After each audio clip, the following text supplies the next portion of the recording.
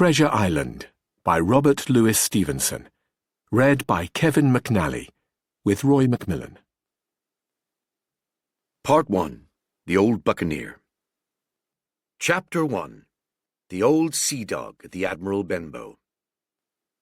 Squire Trelawney, Dr. Livesey, and the rest of these gentlemen, having asked me to write down the whole particulars about Treasure Island from the beginning to the end, keeping nothing back but the bearings of the island, and that only because there is still treasure not yet lifted, I take up my pen in the year of grace 1700 and go back to the time when my father kept the Admiral Benbow Inn.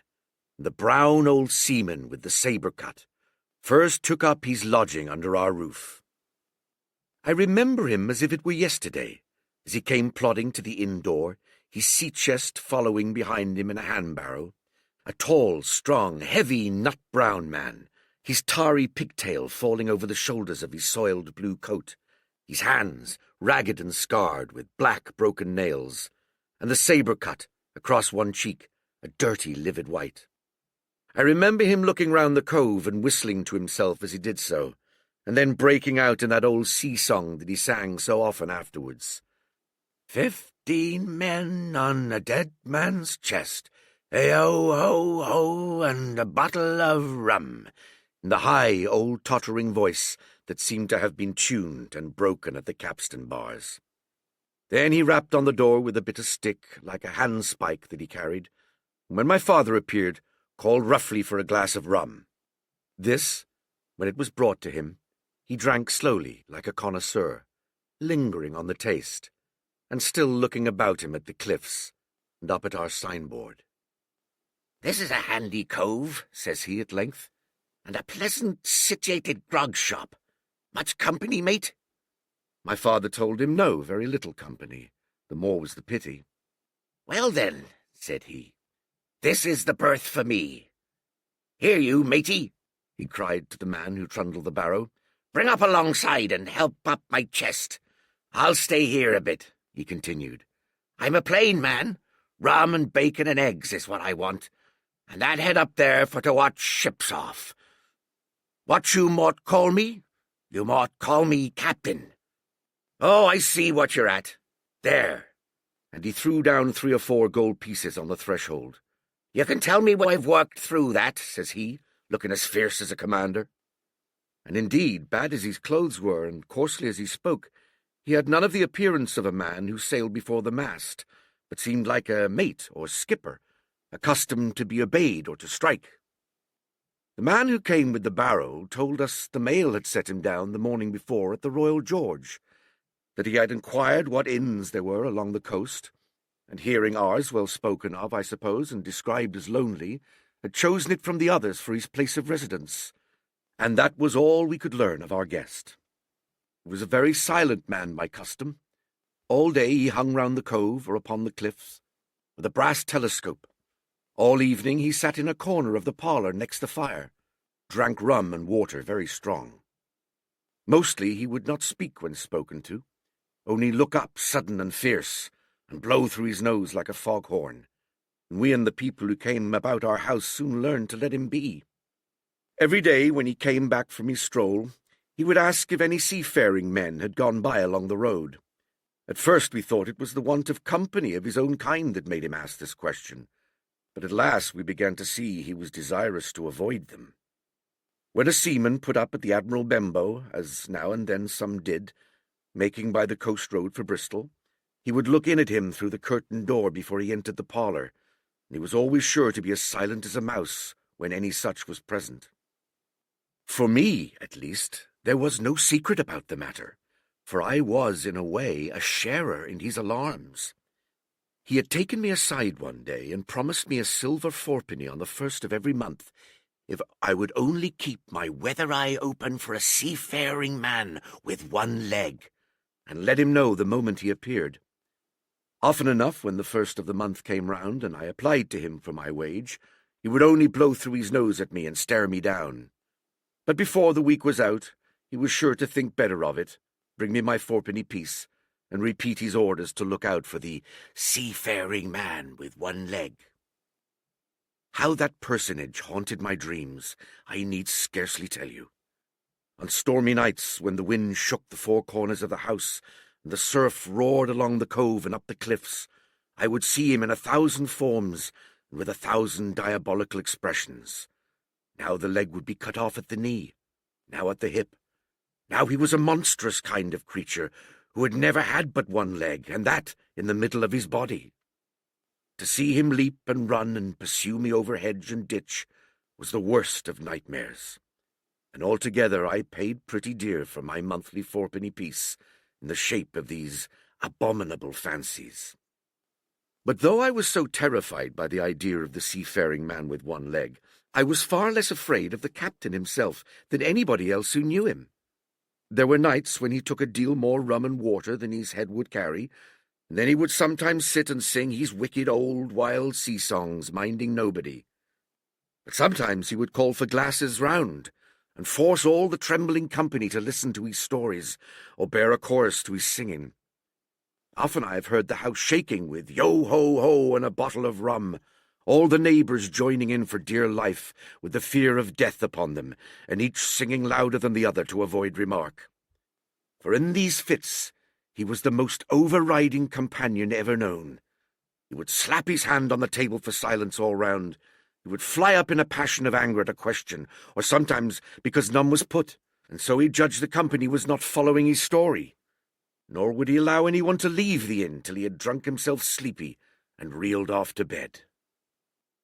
His stories were what frightened people worst of all. Dreadful stories they were, about hanging and walking the plank and storms at sea and the dry Tortugas and wild deeds and places on the Spanish Main. By his own account, he must have lived his life among some of the wickedest men that God ever allowed upon the sea, and the language in which he told these stories shocked our plain country people almost as much as the crimes that he described. My father was always saying the inn would be ruined, for people would soon cease coming there to be tyrannized over and put down, and sent shivering to their beds. But I really believe his presence did us good. People were frightened at the time, but on looking back they rather liked it. It was a fine excitement in a quiet country life, and there was even a party of younger men who pretended to admire him, calling him a true sea dog and a real old salt and such like names, and saying there was the sort of man that made England terrible at sea. In one way, indeed, he bade fair to ruin us, for he kept on staying week after week, and at last month after month, so that all the money had been long exhausted, and still my father never plucked up the heart to insist on having more. If ever he mentioned it, the captain blew through his nose so loudly that you might say he roared, and stared my poor father out of the room. I have seen him wringing his hands after such a rebuff, and I'm sure the annoyance and the terror he lived in must have greatly hastened his early and unhappy death. All the time he lived with us, the captain made no change whatever in his dress but to buy some stockings from a hawker. One of the cocks of his hat having fallen down, he let it hang from that day forth, though it was a great annoyance when it blew. I remember the appearance of his coat, which he patched himself upstairs in his room, and which, before the end, was nothing but patches. He never wrote or received a letter, and he never spoke with any but the neighbours, and with these, for the most part, only when drunk on rum. The great sea-chest none of us had ever seen open. He was only once crossed, and that was towards the end, when my poor father was far gone in a decline that took him off. Dr. Livesey came late one afternoon to see the patient, took a bit of dinner from my mother, and went into the parlour to smoke a pipe until his horse should come down from the hamlet, for we had no stabling at the old Benbow. I followed him in, and I remember observing the contrast, the neat, bright doctor with his powder as white as snow and his bright black eyes and pleasant manners, made with the coltish country folk, and above all with that filthy, heavy, bleared scarecrow of a pirate of ours, sitting far gone in rum with his arms on the table. Suddenly he, the captain that is, began to pipe up his eternal song. 15 men on a dead man's chest, how, how, how, and a bottle of rum. Drink and the devil had done for the rest. Hey-o, ho, ho, and a bottle of rum. At first I had supposed the dead man's chest to be that identical big box of his upstairs in the front room, and the thought had been mingled in my nightmares with that of the one-legged seafaring man. But by this time we had all long ceased to pay any particular notice to the song. It was new that night to nobody but Dr. Livesey, and on him, I observed, it did not produce an agreeable effect, for he looked up for a moment quite angrily before he went on with his talk to old Taylor, the gardener, on a new cure for the rheumatics.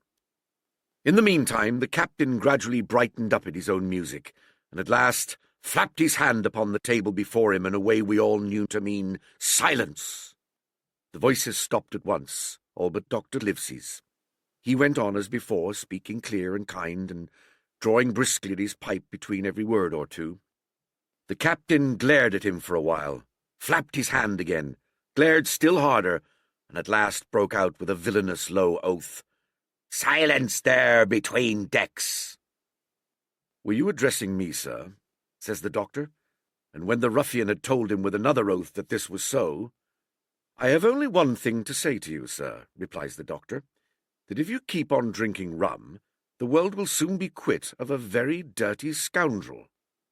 The old fellow's fury was awful. He sprang to his feet, drew and opened a sailor's clasp knife, and, balancing it open on the palm of his hand, threatened to pin the doctor to the wall. The doctor never so much as moved. He spoke to him, as before, over his shoulder, and in the same tone of voice, rather high, so that all the room might hear, but perfectly calm and steady. "If you do not put that knife this instant in your pocket, I promise, upon my honour, you shall hang at next assizes." Then followed a battle of looks between them, but the captain soon knuckled under, put up his weapon, and resumed his seat, grumbling like a beaten dog. "And now, sir," continued the doctor, "since I now know there's such a fellow in my district, you may count I'll have an eye upon you day and night. I'm not a doctor only, I'm a magistrate, and if I catch a breath of complaint against you, if it's only for a piece of incivility like tonight's, I'll take effectual means to have you hunted down and routed out of this. Let that suffice." Soon after, Dr. Livesey's horse came to the door, and he rode away. But the captain held his peace that evening, and for many evenings to come.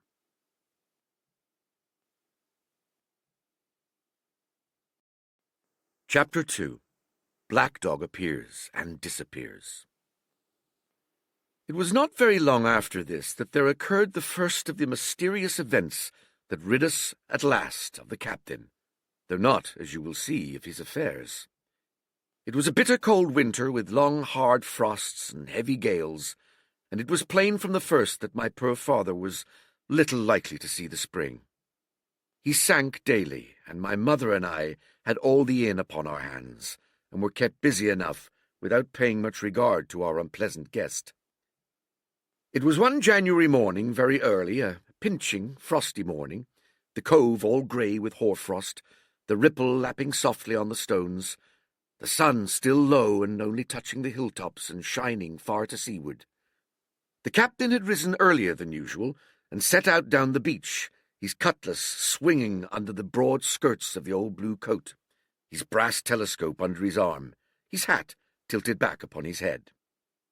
I remember his breath hanging like smoke in his wake as he strode off, and the last sound I heard of him as he turned the big rock was a loud snort of indignation, as though his mind was still running upon Dr. Livesey.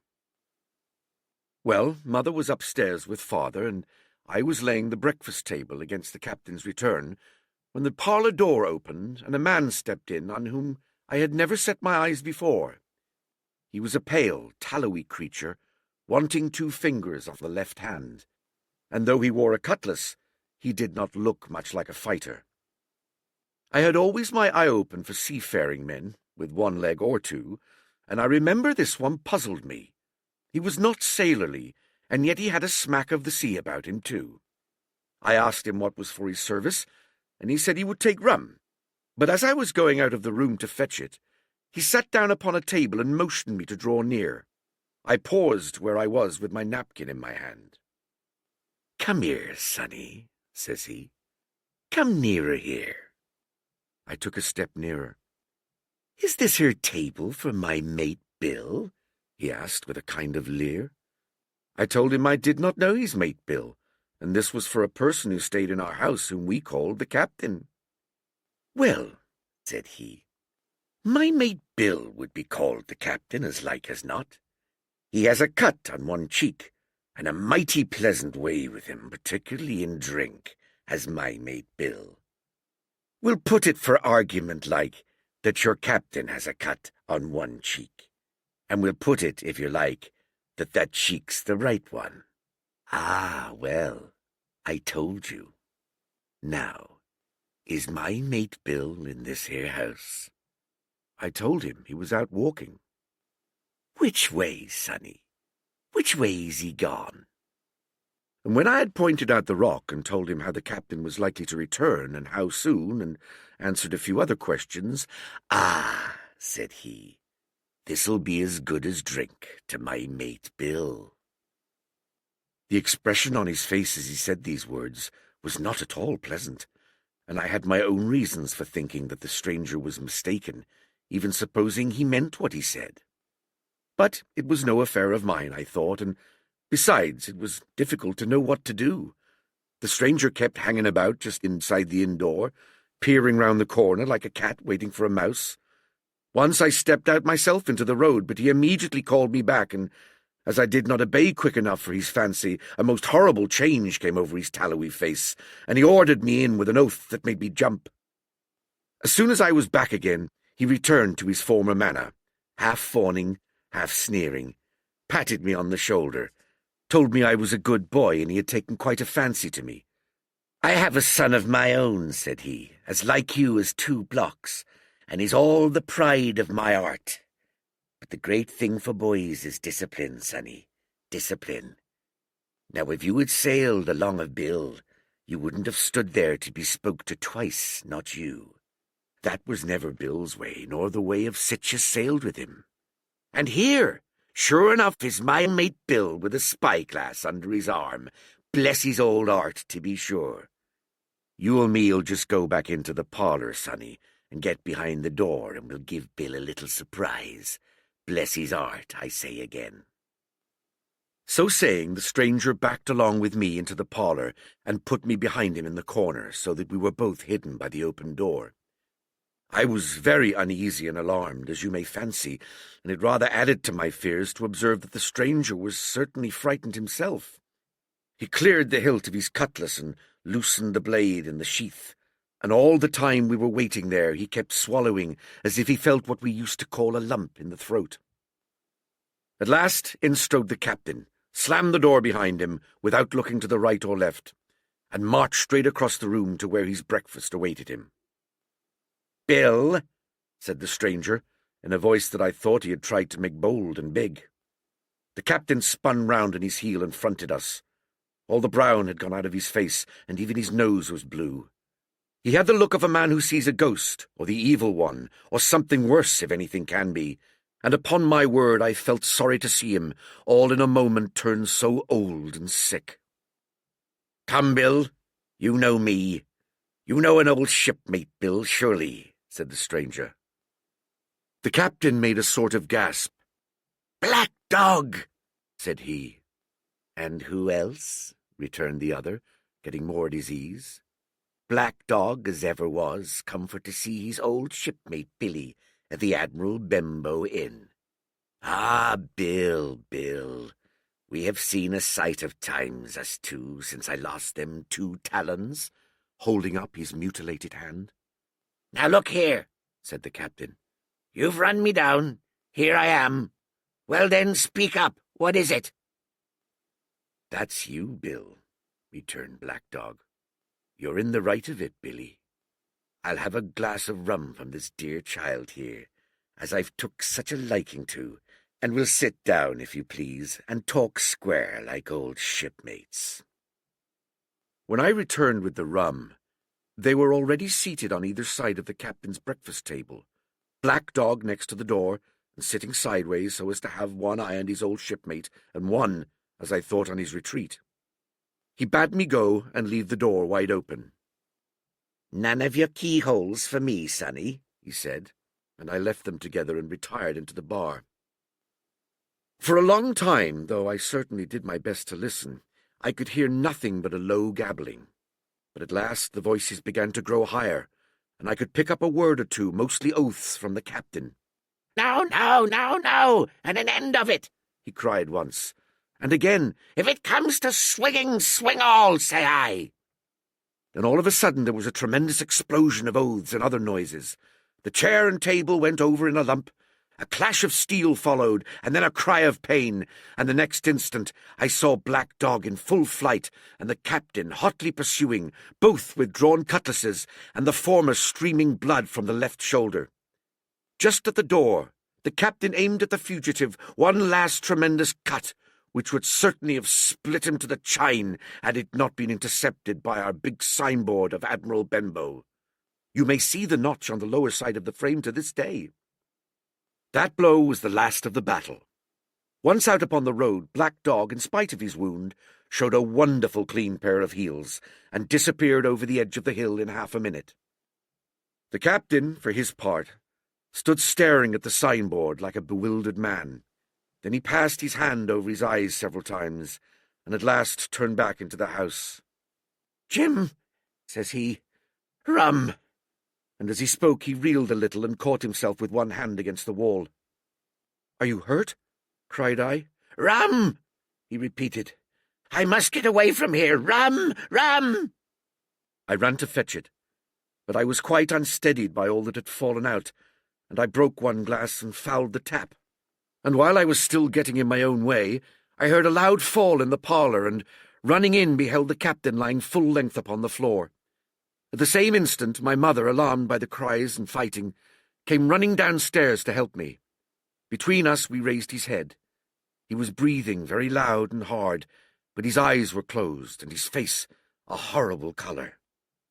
"Dear, dearie me," cried my mother, "what a disgrace upon the house, and your poor father's sick." In the meantime, we had no idea what to do to help the captain, nor any other thought but that he had got his death hurt in the scuffle with the stranger. I got the rum, to be sure, and tried to put it down his throat, but his teeth were tightly shut, and his jaws as strong as iron. It was a happy relief for us when the door opened, and Dr. Livesey came in, on his visit to my father. "Oh, doctor," we cried, "what shall we do? Where is he wounded?" "Wounded? A fiddlestick's end," said the doctor. "No more wounded than you or I. The man has had a stroke, as I warned him. Now, Mrs. Hawkins, just you run upstairs to your husband and tell him, if possible, nothing about it. For my part, I must do my best to save this fellow's trebly worthless life, and Jim here will get me a basin." When I got back with the basin, the doctor had already ripped up the captain's sleeve and exposed his great sinewy arm. It was tattooed in several places. "Here's luck, a fair wind, and Billy Bones his fancy," were very neatly and clearly executed on the forearm, and up near the shoulder there was a sketch of a gallows and a man hanging from it, done, as I thought, with great spirit. "Prophetic," said the doctor, touching this picture with his finger. "And now, Master Billy Bones, if that be your name, we'll have a look at the colour of your blood. Jim," he said, "are you afraid of blood?" "No, sir," said I. "Well then," said he, "you hold the basin." And with that, he took his lancet and opened a vein. A great deal of blood was taken before the captain opened his eyes and looked mistily about him. First he recognized the doctor with an unmistakable frown. Then his glance fell upon me, and he looked relieved. But suddenly his colour changed, and he tried to raise himself, crying, "Where's Black Dog?" "There is no Black Dog here," said the doctor, "except what you have on your own back. You have been drinking rum. You have had a stroke, precisely as I told you, and I have just, very much against my own will, dragged you head foremost out of the grave. Now, Mr. Bones—" "That's not my name," he interrupted. "Much I care," returned the doctor. "It's the name of a buccaneer of my acquaintance, and I call you by it for the sake of shortness. And what I have to say to you is this. One glass of rum won't kill you, but if you take one, you'll take another, and I stake my wig if you don't break off short, you'll die. Do you understand that? Die and go to your own place, like the man in the Bible. Come now, make an effort. I'll help you to your bed for once." Between us, with much trouble, we managed to hoist him upstairs and laid him on his bed, where his head fell back on the pillow as if he were almost fainting.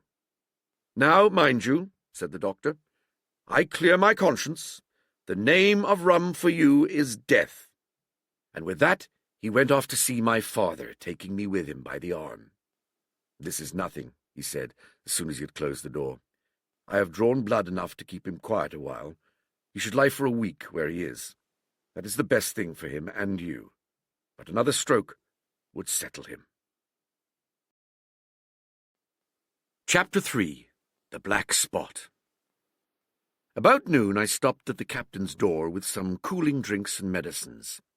He was lying very much as we had left him, only a little higher, and he seemed both weak and excited. "Jim," he said, "you're the only one here that's worth anything, and you know I've always been good to you.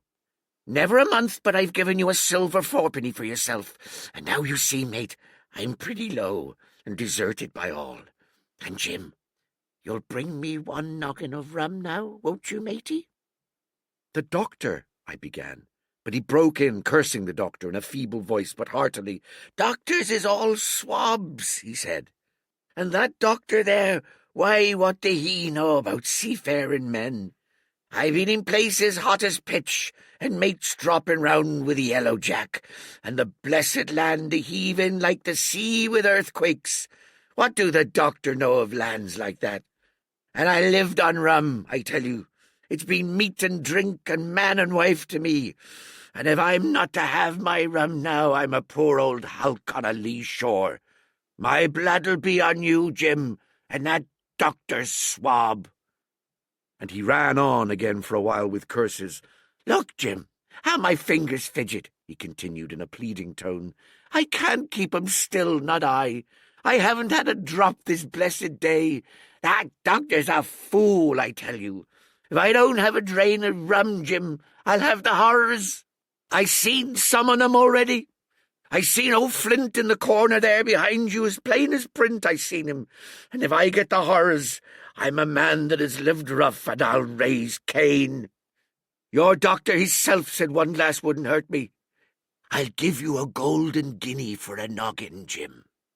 He was growing more and more excited, and this alarmed me for my father, who was very low that day and needed quiet.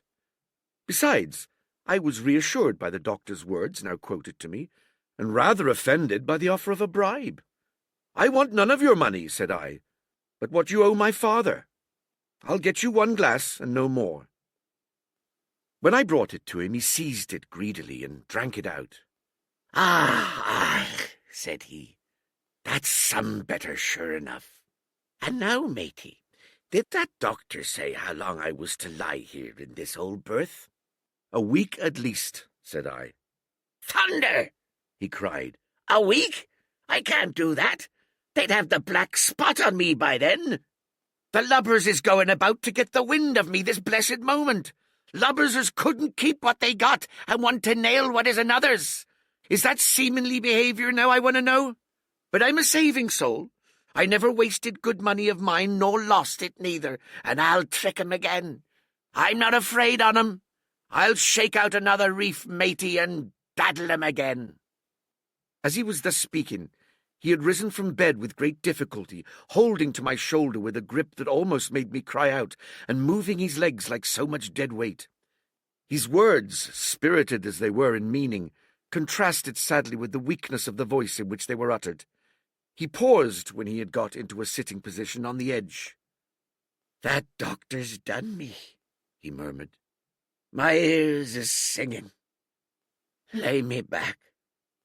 Before I could do much to help him, he had fallen back again to his former place, where he lay for a while silent. "Jim," he said at length, "you saw that seafaring man today?" "Black Dog?" I asked. "Ah, Black Dog," says he. "He's a bad 'un, but there's worse than put him on. Now if I can't get away nohow, and they tip me the black spot, mind you, it's my old sea chest they're after. You get on a horse. You can, can't you? Well, then you get on a horse and go to— well, yes, I will, to that eternal Dr. Swab, and tell him to pipe all hands, magistrates and sich, and he'll lay 'em aboard at the Admiral Benbow. All old Flint's crew, man and boy, on all of 'em that's left. I was first mate, I was. Old Flint's first mate, and I'm the only one as knows the place. He gave it me to Savannah when he lay a-dying, like as if I was to now, you see. But you won't peach unless they get the black spot on me, or unless you see that black dog again, or a seafaring man with one leg, Jim. Him above all." "But what is a black spot, Captain?" I asked. "That's a summons, mate. I'll tell you if they get that. But keep your weather eye open, Jim, and I'll share with you equals, upon my honour." He wandered a little longer, his voice growing weaker, but soon after I'd given him his medicine, which he took like a child, with the remark, "If ever a seaman wanted drugs, it's me," he fell at last into a heavy swoon-like sleep, in which I left him. What I should have done had all gone well, I do not know. Probably I should have told the whole story to the doctor, for I was in mortal fear lest the captain should repent of his confessions and make an end of me. But as things fell out, my poor father died quite suddenly that evening, which put all other matters on one side. Our natural distress, the visits of the neighbours, the arranging of the funeral, and all the work of the inn to be carried on in the meanwhile, kept me so busy that I had scarcely time to think of the captain, far less to be afraid of him. He got downstairs next morning, to be sure, and had his meals as usual, though he ate little, and had more, I am afraid, than his usual supply of rum, for he helped himself out of the bar, scowling and blowing through his nose, and no one dared to cross him. On the night before the funeral he was as drunk as ever, and it was shocking in that house of mourning to hear him singing away at his ugly old sea-song. But weak as he was, we were all in the fear of death for him, and the doctor was suddenly taken up with a case many miles away, and was never near the house after my father's death. I have said the captain was weak, and indeed he seemed rather to grow weaker than regain his strength. He clambered up and down stairs, and went from the parlour to the bar and back again, and sometimes put his nose out of doors to smell the sea, holding on to the walls as he went for support, and breathing hard and fast like a man on a steep mountain. He never particularly addressed me, and it is my belief he had as good as forgotten his confidences. But his temper was more flighty, and, allowing for his bodily weakness, more violent than ever. He had an alarming way now, when he was drunk, of drawing his cutlass and laying it bare before him on the table. But with all that he minded people less, and seemed shut up in his own thoughts and rather wandering. Once, for instance, to our extreme wonder, he piped up to a different air, a kind of country love-song that he must have learned in his youth before he had begun to follow the sea. So things passed until, the day after the funeral, and about 3 o'clock of a bitter, foggy, frosty afternoon, I was standing at the door for a moment, full of sad thoughts about my father, when I saw someone drawing slowly near along the road. He was plainly blind, for he tapped before him with a stick, wore a great green shade over his eyes and nose, and he was hunched, as if with age or weakness, and wore a huge old tattered sea-cloak with a hood that made him appear positively deformed. I never saw in my life a more dreadful-looking figure. He stopped a little from the inn, and raising his voice in an odd sing-song, addressed the air in front of him. "Will any kind friend inform a poor blind man who has lost the precious sight of his eyes in the gracious defence of his native country, England, and God bless King George, where or in what part of this country he may now be?" "You are at the Admiral Benbow, Black Hill Cove, my good man," said I. "I hear a voice," said he, "a young voice. Will you give me your hand, my kind young friend, and lead me in?" I held out my hand, and the horrible, soft-spoken, eyeless creature gripped it in a moment like a vice. I was so much startled that I struggled to withdraw, but the blind man pulled me close up to him with a single action of his arm. "Now, boy," he said, "take me in to the captain." "Sir," said I, "upon my word I dare not." "Oh," he sneered, "that's it. Take me in straight, or I'll break your arm." And he gave it, as he spoke, a wrench that made me cry out. "Sir," I said, "it is for yourself, I mean. The captain is not what he used to be. He sits with a drawn cutlass. Another gentleman—" "Come, now, march," interrupted he, and I never heard a voice so cruel and cold and ugly as that blind man's. It cowed me more than the pain, and I began to obey him at once, walking straight in at the door and towards the parlour, where our sick old buccaneer was sitting, dazed with rum. The blind man clung close to me, holding me in one iron fist, and leaning almost more of his weight on me than I could carry. "Lead me straight up to him, and when I'm in view, cry out, 'Here's a friend for you, Bill.' If you don't, I'll do this." With that, he gave me a twitch that I thought would have made me faint. Between this and that, I was so utterly terrified of the blind beggar that I forgot my terror of the captain, and as I opened the parlour door, cried out the words he had ordered in a trembling voice. The poor captain raised his eyes, and at one look the rum went out of him, and left him staring sober. The expression of his face was not so much of terror as of mortal sickness. He made a movement to rise, but I do not believe he had enough force left in his body. "Now, Bill, sit where you are," said the beggar. "If I can't see, I can hear a finger stirring. Business is business. Hold out your left hand. Boy, take his left hand by the wrist and bring it near to my right." We both obeyed to the letter, and I saw him pass something from the hollow of the hand that held his stick into the palm of the captain's, which closed up instantly. "And now that's done," said the blind man, and at the words he suddenly left hold of me, and with incredible accuracy and nimbleness skipped out of the parlour and into the road, where, as I stood motionless, I could hear his stick go tap, tap, tapping into the distance.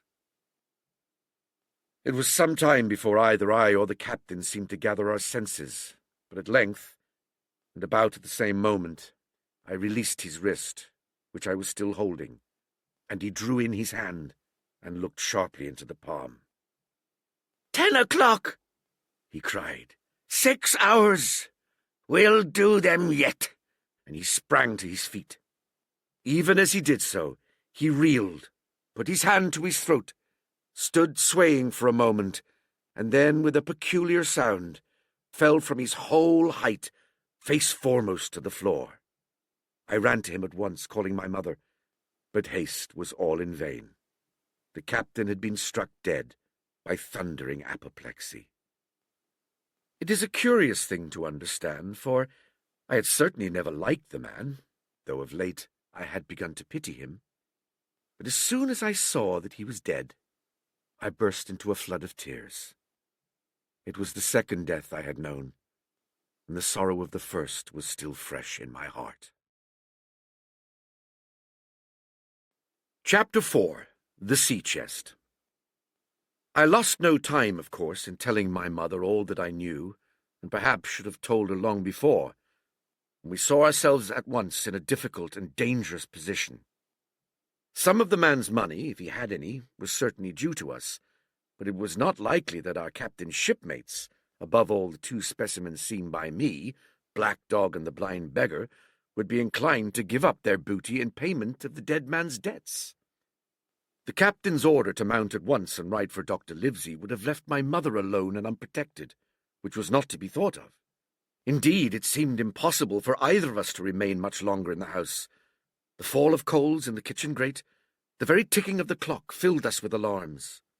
The neighbourhood, to our ears, seemed haunted by approaching footsteps, and what between the dead body of the captain on the parlour floor and the thought of that detestable blind beggar hovering near at hand and ready to return, there were moments when, as the saying goes, I jumped in my skin for terror.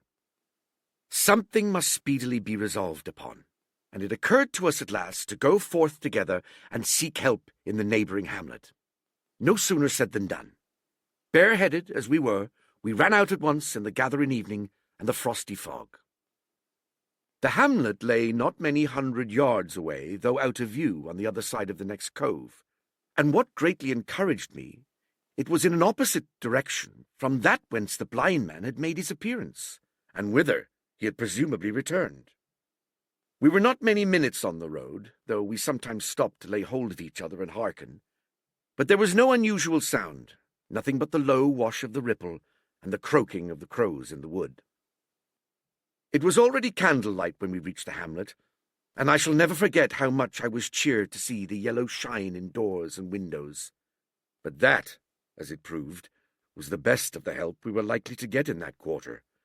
For you would have thought men would have been ashamed of themselves.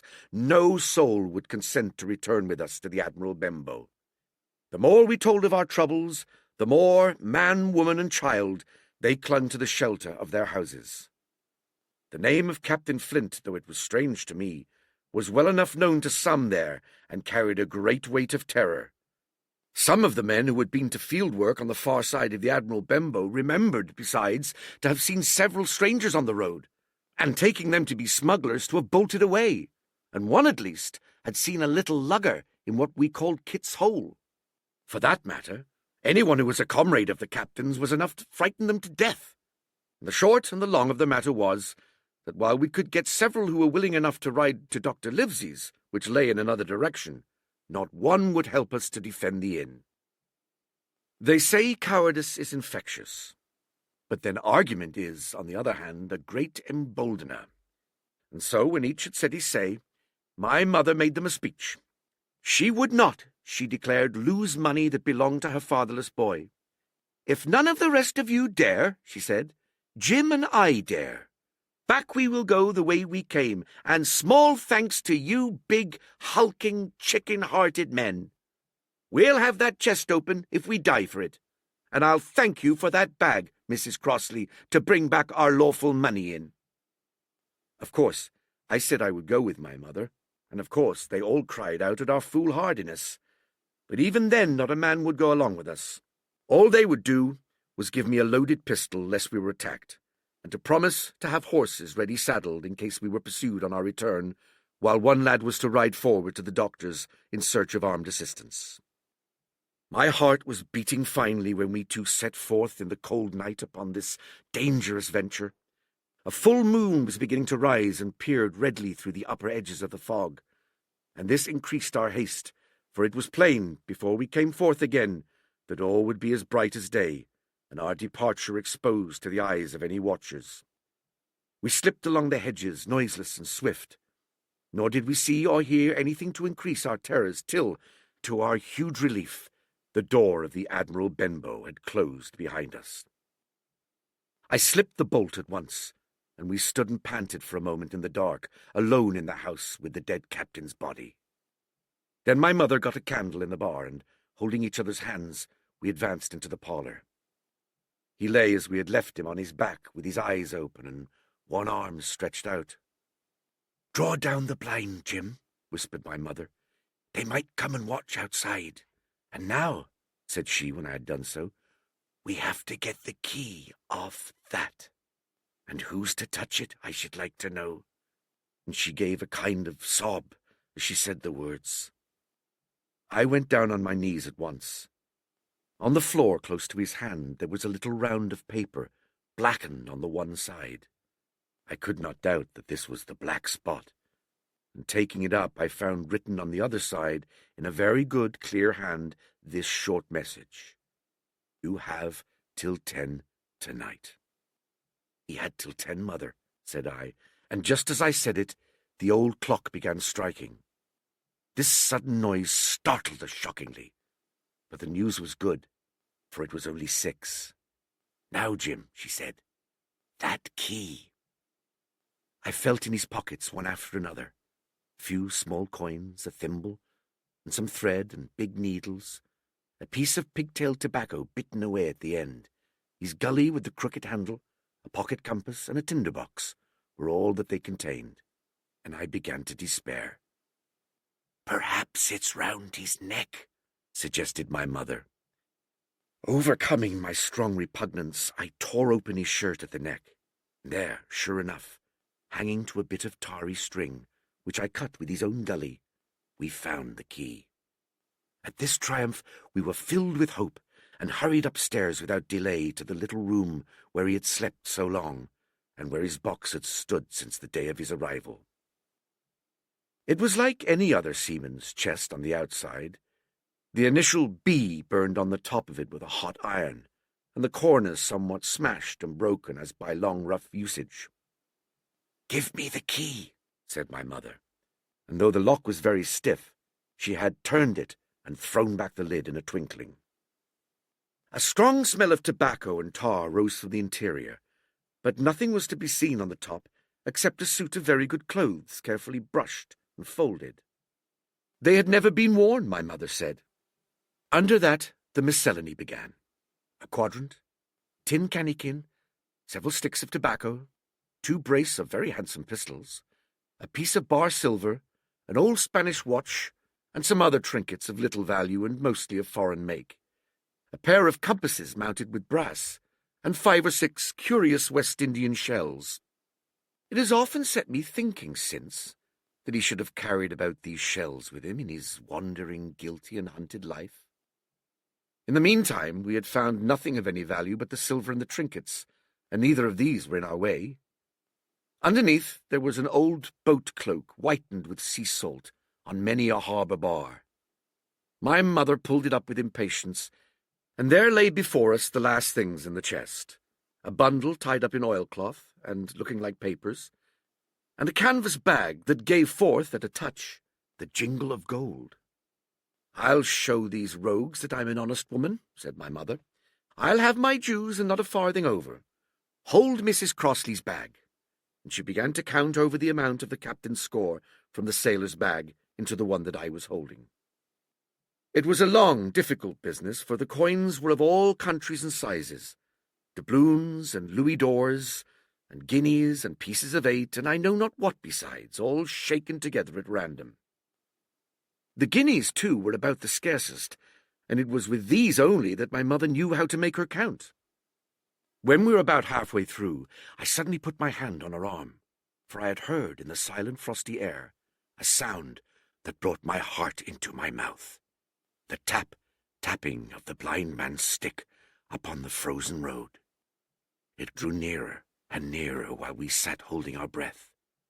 Then it struck sharp on the inn door, and then we could hear the handle being turned, and the bolt rattling as the wretched being tried to enter.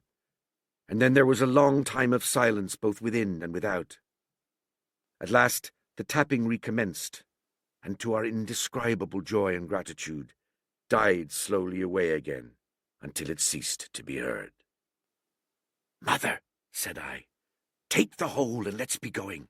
For I was sure the bolted door must have seemed suspicious, and would bring the whole hornet's nest about our ears, though how thankful I was that I had bolted it, none could tell who had never met that terrible blind man. But my mother, frightened as she was, would not consent to take a fraction more than was due to her, and was obstinately unwilling to be content with less. It was not yet 7, she said, by a long way. She knew her rights, and she would have them, and she was still arguing with me when a little low whistle sounded a good way off upon the hill. That was enough, and more than enough for both of us. "I'll take what I have," she said, jumping to her feet. "And I'll take this to square the count," said I, picking up the oilskin packet. Next moment we were both groping downstairs, leaving the candle by the empty chest, and the next we had opened the door and were in full retreat. We had not started a moment too soon. The fog was rapidly dispersing. Already the moon shone quite clear on the high ground on either side, and it was only in the exact bottom of the dell and round the tavern door that a thin veil still hung unbroken to conceal the first steps of our escape. Far less than halfway to the hamlet, very little beyond the bottom of the hill, we must come forth into the moonlight. Nor was this all. for the sound of several footsteps running came already to our ears, and as we looked back in their direction, a light, tossing to and fro and still rapidly advancing, showed that one of the newcomers carried a lantern. "My dear," said my mother suddenly, "take the money and run on. I am going to faint." This was certainly the end for both of us, I thought. How I cursed the cowardice of the neighbours. How I blamed my poor mother for her honesty and her greed, for her past foolhardiness and present weakness. We were just at the little bridge, by good fortune, and I helped her, tottering as she was, to the edge of the bank, where, sure enough, she gave a sigh and fell on my shoulder. I do not know how I found the strength to do it all, and I am afraid it was roughly done, but I managed to drag her down the bank and a little way under the arch. Farther I could not move her, for the bridge was too low to let me do more than crawl below it. So there we had to stay, my mother almost entirely exposed, and both of us within earshot of the inn. Chapter 5. The Last of the Blind Man. My curiosity, in a sense, was stronger than my fear, for I could not remain where I was, but crept back to the bank again, whence, sheltering my head behind a bush of broom, I might command the road before our door. I was scarcely in position ere my enemies began to arrive, 7 or 8 of them, running hard, their feet beating out of time along the road, and the man with the lantern some paces in front. 3 men ran together, hand in hand, and I made out, even through the mist, that the middle man of this trio was the blind beggar. The next moment his voice showed me that I was right. "Down with the door!" he cried. "Aye, aye, sir," answered 2 or 3, and a rush was made upon the Admiral Benbow, the lantern-bearer following. And then I could see them pause, and hear speeches passed in a lower key, as if they were surprised to find the door open. But the pause was brief, for the blind man again issued his commands. His voice sounded louder and higher, as if he was afire with eagerness and rage. "N, N, N!" he shouted, and cursed them for their delay. 4 or 5 of them obeyed at once, 2 remaining on the road with the formidable beggar. There was a pause, then a cry of surprise, and then a voice shouting from the house, "Bill's dead!" The blind man swore at them again for their delay. "Search him, some of you shirking lubbers, and the rest of you aloft and get the chest!" he cried. I could hear their feet rattling up our old stairs, so that the house must have shook with it. Promptly afterwards, fresh sounds of astonishment arose. The window of the captain's room was thrown open with a slam and a jingle of broken glass, and a man leaned out into the moonlight, head and shoulders, and addressed the blind beggar on the road below him. "Pew!" he cried. "They've been before us! Someone's turned the chest out alow and aloft!" "Is it there?" roared Pew. "The money's there!" The blind man cursed the money. "Flint's fist, I mean!" he cried. "We don't see it here nohow," returned the man. "Here, you below there, is it on bill?" cried the blind man again. At that, another fellow, probably him that had remained below to search the captain's body, came to the door of the inn. "Bill's been overhauled already," he said. "Nothing left." "It's these people of the inn. It's that boy. I wish I'd put his eyes out," cried the blind man, Pew. "They were here no time ago. They had the door bolted when I tried it. Scatter, lads, and find 'em." "Sure enough, they left their glimmer," said the fellow from the window. "Scatter and find them! Rout the house out!" reiterated Pew, striking with his stick on the road. Then there followed a great to-do through all our old inn, heavy feet pounding to and fro, furniture thrown over, doors kicked in, until the very rocks re-echoed, and the men came out again, one after another on the road, and declared that we were nowhere to be found. And just then the same whistle that alarmed my mother and myself over the dead captain's money was once more clearly audible through the night, but this time twice repeated. I had thought it to be the blind man's trumpet, so to speak, summoning his crew to the assault, but I now found it was a signal from the hillside towards the hamlet, and from its effect upon the buccaneers, a signal to warn them of approaching danger. "There's Dirk again," said one. "Twice! We'll have to budge, mates." "Budge, you skulk!" cried Pew. "Dirk was a fool and a coward from the first. You wouldn't mind him." They must be close by. They can't be far. You have your hands on it. Scatter and look for them, dogs. Oh, shiver my soul, he cried. If I had eyes!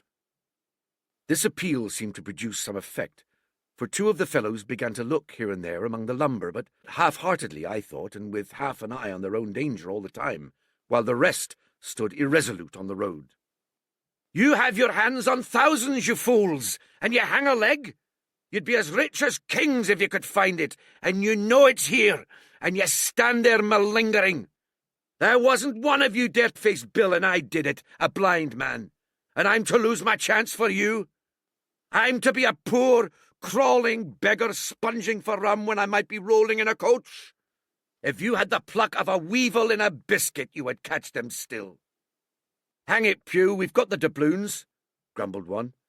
They might have hid the blessed thing, said another. Take the Georges, Pew, and don't stand here squalling. Squalling was the word for it. Pew's anger rose so high at these objections till at last, his passion completely taking the upper hand, he struck at them right and left in his blindness, and his stick sounded heavily on more than one. These, in their turn, cursed back at the blind miscreant, threatened him in horrid terms, and tried in vain to catch the stick and wrest it from his grasp. This quarrel was the saving of us, for while it was still raging, another sound came from the top of the hill on the side of the hamlet, the tramp of horses galloping. Almost at the same time, a pistol shot, flash, and report came from the hedge-side. And that was plainly the last signal of danger, for the buccaneers turned at once and ran, separating in every direction, one seaward along the cove, one slant across the hill, and so on, so that in half a minute not a sign of them remained but Pew. Him they had deserted. Whether in sheer panic or out of revenge for his ill words or blows, I know not. But there he remained behind, tapping up and down the road in a frenzy, and groping and calling for his comrades. Finally, he took the wrong turn, and ran a few steps past me towards the hamlet, crying, "Johnny! Black Dog! Dark!" and other names. "You won't leave old Pew, mates! Not old Pew!" Just then, the noise of horses topping the rise, and 4 or 5 riders came in sight in the moonlight, and swept at full gallop down the slope. At this, Pew saw his error, turned with a scream, and ran straight for the ditch into which he rolled. But he was on his feet again in a second, and made another dash, now utterly bewildered, right under the nearest of the coming horses. The rider tried to save him, but in vain. Down went Pew with a cry that rang high into the night, and the 4 hoofs trampled and spurned him and passed by. He fell on his side, then gently collapsed upon his face, and moved no more. I leapt to my feet and hailed the riders. They were pulling up, at any rate horrified at the accident, and I soon saw what they were. One, tailing out behind the rest, was a lad that had gone from the hamlet to Dr. Livesey's.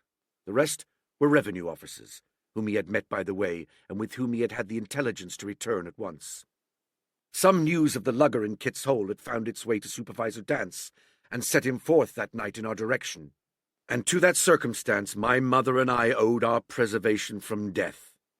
Pew was dead, stone dead. As for my mother, when we had carried her up to the hamlet, a little cold water and salts, and that sooner brought her back again, and she was none the worse for her terror, though she still continued to deplore the balance of the money. In the meantime, the supervisor rode on as fast as he could to Kit's Hole, but his men had to dismount and grope down the dingle, leading and sometimes supporting their horses, and in continual fear of ambushes, so it was no great matter for surprise that when they got down to the hole, the lugger was already under way, though still close in. He hailed her. A voice replied, telling him to keep out of the moonlight, or he would get some lead in him, and at the same time a bullet whistled close by his arm. Soon after, the lugger doubled the point and disappeared. Mr. Dance stood there, as he said, like a fish out of water, and all he could do was to dispatch a man to warn the cutter. "And that," he said, "is just about as good as nothing. They've got off clean, and there's an end. Only," he added, "I'm glad I trod on Master Pew's corns," for by this time he had heard my story. I went back with him to the Admiral Bembo, and you cannot imagine a house in such a state of smash. The very clock had been thrown down by these fellows in their furious hunt after my mother and myself, and though nothing had actually been taken away except the captain's money bag and a little silver from the till, I could see at once that we were ruined. Mr. Dance could make nothing of the scene. "They got the money, you say? Well then, Hawkins, what in fortune were they after? More money, I suppose?" "No, sir, not money, I think," replied I. "In fact, sir, I believe I have the thing in my breast pocket, and, to tell you the truth, I should like to get it put in safety."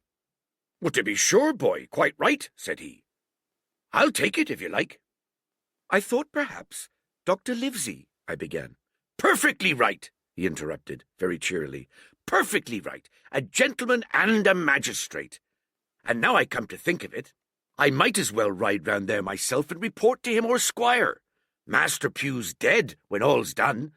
Not that I regret it, but he's dead, you see, and people will make it out against an officer of His Majesty's revenue, if make it out they can. Now, I'll tell you, Hawkins, if you like, I'll take you along." I thanked him heartily for the offer, and we walked back to the hamlet where the horses were. By the time I had told my mother of my purpose, they were all in the saddle. "Dogger," said Mr. Dance, "you have a good horse. Take up this lad behind you." As soon as I was mounted, holding on to Dogger's belt, the supervisor gave the word, and the party struck out at a bouncing trot on the road to Dr. Livesey's house. Chapter 6. The Captain's Papers. We rode hard all the way till we drew up before Dr. Livesey's door. The house was all dark to the front. Mr. Dance told me to jump down and knock, and Dogger gave me a stirrup to descend by. The door was opened almost at once by a maid. "Is Dr. Livesey in?" I asked. "No," she said. He had come home in the afternoon, but had gone up to the hall to dine and pass the evening with the squire. "So there we go, boys," said Mr. Dance. This time, as the distance was short, I did not mount, but ran with Dogger's stirrup leather to the lodge gates, and up the long, leafless, moonlit avenue to where the white line of the hall buildings looked on either hand on great old gardens. Here Mr. Dance dismounted, and, taking me along with him, was admitted at a word into the house.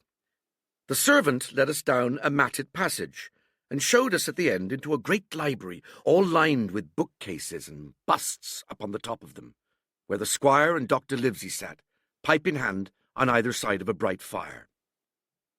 I had never seen the squire so near at hand. He was a tall man, over 6 feet high, and broad in proportion, and he had a bluff, rough and ready face, all roughened and reddened and lined in his long travels. His eyebrows were very black and moved readily, and this gave him a look of some temper, not bad, you would say, but quick and high. "Come in, Mr. Dance," says he, very stately and condescending. "Good evening, Dance," said the doctor with a nod, "and good evening to you, friend Jim. What good wind brings you here?"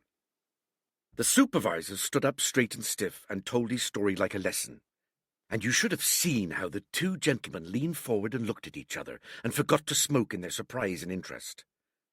When they heard how my mother went back to the inn, Dr. Livesey fairly slapped his thigh, and the squire cried, "Bravo!" and broke his long pipe against the grate.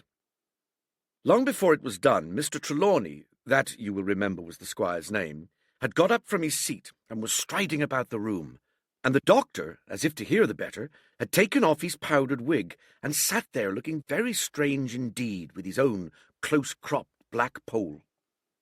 At last Mr. Dance finished the story. "Mr. Dance," said the squire, "you're a very noble fellow, and as for riding down that black atrocious miscreant, I regard it as an act of virtue, sir, like stamping on a cockroach. This lad Hawkins is a trump, I perceive. Hawkins, will you ring that bell? Mr. Dance must have some ale."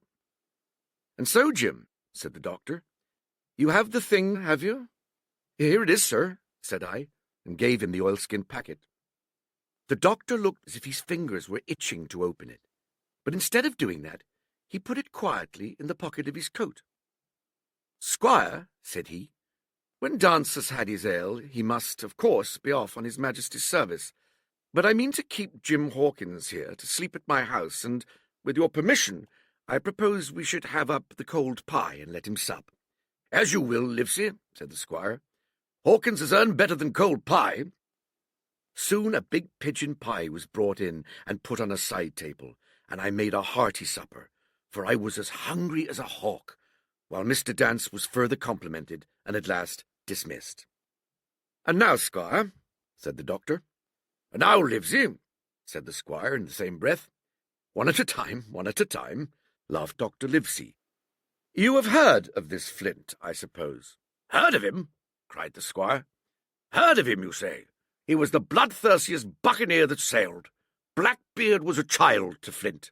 The Spaniards were so prodigiously afraid of him that I tell you, sir, I was sometimes proud he was an Englishman. I've seen his topsails with these eyes off Trinidad, and the cowardly son of a rumpuncheon that I sailed with put back, sir, into port of Spain. Well, I've heard of him myself in England, said the doctor, but the point is, had he money? Money? Cried the squire. Have you heard the story? What were these villains after but money? What do they care for but money? For what would they risk their rascal carcasses but money? That we shall soon know, replied the doctor. But you are so confoundedly hot-headed and exclamatory that I cannot get a word in. What I want to know is this. Supposing that I have here in my pocket some clue to where Flint buried his treasure, will that treasure amount to much? Amount, sir? Cried the squire. It will amount to this. If we have the clue you talk about, I fit out a ship in Bristol dock and take you and Hawkins here along, and I'll have that treasure if I search a year. Very well, said the doctor. Now then, if Jim is agreeable, we'll open the packet. And he laid it before him on the table. The bundle was sewn together, and the doctor had to get out his instrument case and cut the stitches with his medical scissors. It contained two things, a book and a sealed paper. First of all, we'll try the book, observed the doctor. The squire and I were both peering over his shoulder as he opened it, for Dr. Livesey had kindly motioned me to come round from the side table where I had been eating to enjoy the sport of the search. On the first page there were only some scraps of writing, such as a man with a pen in his hand might make for idleness or practice. One was the same as the tattoo mark, Billy Bones his fancy. Then there was Mr. W. Bones, mate, no more rum, off Palm Key he got it, and some other snatches, mostly single words and unintelligible. I could not help wondering who it was that had got it, and what it was that he got. A knife in his back, as like as not. Not much instruction there, said Dr. Livesey as he passed on. The next 10 or 12 pages were filled with a curious series of entries. There was a date at one end of the line, and at the other a sum of money, as in common account books. But instead of explanatory writing, only a varying number of crosses between the two. On the 12th of June, 1745, for instance, a sum of £70 had plainly become due to someone, and there was nothing but 6 crosses to explain the cause. In a few cases, to be sure, the name of a place would be added, as off Caracas, or a mere entry of latitude and longitude, as 62 degrees 17 minutes 20 seconds, 10 degrees 2 minutes 40 seconds. The record lasted over nearly 20 years, the amount of the separate entries growing larger as time went on, and at the end a grand total had been made out, after 5 or 6 wrong additions, and these words appended: Bones, his pile. I can't make head or tail of this, said Dr. Livesey. The thing is as clear as noonday, cried the squire. This is the black-hearted hound's account book. These crosses stand for the names of ships or towns that they sank or plundered. The sums are the scoundrel's share, and where he feared an ambiguity, you see he added something clearer. Off Caracas now, you see. Here was some unhappy vessel boarded off that coast. God help the poor souls that manned her. Coral, long ago. Right, said the doctor. See what it is to be a traveller. Right, and the amounts increase, you see, as he rose in rank. There was little else in the volume but a few bearings of places noted in the blank leaves towards the end, and a table for reducing French, English, and Spanish moneys to a common value. "Thrifty man," cried the doctor. "He wasn't the one to be cheated. And now," said the squire, "for the other." The paper had been sealed in several places with a thimble by way of seal, the very thimble, perhaps, that I had found in the captain's pocket. The doctor opened the seals with great care, and there fell out the map of an island, with latitude and longitude, soundings, names of hills, and bays and inlets, and every particular that would be needed to bring a ship to a safe anchorage upon its shores. It was about 9 miles long and 5 across, shaped, you might say, like a fat dragon standing up, and had 2 fine landlocked harbours, and a hill in the centre part marked the Spyglass. There were several additions of a later date, but above all, 3 crosses of red ink, 2 on the north part of the island, 1 in the southwest. And beside this last, in the same red ink, and in a small, neat hand, very different from the captain's tottery characters, these words: "Bulk of treasure here."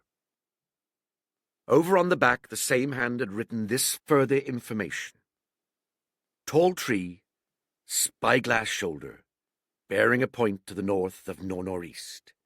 Skeleton Island, east-southeast and by east. 10 feet. The bar silver is in the north cache.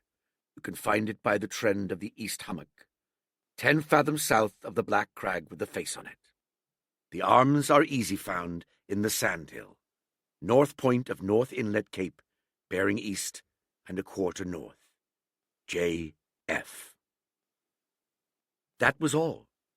But brief as it was, and to me incomprehensible, it filled the squire and Dr. Livesey with delight. "Livesey," said the squire, "you will give up this wretched practice at once. Tomorrow I start for Bristol. In 3 weeks' time, 3 weeks, 2 weeks, 10 days, we'll have the best ship, sir, and the choicest crew in England. Hawkins shall come as cabin boy. You'll make a famous cabin boy, Hawkins. You, Livesey, are ship's doctor. I am admiral.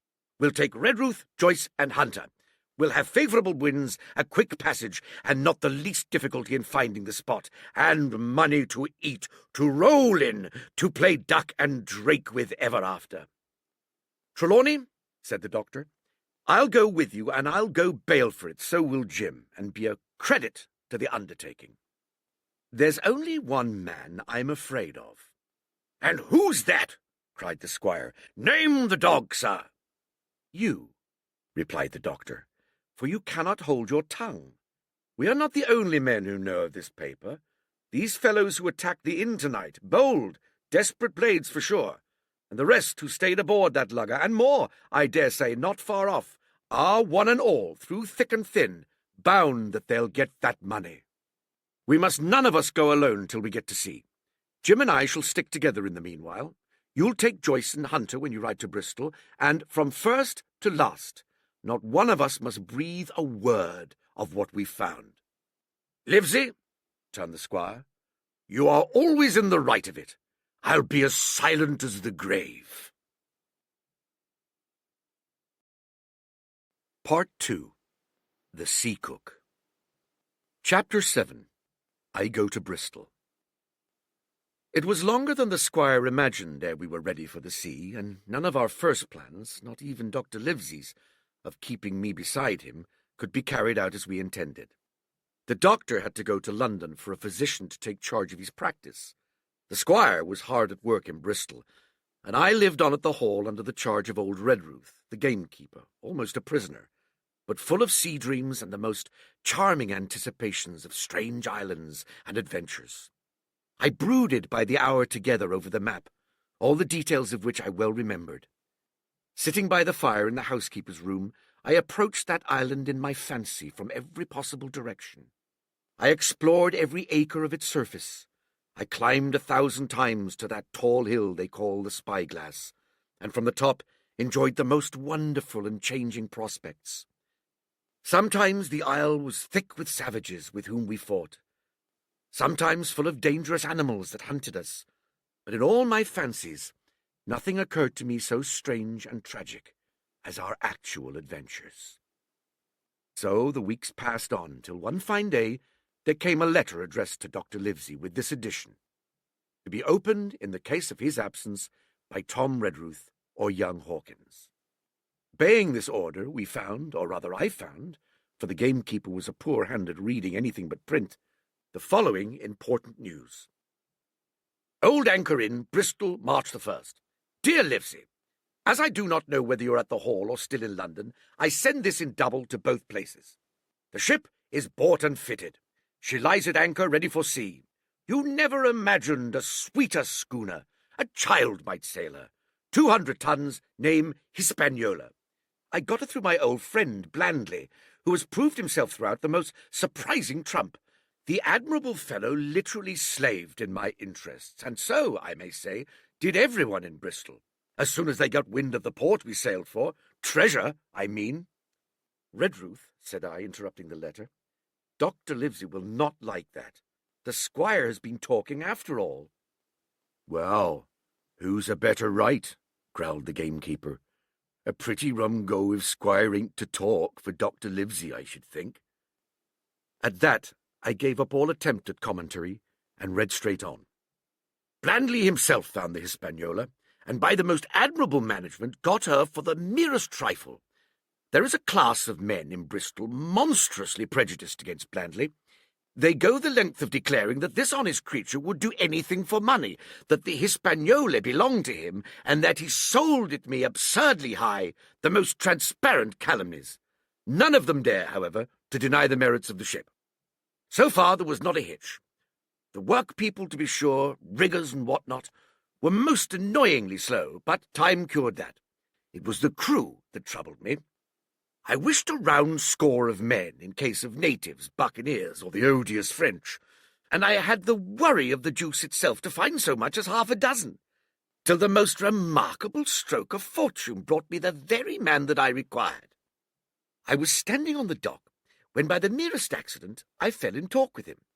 I found he was an old sailor, kept a public house, knew all the seafaring men in Bristol, had lost his health ashore, and wanted a good berth as cook to get to sea again. He had hobbled down there that morning, he said, to get a smell of the salt. I was monstrously touched. So would you have been, and out of pure pity I engaged him on the spot to be ship's cook. Long John Silver he is called, and has lost a leg. But that I regard as a recommendation, since he lost it in his country's service under the immortal Hawke. He has no pension, Livesey. Imagine the abominable age we live in. Well, sir, I thought I had only found a cook, but it was a crew I had discovered. Between Silver and myself, we got together in a few days a company of the toughest old salts imaginable. Not pretty to look at, but fellows by their faces of the most indomitable spirit. I declare we could fight a frigate. Long John even got rid of 2 out of the 6 or 7 I had already engaged. He showed me in a moment that they were just the sort of freshwater swabs we had to fear in an adventure of importance. I am in the most magnificent health and spirits, eating like a bull, sleeping like a tree, yet I shall not enjoy a moment till I hear my old tarpaulins tramping round the capstan. Seaward ho! Hang the treasure! It's the glory of the sea that has turned my head. So now, Livesey, come post. Do not lose an hour if you respect me. Let young Hawkins go at once to see his mother with Redruth for a guard, and then both come full speed to Bristol. John Trelawney. Postscript. I did not tell you that Blandley, who by the way is to send a consort after us if we don't turn up by the end of August, had found an admirable fellow for sailing master. A stiff man, which I regret, but in all other respects a treasure. Long John Silver unearthed a very competent man for a mate, a man named Arrow. I have a boatswain who pipes, Livesey. So things shall go man-o'-war fashion on board the good ship Hispaniola. I forgot to tell you that Silver is a man of substance. I know of my own knowledge that he has a banker's account, which has never been overdrawn. He leaves his wife to manage the inn, and as she is a woman of colour, a pair of old bachelors like you and I may be excused for guessing that it is the wife, quite as much as the health, that sends him back to roving. J.T. P.P.S. Hawkins may stay 1 night with his mother. J.T. You can fancy the excitement into which that letter put me. I was half beside myself with glee, and if ever I despised a man, it was old Tom Redruth, who could do nothing but grumble and lament. Any of the under gamekeepers would gladly have changed places with him, but such was not the squire's pleasure, and the squire's pleasure was like law among them all. Nobody but old Redruth would have dared so much as even to grumble. The next morning he and I set out on foot for the Admiral Benbow, and there I found my mother in good health and spirits. The captain, who had so long been a cause of so much discomfort, was gone where the wicked cease from troubling. The squire had had everything repainted, and the public rooms and the sign repainted, and had added some furniture. Above all, a beautiful armchair for mother in the bar. He had found her a boy as an apprentice also, so that she should not want help while I was gone. It was on seeing the boy that I understood for the first time my situation. I had thought up to that moment of the adventures before me, not at all of the home that I was leaving, and now at sight of this clumsy stranger who was to stay here in my place beside my mother, I had my first attack of tears. I am afraid I led that boy a dog's life, for as he was new to the work, I had 100 opportunities of setting him right and putting him down, and I was not slow to profit by them. The night passed, and the next day after dinner, Redruth and I were afoot again and on the road. I said goodbye to mother, and the cove where I had lived since I was born, and the dear old Admiral Benbow, since he was repainted, no longer quite so dear. One of my last thoughts was of the captain, who had so often strode along the beach with his cocked hat, his sabre-cut cheek, and his old brass telescope. Next moment we had turned the corner, and my home was out of sight. The mail picked us up about dusk at the Royal George on the heath. I was wedged in between Redruth and a stout old gentleman, and in spite of the swift motion and the cold night air, I must have dozed a great deal from the very first, and then slept like a log up hill and down dale, through stage after stage, for when I was awakened at last, it was by a punch in the ribs, and I opened my eyes to find that we were standing still before a large building in a city street, and that the day had already broken a long time. "Where are we?" I asked. "Bristol," said Tom. "Get down." Mr. Trelawney had taken up his residence at an inn far down the docks to superintend the work upon the schooner. Thither we had now to walk, and our way, to my great delight, lay along the quays, beside the great multitude of ships of all sizes and rigs and nations. In one, sailors were singing at their work. In another, there were men aloft, high over my head, hanging to threads that seemed no thicker than a spider's. Though I have lived by the shore all my life, I seemed never to have been near the sea till then. The smell of tar and salt was something new. I saw the most wonderful figureheads that had all been far over the ocean. I saw, besides, many old sailors with rings in their ears, and whiskers curled in ringlets, and tarry pigtails, and their swaggering, clumsy sea-walk. And if I had seen as many kings or archbishops, I could not have been more delighted. And I was going to sea myself, to sea in a schooner, with a piping boatswain and pigtails singing seamen, to sea, bound for an unknown island, and to seek for buried treasures. While I was still in this delightful dream, we came suddenly in front of a large inn, met Squire Trelawney, all dressed out like a sea officer, in stout blue cloth, coming out of the door with a smile on his face, and a capital imitation of a sailor's walk.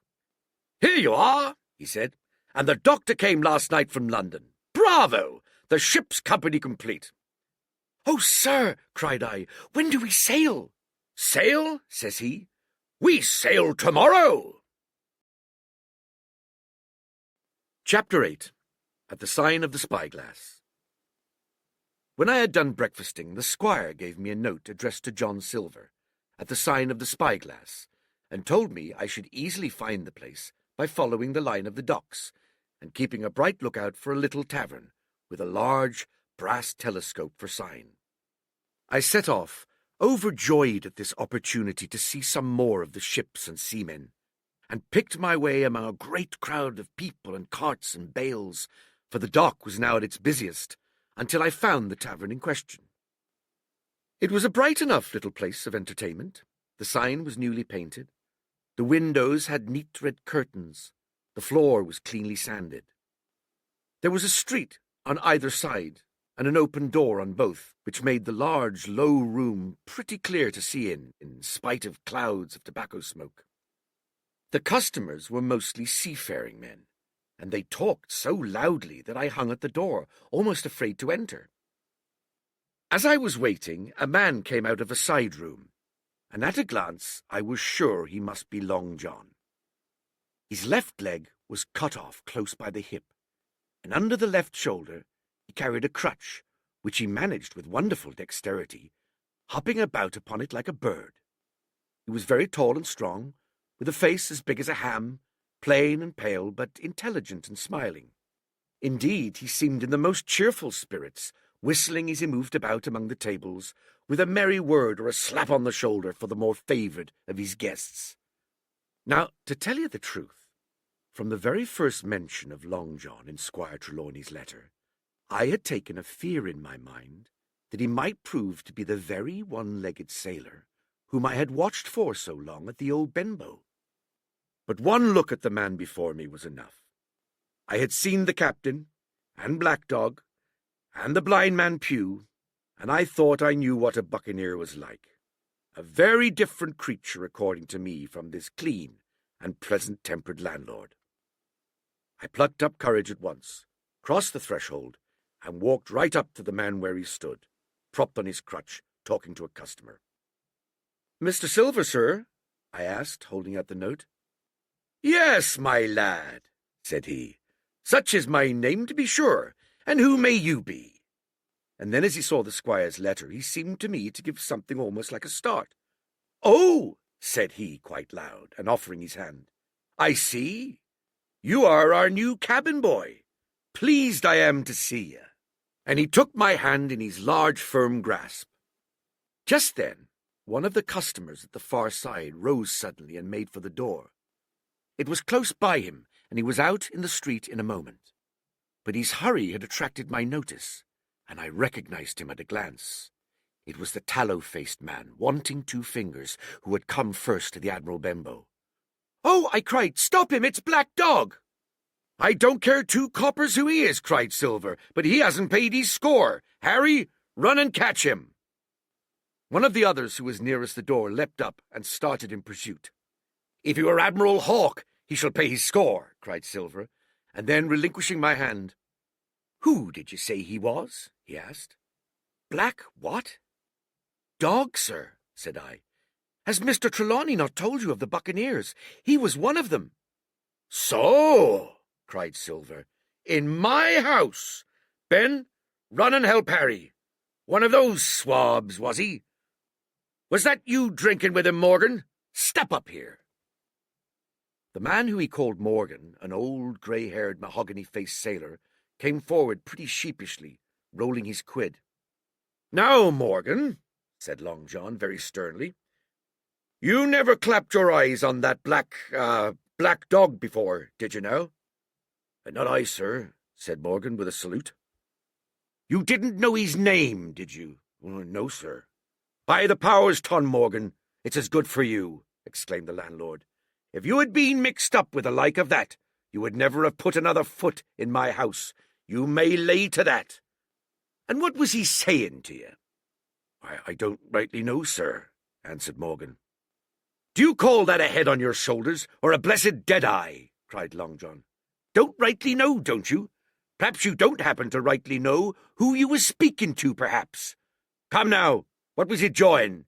Voyages, captains, ships? Pipe up, what was it?" "We were talking of keel-hauling," answered Morgan. "Keel-hauling, was you? And a mighty suitable thing, too, and you may lay to that. Get back to your place for a lubber, Tom." And then, as Morgan rolled back to his seat, Silver added to me in a confidential whisper that was very flattering, as I thought, "He's quite an honest man, Tom Morgan, only stupid. And now," he ran on again aloud, "let's see, Black Dog. No, I don't know the name, not I. Yet I kind of think I've seen the swab. He used to come here with a blind beggar, he used." "That he did, you may be sure," said I. I knew that blind man too. His name was Pew. It was! Cried Silver, now quite excited. Pew! That were his name for certain. Ah, he looked a shark, he did. If we run down this black dog now, there'll be news for Captain Trelawney. Ben's a good runner. Few seamen run better than Ben. He should run him down hand over hand by the powers. He talked of keel-hauling, did he? I'll keel-haul him. All the time he was jerking out these phrases, he was stumping up and down the tavern on his crutch, slapping tables with his hand, and giving such a show of excitement as would have convinced an Old Bailey judge or a Bow Street runner. My suspicions had been thoroughly reawakened on finding Black Dog at the spyglass, and I watched the cook narrowly. But he was too deep and too ready and too clever for me. By the time the two men had come back out of breath and confessed that they had lost the track in the crowd and been scolded like thieves, I would have gone bail for the innocence of Long John Silver. "See here now, Hawkins," said he. "Here's a blessed hard thing on a man like me, now ain't it? There's Captain Trelawney. What's he to think? Here I have this confounded son of a Dutchman sitting in my own house, drinking of my own rum. Here you comes and tells me of it plain, and here I let him give us all the slip before my blessed deadlights. Now, Hawkins, you do me justice with the captain. You're a lad, you are, but you're as smart as paint. I see that when you first came in. Now, here it is. What could I do with this old timber I hobble on? If I was an A.B. master mariner, I'd have come up alongside of him hand over hand and broached him in a brace of old shakes, I would. But now, then all of a sudden he stopped. His jaw dropped as though he had remembered something. "The score!" he burst out. "3 goes a rum! Why, shiver my timbers if I hadn't forgotten my score!" And falling on a bench, he laughed until the tears ran down his cheeks. I could not help joining, and we laughed together, peal after peal, until the tavern rang again. "Why, what a precious old sea-calf I am!" he said at last, wiping his cheeks. "You and me should get on well, Hawkins, for I'll take my Davy I should be rated ship's boy. But come now, stand by to go about. This won't do. Duty is duty, messmates. I'll put on my old cocked hat and step along of you to Captain Trelawney and report this here affair. For mind you, it's serious, young Hawkins, and neither you nor me's come out of it with what I should make so bold as to call credit. Nor you neither, says you. Not smart. None of the pair of us smart. But dash my buttons, that was a good 'un about my score." And he began to laugh again, and that so heartily that though I did not see the joke as he did, I was again obliged to join him in his mirth.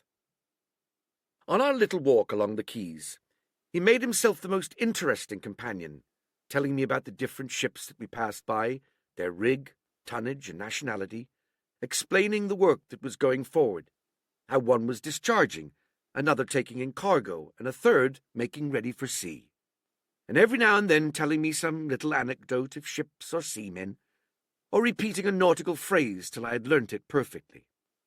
I began to see that here was one of the best possible shipmates. When we got to the inn, the squire and Dr. Livesey were seated together finishing a quart of ale with a toast in it, before they should go aboard the schooner on a visit of inspection. Long John told the story from first to last, with a great deal of spirit and the most perfect truth. "That was how it were now, weren't it, Hawkins?" he would say now and again, and I could always bear him entirely out. The 2 gentlemen regretted that Black Dog had got away, but we all agreed there was nothing to be done, and after he had been complimented, Long John took up his crutch and departed. "All hands aboard by 4 this afternoon," shouted the squire after him. "Aye, aye, sir," cried the cook in the passage. "Well, squire," said Dr. Livesey, "I don't put much faith in your discoveries as a general thing, but I will say this. John Silver suits me." "The man's a perfect trump," declared the squire. "And now," added the doctor, "Jim may come on board with us, may he not?" "To be sure he may," says squire. "Take your hat, Hawkins, and we'll see the ship." Chapter 9. Powder and Arms. The Hispaniola lay some way out, and we went under the figureheads and round the sterns of many other ships, and their cables sometimes grated underneath our keel, and sometimes swung above us. At last, however, we got alongside, and were met and saluted as we stepped aboard by the mate, Mr. Arrow, a brown old sailor with earrings in his ears and a squint. He and the squire were very thick and friendly, but I soon observed that things were not the same between Mr. Trelawney and the captain. This last was a sharp-looking man, who seemed angry with everything on board, and was soon to tell us why, for we had hardly got down into the cabin when a sailor followed us. "Captain Smollett, sir, asking to speak with you," said he. "I am always at the captain's orders. Show him in," said the squire. The captain, who was close behind his messenger, entered at once and shut the door behind him. "Well, Captain Smollett, what have you to say? All well, I hope? All shipshape and seaworthy?" "Well, sir," said the captain, "better speak plain, I believe, even at the risk of offence. I don't like this cruise, I don't like the men, and I don't like my officer. That's short and sweet." "Perhaps, sir, you don't like the ship?"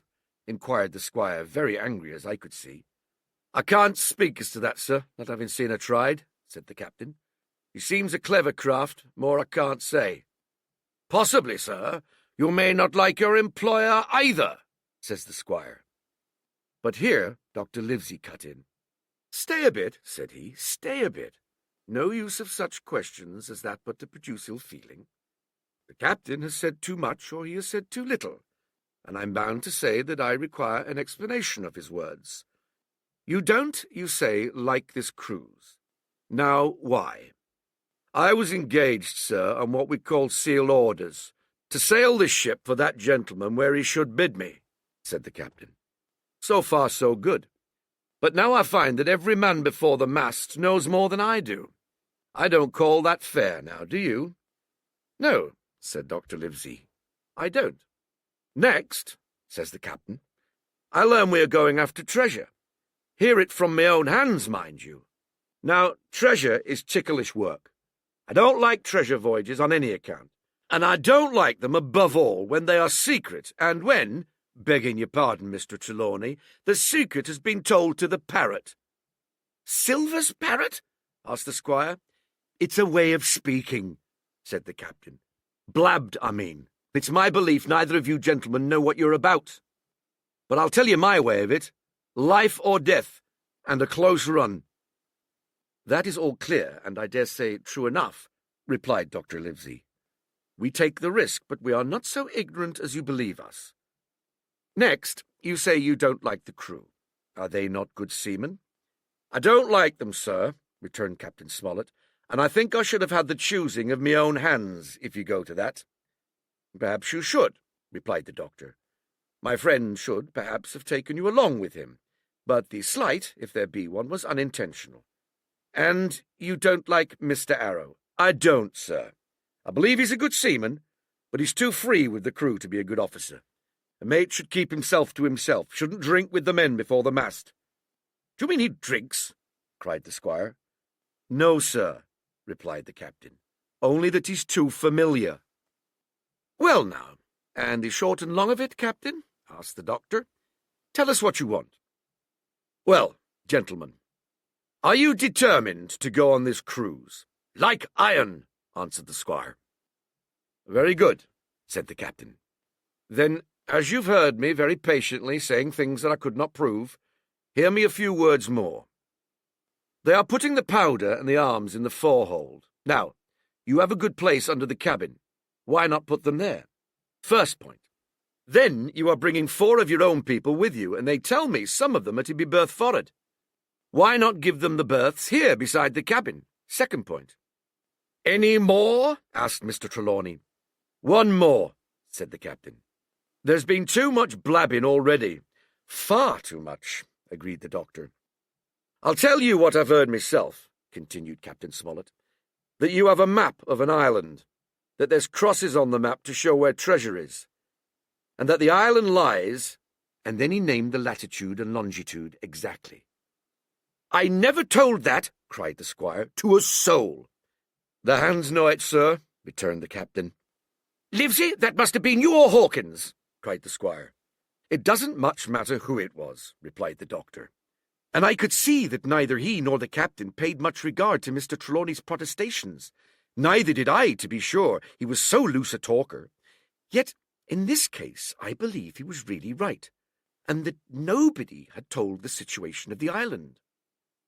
"Well, gentlemen," continued the captain, "I don't know who has this map, but I make it a point. It should be kept secret, even from me and Mr. Arrow. Otherwise I would ask you to let me resign." "I see," said the doctor. "You wish us to keep this matter dark, and to make a garrison at the stern part of the ship manned by my friend's own people, and provided with all the arms and powder on board. In other words, you fear a mutiny." "Sir," said Captain Smollett, "with no intention to take offence, I deny your right to put words into my mouth. No captain, sir, would be justified in going to sea at all, if he had ground enough to say that. As for Mr. Arrow, I believe him thoroughly honest. Some of the men are the same. All may be, for what I know.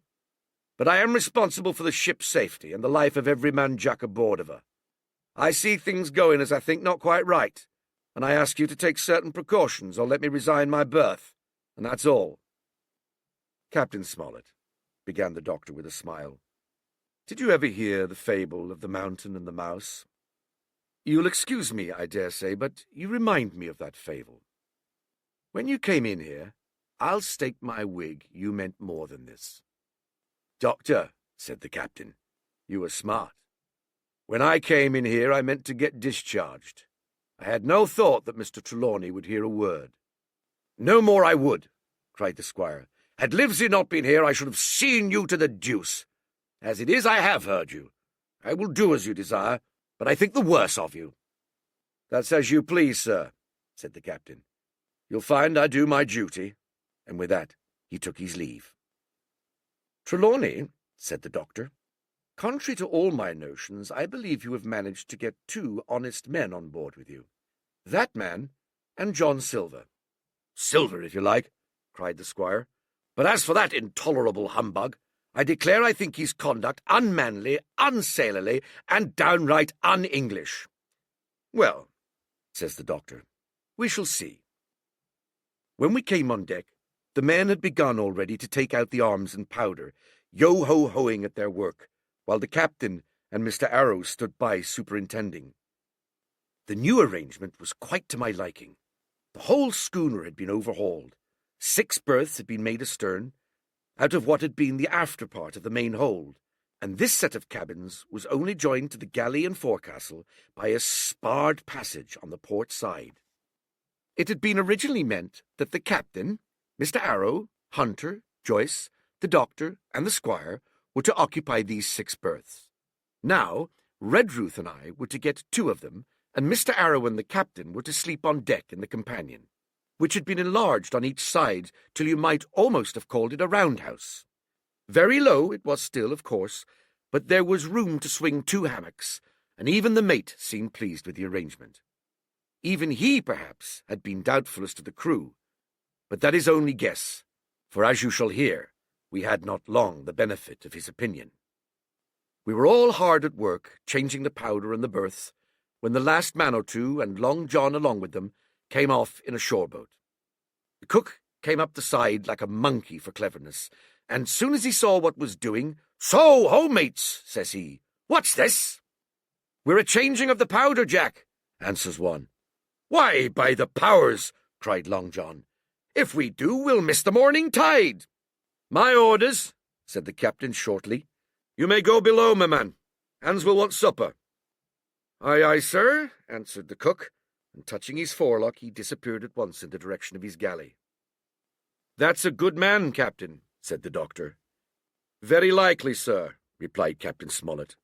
"Easy with that, men, easy," he ran on, to the fellows who were shifting the powder, and then suddenly observing me examining the swivel gum we carried amidships, a long brass 9, "Here you, ship's boy," he cried. "Out of that! Off with you to the cook and get some work." And then, as I was hurrying off, I heard him say quite loudly to the doctor, "I'll have no favourites on my ship." I assure you, I was quite of the squire's way of thinking, and hated the captain deeply. Chapter 10. The Voyage. All that night we were in a great bustle getting things stowed in their place, and boatfuls of the squire's friends, Mr. Blandley and the like, coming off to wish him a good voyage and a safe return. We never had a night at the Admiral Benbow when I had half the work, and I was dog-tired when, a little before dawn, the boatswain sounded his pipe, and the crew began to man the capstan bars. I might have been twice as weary, yet I would not have left the deck. All was so new and interesting to me. The brief commands, the shrill note of the whistle, the men bustling to their places in the glimmer of the ship's lanterns. "Now, Barbecue, tip us a stave," cried one voice. "The old one," cried another. "Aye, aye, mates," said Long John, who was standing by with his crutch under his arm, and at once broke out in the air and words I knew so well. 15 men on the dead man's chest. And then the whole crew bore chorus, "Hey-ho, ho, ho, and a bottle of rum." And at the third ho drove the bars before them with a will.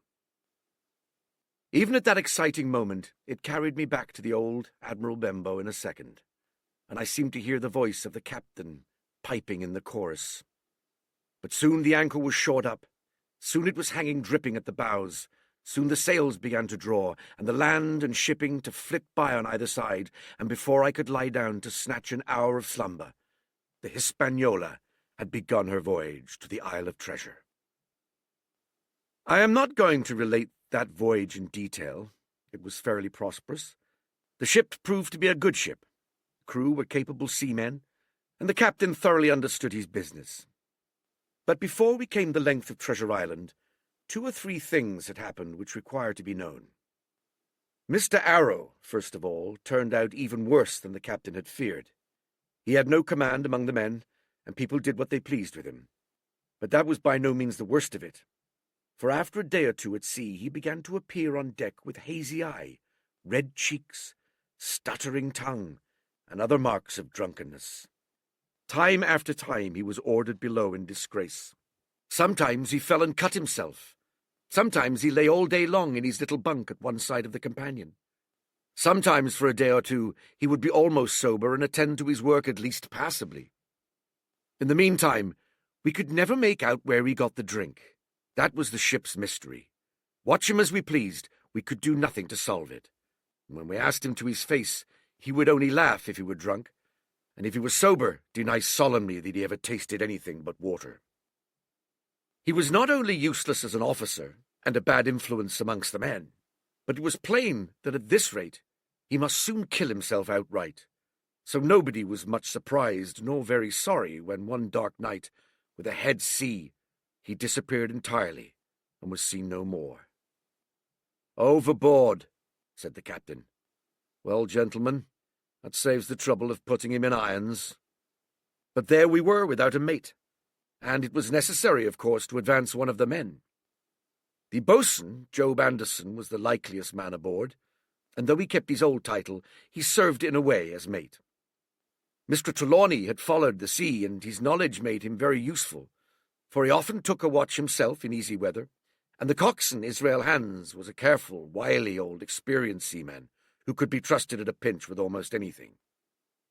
He was a great confidant of Long John Silver, and so the mention of his name leads me on to speak of our ship's cook, Barbecue, as the men called him. Aboard ship he carried his crutch by a lanyard round his neck, to have both hands as free as possible. It was something to see him wedge the foot of the crutch against the bulkhead, and propped against it, yielding to every movement of the ship, get on with his cooking like someone safe ashore. Still more strange was it to see him in the heaviest of weather cross the deck. He had a line or 2 rigged up to help him across the widest spaces. Long John's earrings, they were called, and he would hand himself from one place to another, now using the crutch, now trailing it alongside by the lanyard, as quickly as another man could walk. Yet some of the men who had sailed with him before expressed their pity to see him so reduced. "He's no common man, Barbecue," said the coxswain to me. "He had good schooling in his young days, and can speak like a book when so minded. And brave. A lion's nothing alongside of Long John. I've seen him grapple 4 and knock their heads together, him unarmed." All the crew respected and even obeyed him. He had a way of talking to each and doing everybody some particular service. To me, he was unweariedly kind, and always glad to see me in the galley, which he kept as clean as a new pin, the dishes hanging up burnished, and his parrot in a cage in one corner. "Come away, Hawkins," he would say. "Come and have a yarn with John. Nobody more welcome than yourself, my son. Sit you down and hear the news. Here's Captain Flint.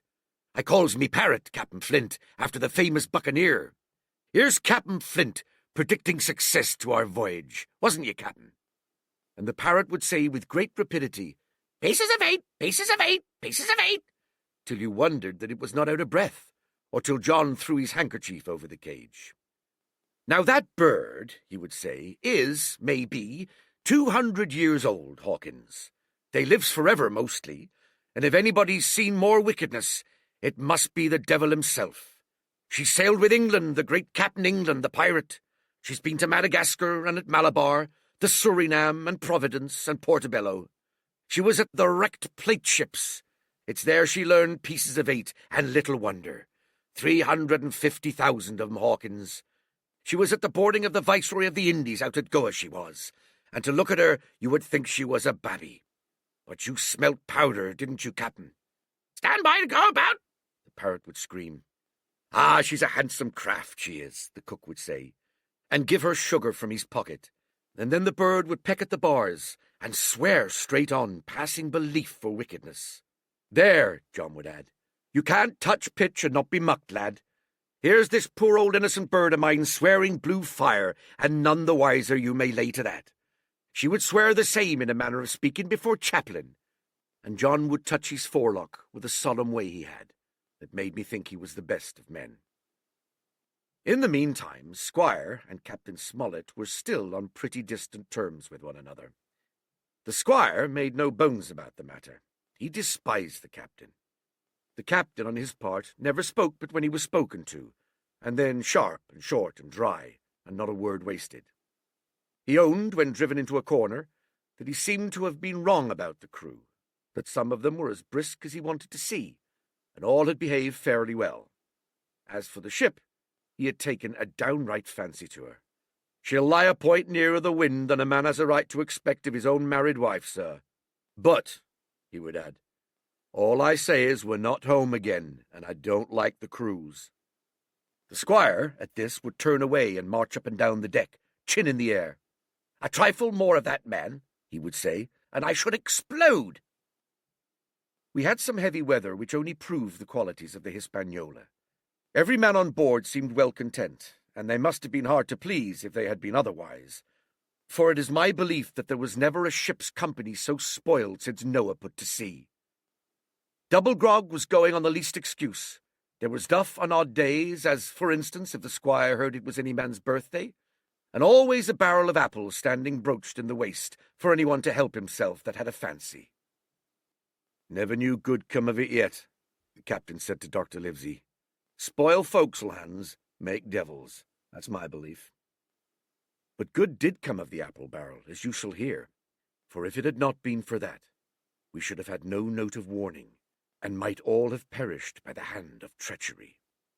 This is how it came about. We had run up the trades to get the wind of the island we were after. I am not allowed to be more plain, and now we were running down for it with a bright lookout day and night. It was about the last day of our outward voyage by the largest computation. Some time that night, or at latest before noon of the morrow, we should sight the treasure island. We were heading south-southwest, and had a steady breeze abeam and a quiet sea. The Hispaniola rolled steadily, dipping her bowsprit now and then with a whiff of spray. All was drawing alow and aloft. Everyone was in the bravest spirits, because we were now so near an end of the first part of our adventure. Now, just after sundown, when all my work was over and I was on my way to my berth, it occurred to me that I should like an apple.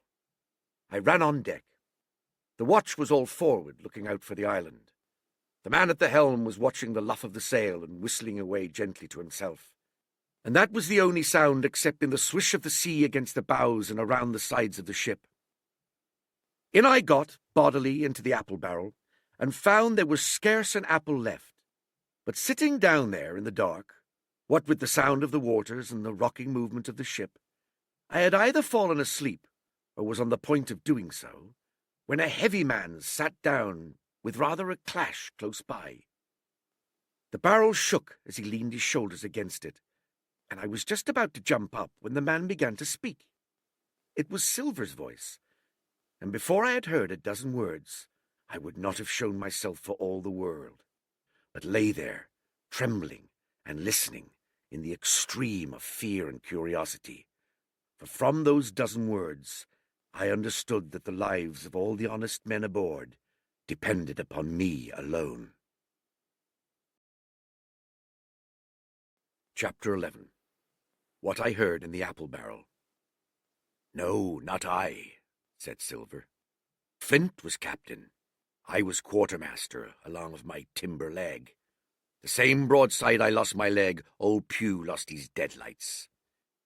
It was a master surgeon, him that amputated me, out of college and all, Latin by the bucket and what not, but he was hanged like a dog, and sun-dried like the rest at Corso Castle. That was Robert's men, that was, and comed of changing names of their ships, Royal Fortune and so on. Now what a ship was christened, so let her stay, I says. So it was with the Cassandra, as brought us all safe home from Malabar, after England took the Viceroy of the Indies. So it was with the old Walrus, Flint's old ship, as I've seen a muck with the red blood and fit to sink with gold." "Ah!" cried another voice, that of the youngest hand on board, and evidently full of admiration. "He was the flower of the flock, was Flint." "Davis was a man too, by all accounts," said Silver. "I never sailed along of him. First with England, then with Flint, that's my story, and now here on my own account, in a manner of speaking. I laid by 900 safe from England and 2,000 after Flint. That ain't bad for a man before the mast, all safe in bank. 'Tain't earning now, it's saving does it, you may lay to that. Where's all England's men now? I dunno. Where's Flint's? Why, most of 'em aboard here and glad to get the duff. Been begging before that, some on 'em. Old Pugh, as has lost his sight and might have thought shame, spends £1,200 in a year and like a lord in Parliament. Where is he now? Well, he's dead now and under hatches, but for 2 year before that, shiver me timbers, the man was starving. He begged and he stole and he cut throats and starved at that by the powers." "Well, it ain't much use, after all," said the young seaman. "'Tain't much use for fools, you may lay to it. That nor nothing," cried Silver. "But now you look here. You're young, you are, but you're as smart as paint. I see that when I set me eyes on you, and I'll talk to you like a man." Now you may imagine how I felt when I heard this abominable old rogue addressing another in the very same words of flattery as he had used to myself. I think, if I had been able, that I would have killed him through the barrel. Meantime he ran on, little supposing he was overheard. "Here it is about gentlemen of fortune. They lives rough, and they risk swinging, but they eat and drink like fighting cocks. And when a cruise is done, why, it's hundreds of pounds instead of hundreds of farthings in their pockets. Now, the most goes for rum and a good fling, and to sea again in their shirts. But that's not the course I lay. I puts it all away, some here, some there, and none too much anywheres, by reason of suspicion. I'm 50, mark you. Once back from this cruise, I set up gentlemen in earnest. Time enough too, says you. Ah, but I've lived easy in the meantime, never denied myself a nothing heart desires, and slept soft and ate dainty all my days but when at sea. And how did I begin? Before the mast, like you. Well, said the other, but all the other money's gone now, ain't it? You daren't show face in Bristol after this. Why, where might you suppose it was? Asked Silver derisively. At Bristol, in banks and places, answered his companion. It were, said the cook, it were when we weighed anchor, but my old missus has it all by now, and the spyglass is sold, lease and goodwill and rigging, and the old girl's off to meet me. I would tell you where, for I trust you, but it'd make jealousy among the mates. And can you trust your missus? Asked the other. Gentlemen of fortune, returned the cook, usually trust little among themselves, and right they are, you may lay to it. But I have a way with me, I have. When a mate brings a slip on his cable, one as knows me, I mean, it won't be in the same world with old John. There was some that was feared of Pew, some that was feared of Flint, but Flint his own self was feared of me. Feared he was, and proud. They was the roughest crew afloat, was Flint's. The devil himself would have been feared to go to sea with them. Well, now, I tell you, I'm not a boasting man, and you seen yourself how easy I keep company. But when I was quartermaster, lambs wasn't the word for Flint's old buccaneers.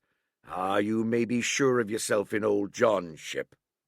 Well, I'll tell you now, replied the lad. I didn't half a quarter like the job till I had this talk with you, John, but there's my hand on it now. And a brave lad you were, and smart, too, answered Silver, shaking hands so heartily that all the barrel shook. And a finer figurehead for a gentleman of fortune I never clapped me eyes on. By this time I had begun to understand the meaning of their terms. By a gentleman of fortune, they plainly meant neither more or less than a common pirate, and the little scene that I had overheard was the last act in the corruption of one of the honest hands, perhaps of the last one left aboard. But on this point I was soon to be relieved, for Silver giving a little whistle, a third man strolled up and sat down by the party. "Dick's square," said Silver. "Oh, I knowed Dick was square," returned the voice of the coxswain, Israel Hands. "He's no fool, is Dick," and he turned his quid and spat. "But look here," he went on, "here's what I want to know, Barbecue. How long are we going to stand off and on like a blessed bumboat? I've almost had enough of Captain Smollett. He's hazed me long enough, by thunder. I want to go into that cabin, I do. I want their pickles and wines and that." "Israel," said Silver, "your head ain't much account, nor ever was, but you're able to hear, I reckon. Leastways, your ears is big enough. Now here's what I say. You'll berth for'ard, and you'll live hard, and you'll speak soft, and you'll keep sober till I give the word, and you may lay to that, old son." "Well, I don't say no, do I?" growled the coxswain. "What I say is, when. That's what I say." "When? By the powers," cried Silver. "Well, now, if you want to know, I'll tell you when. The last moment I can manage, and that's when. Here's a first-rate seaman, Captain Smollett, sails the blessed ship for us. Here's this squire and doctor with a map and such. I don't know where it is, do I? No more do you, says you. Well, then, I mean this squire and doctor shall find the stuff, and help us to get it aboard, by the powers. Then we'll see. If I was sure of you all, sons of double Dutchmen, I'd have Captain Smollett navigate us halfway back again before I struck." "Why, we're all seamen aboard here, I should think," said the lad Dick. "We're all forecastle hands, you mean," snapped Silver. "We can steer a course, but who's to set one? That's what all you gentlemen split on, first and last.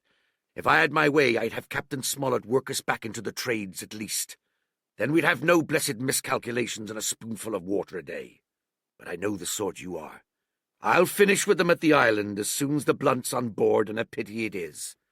But you're never happy till you're drunk. Split my sides, I've a sick heart to sail with the likes of you." "Easy, old Long John," cried Israel. "Who's a crossing of you?" "Why, how many tall ships, think ye now, have I seen laid aboard? And how many brisk lads drying in the sun at Execution Dock?" cried Silver. "And all for this same hurry and hurry and hurry, you hear me? I seen a thing or two at sea, I have.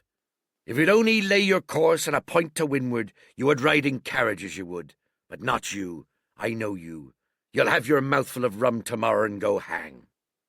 "Everybody knowed you was a kind of a chaplain, John, but there's others as could hand and steer as well as you," said Israel. "They liked a bit of fun, they did. They wasn't so high and dry nohow, but took their fling, like jolly companions every one." "So," says Silver. "Well, and where are they now? Pew was that sort, and he died a beggar man. Flint was, and he died of rum at Savannah. Oh, they was a sweet crew, they was. Only where are they?" "But," asked Dick, "when we do lay 'em athwart, what are we to do with 'em anyhow?" "That's the man for me," cried the cook admiringly. That's what I call business. Well, what would you think? Put 'em ashore like maroons? That would have been England's way. Or cut 'em down like that much pork? That would have been Flint's or Billy Bones's. Billy was the man for that, said Israel. Dead men don't bite, says he. Well, he's dead now hisself. He knows the long and short of it now. And if ever a rough hand come to port, it was Billy. Right you are, said Silver. Rough and ready, but mark ye here. I'm an easy man. I'm quite the gentleman, says you. But this time it's serious. Duty is duty, mates. I give my vote. Death. When I'm in Parliament and riding in my coach, I don't want none of these sea lawyers in the cabin a-coming home unlooked for like the devil at prayers. Wait, is what I say. When the time comes, why, let her rip.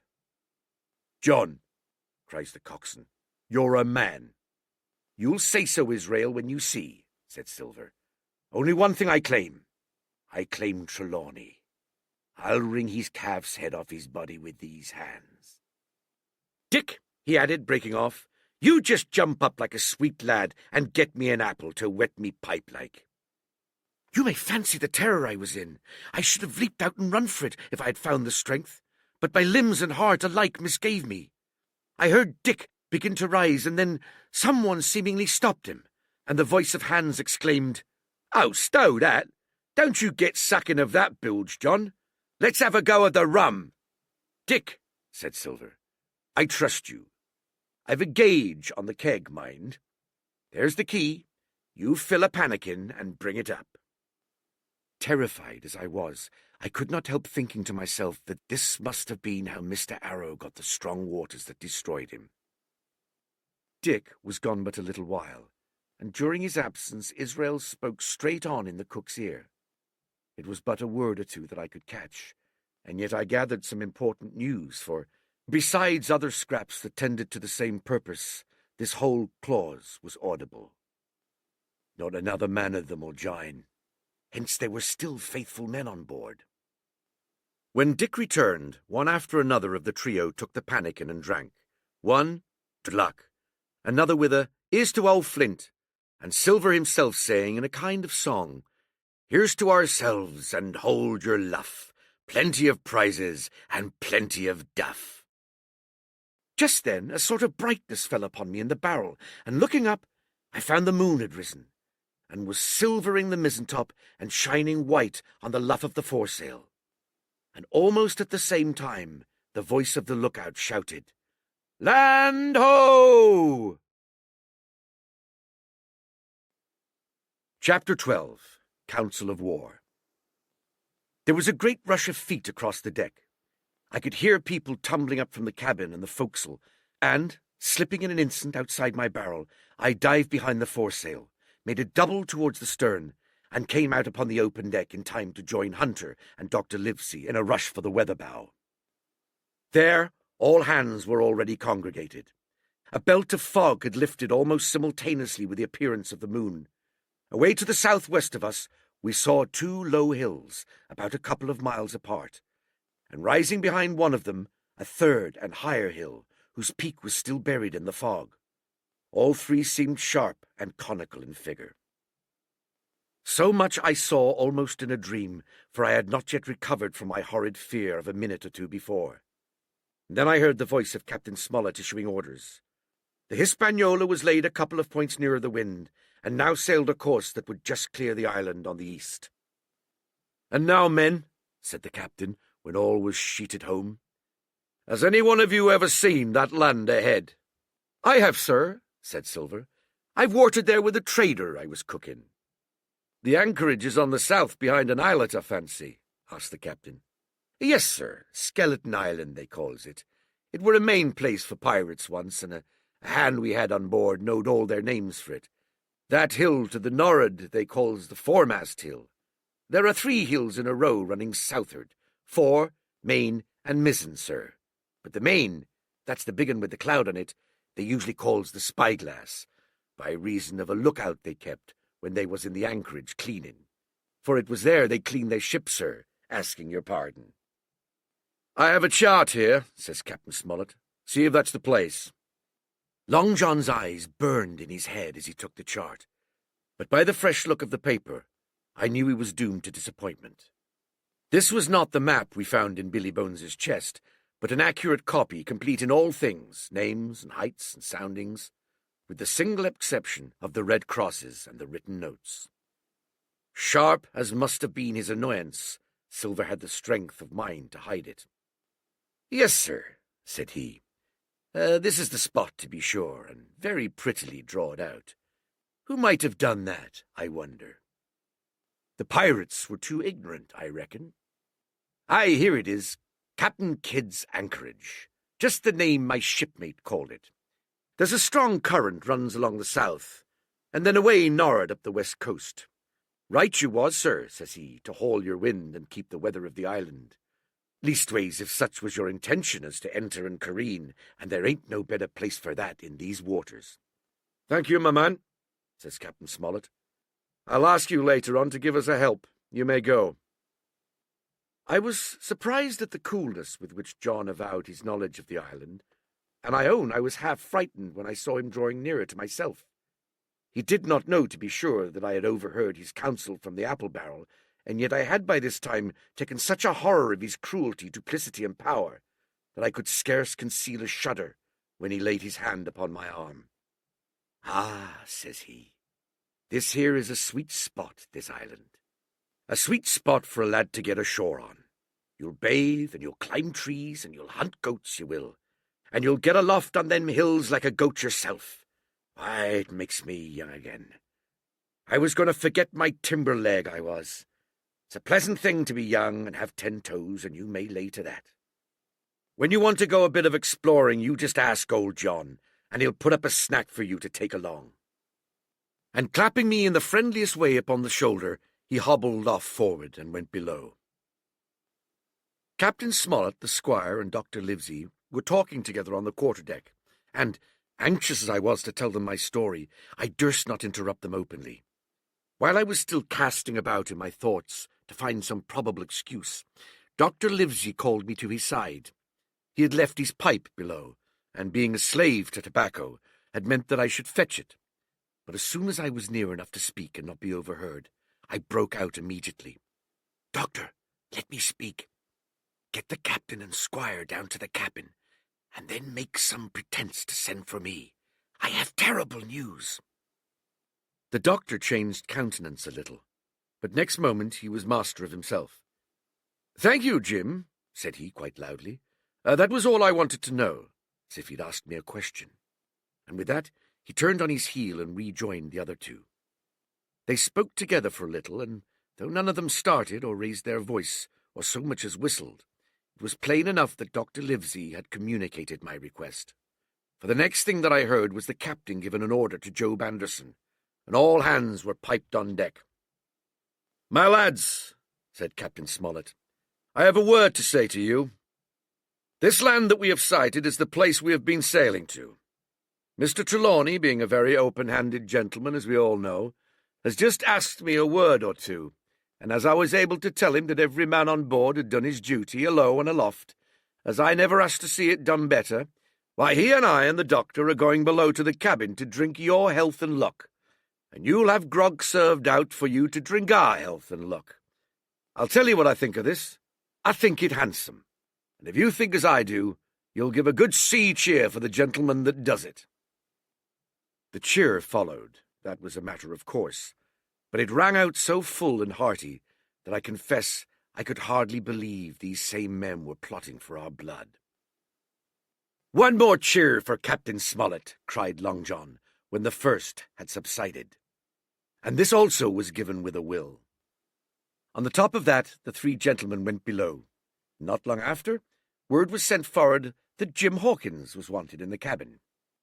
I found them all 3 seated round the table, a bottle of Spanish wine and some raisins before them, and the doctor smoking away with his wig on his lap, and that I knew was a sign that he was agitated.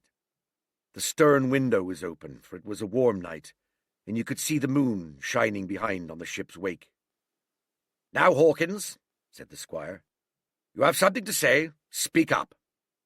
I did as I was bid, and, as short as I could make it, told the whole details of Silver's conversation. Nobody interrupted me till I was done, nor did any one of the three of them make so much as a movement, but they kept their eyes upon my face from first to last. "Jim," said Dr. Livesey, "take a seat."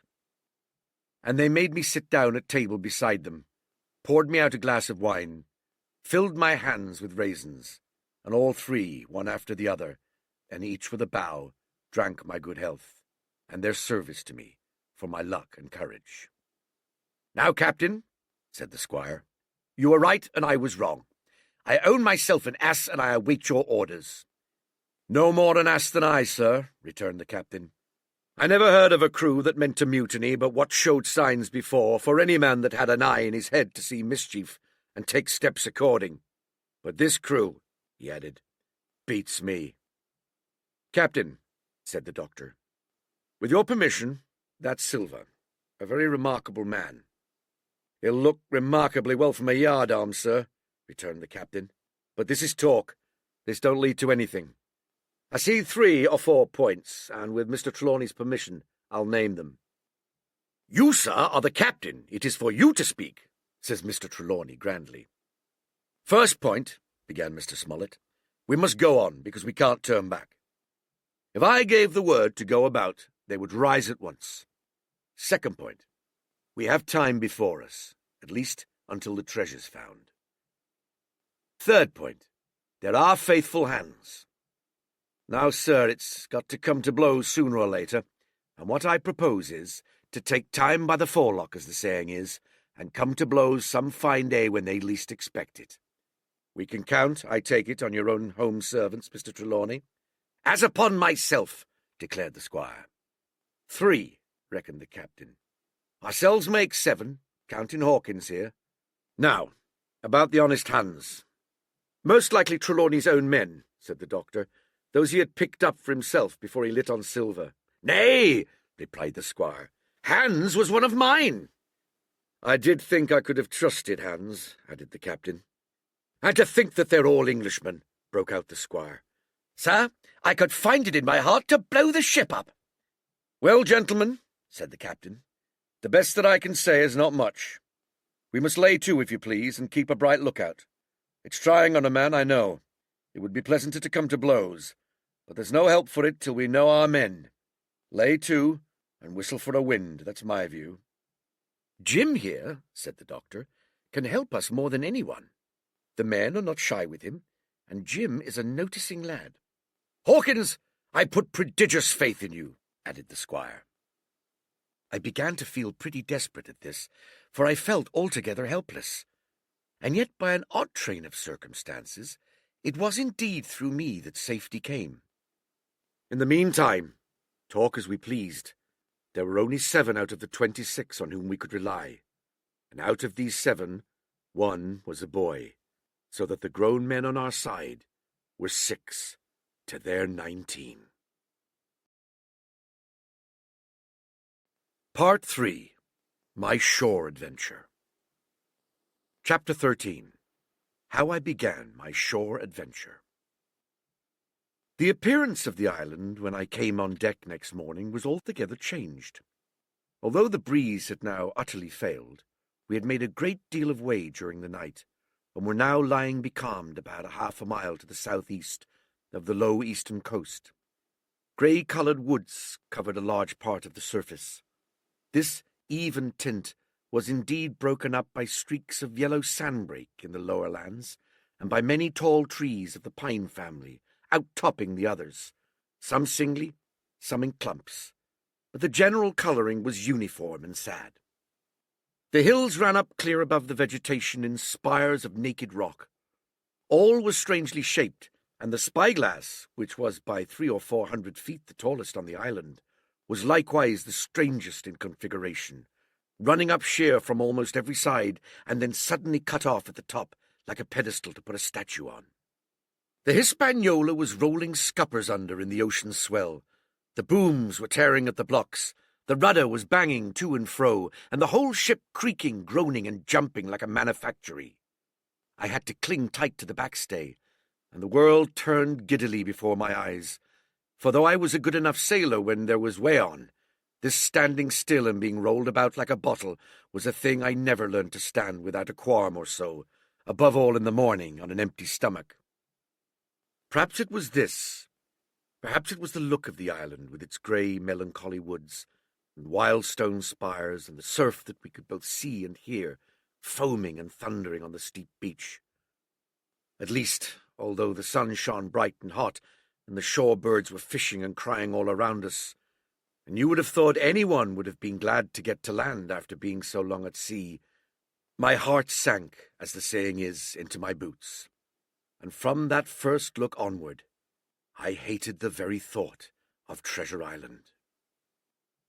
We had a dreary morning's work before us, for there was no sign of any wind, and the boats had to be got out and manned, and the ship warped 3 or 4 miles round the corner of the island and up the narrow passage to the haven behind Skeleton Island.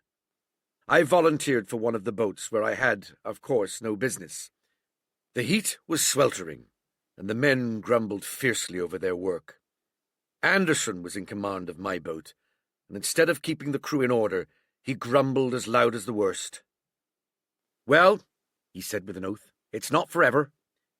I thought this was a very bad sign, for up to that day the men had gone briskly and willingly about their business, but the very sight of the island had relaxed the cords of discipline. All the way in, Long John stood by the steersman and conned the ship. He knew the passage like the palm of his hand, and though the man in the chains got everywhere more water than was down in the chart, John never hesitated once. "There's a strong scour with the ebb," he said, "and this here passage has been dug out, in a manner of speaking, with a spade."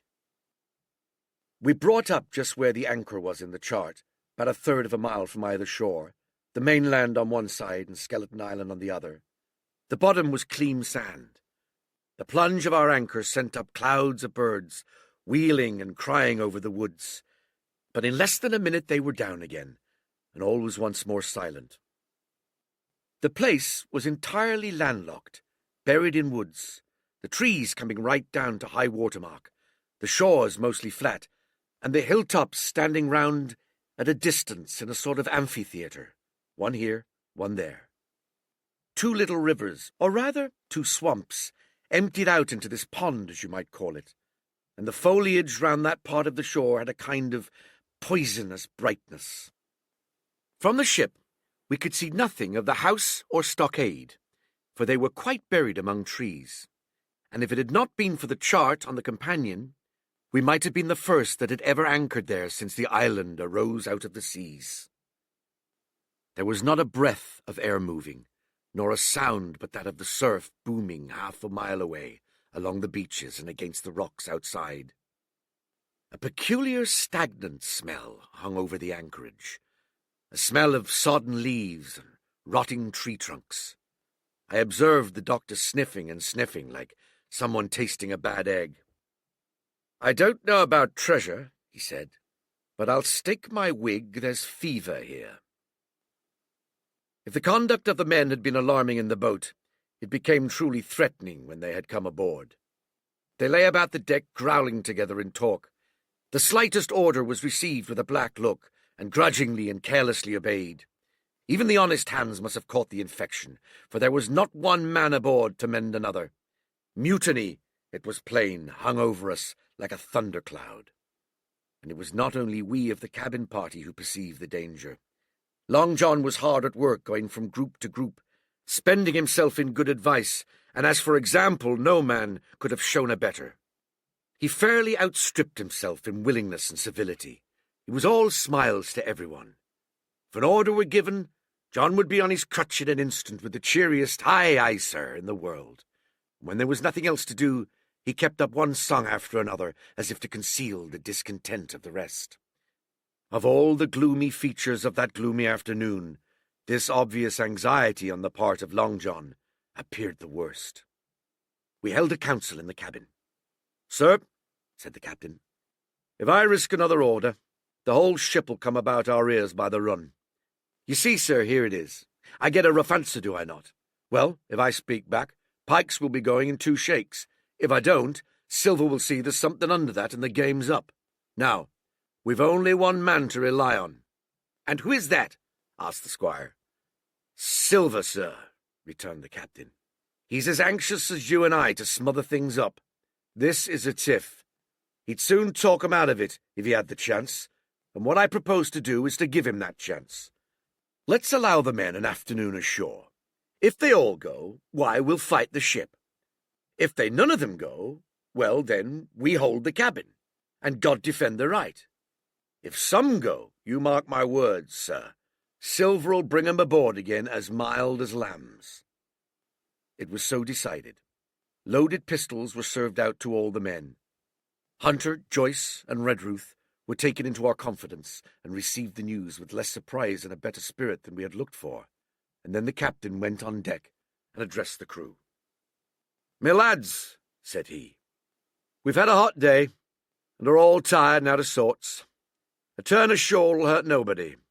The boats are still in the water. You can take the gigs, and as many as please can go ashore for the afternoon.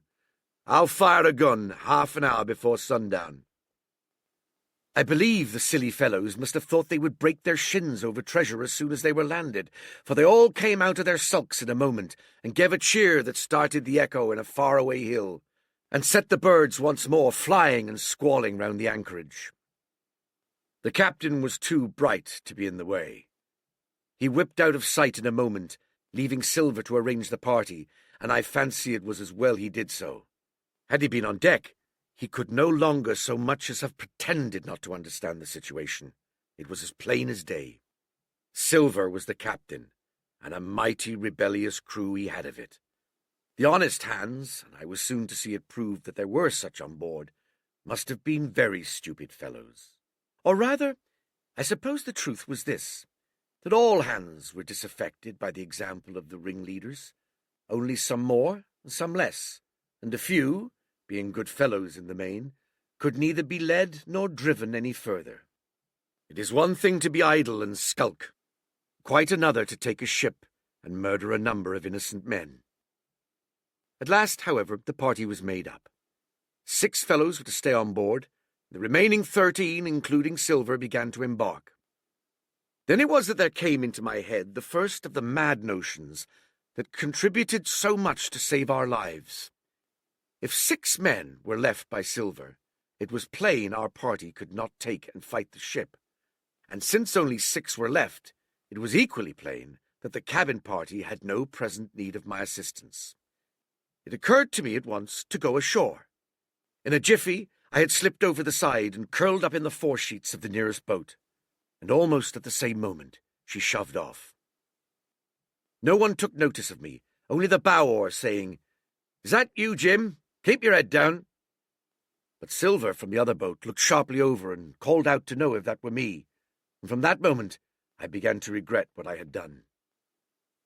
The crews raced for the beach, but the boat I was in, having some start and being at once the lighter and the better manned, shot far ahead of her consort, and the bow had struck among the shoreside trees, and I had caught a branch and swung myself out and plunged into the nearest thicket, while Silver and the rest were still 100 yards behind. "Jim!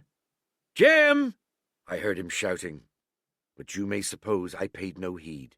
Jumping, ducking, and breaking through, I ran straight before my nose, till I could run no longer. Chapter 14. The First Blow.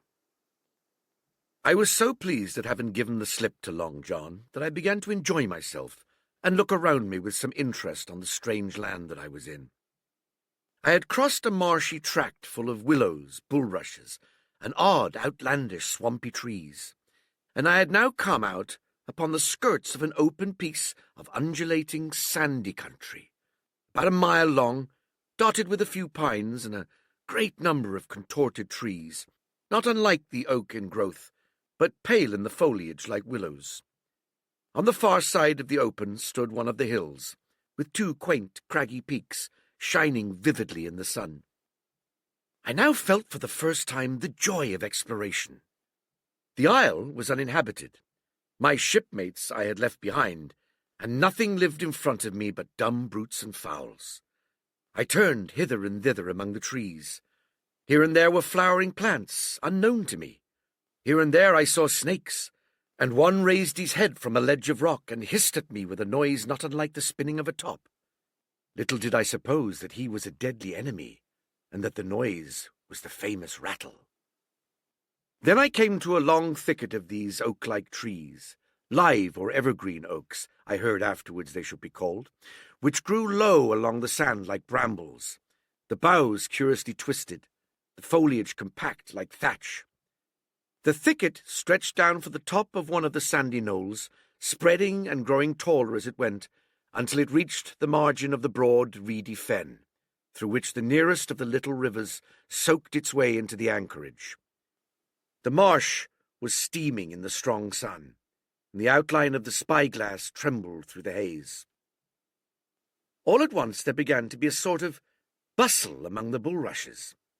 A wild duck flew up with a quack. Another followed, and soon over the whole surface of the marsh a great cloud of birds hung screaming and circling in the air. I judged at once that some of my shipmates must be drawing near along the borders of the fen. Nor was I deceived, for soon I heard the very distant and low tones of a human voice, which, as I continued to give ear, grew steadily louder and nearer. This put me in a great fear, and I crawled under cover of the nearest live oak, and squatted there, hearkening, as silent as a mouse.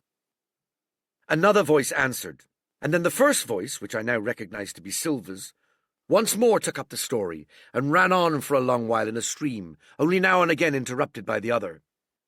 By the sound they must have been talking earnestly and almost fiercely, but no distinct word came to my hearing.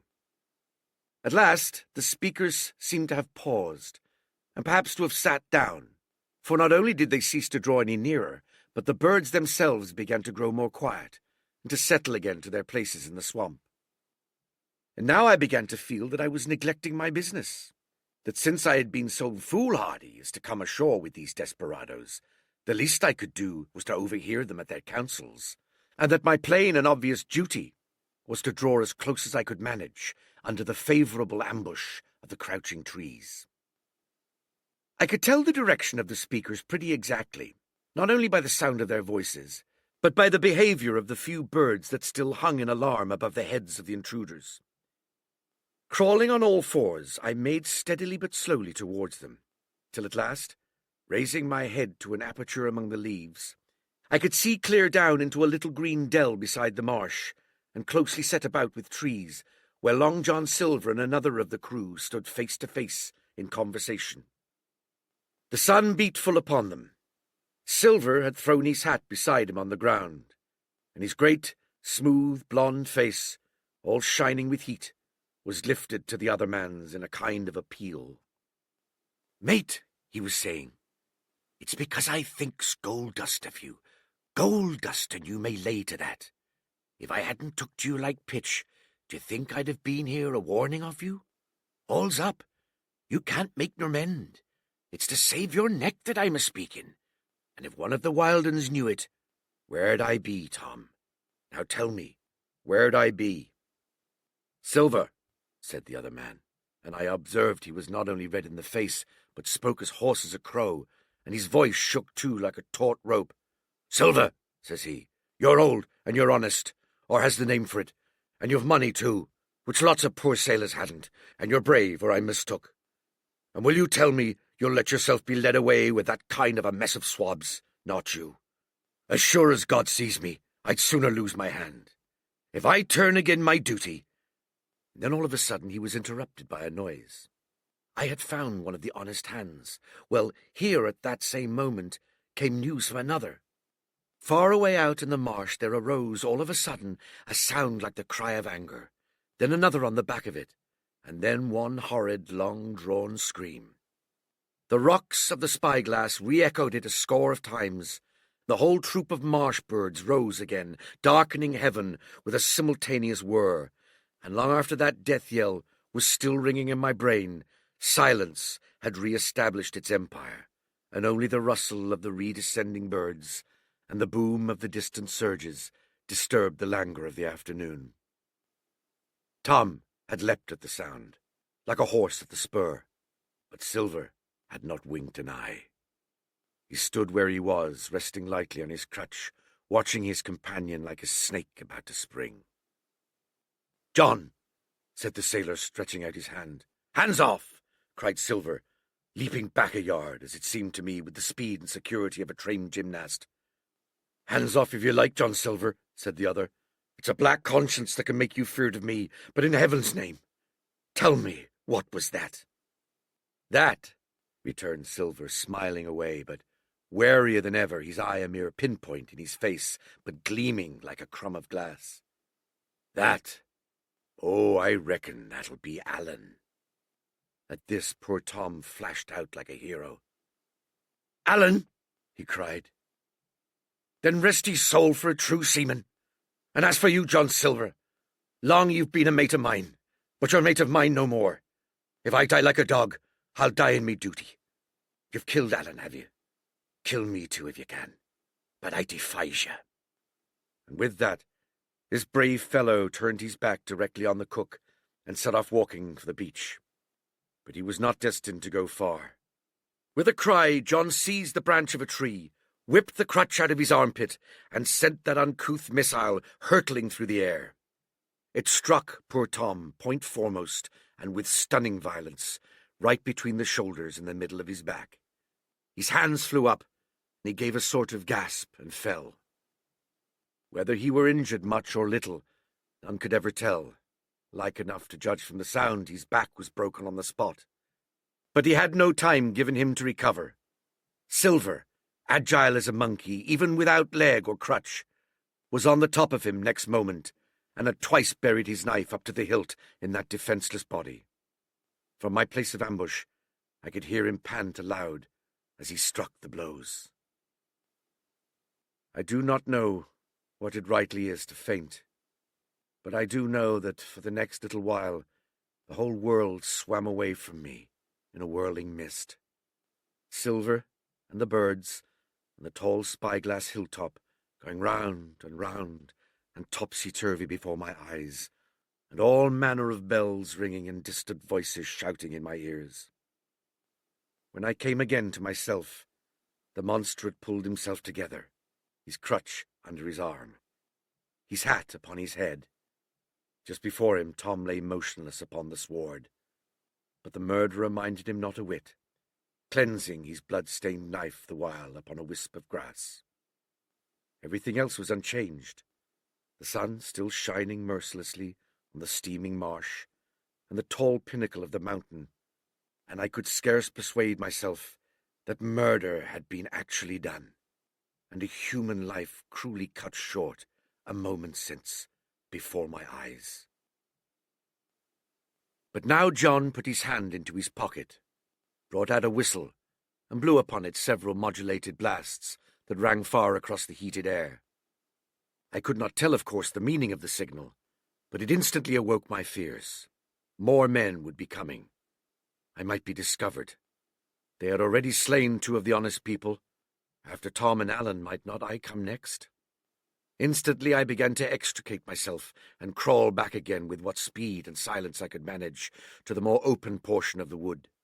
As I did so, I could hear hails coming and going between the old buccaneer and his comrades, and the sound of danger lent me wings.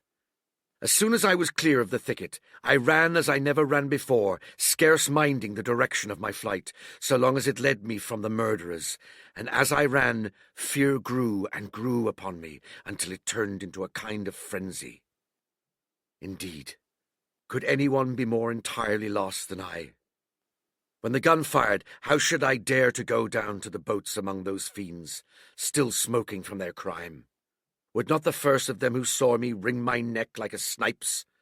Would not my absence itself be an evidence to them of my alarm, and therefore of my fatal knowledge? It was all over, I thought. Goodbye to the Hispaniola. Goodbye to the squire, the doctor, and the captain. There was nothing left for me but death by starvation, or death by the hands of the mutineers. All this while, as I say, I was still running, and, without taking any notice, I had drawn near to the foot of the little hill with the 2 peaks, and had got into a part of the island where the live oaks grew more widely apart, and seemed more like forest trees in their bearing and dimensions. Mingled with these were a few scattered pines, some 50, some nearer 70 feet high. The air, too, smelt more freshly than down beside the marsh. And here a fresh alarm brought me to a standstill with a thumping heart. Chapter 15. The Man of the Island. From the side of the hill, which was here steep and stony, a spout of gravel was dislodged, and fell rattling and bounding through the trees. My eyes turned instinctively in that direction, and I saw a figure leap with great rapidity behind the trunk of a pine. What it was, whether bear or man or monkey, I could in no wise tell. It seemed dark and shaggy. More I knew not. But the terror of this new apparition brought me to a stand. I was now, it seemed, cut off upon both sides. Behind me, the murderers. Before me, this lurking nondescript. And immediately I began to prefer the dangers that I knew to those I knew not. Silver himself appeared less terrible in contrast with this creature of the woods, and I turned on my heel and, looking sharply behind me over my shoulder, began to retrace my steps in the direction of the boats.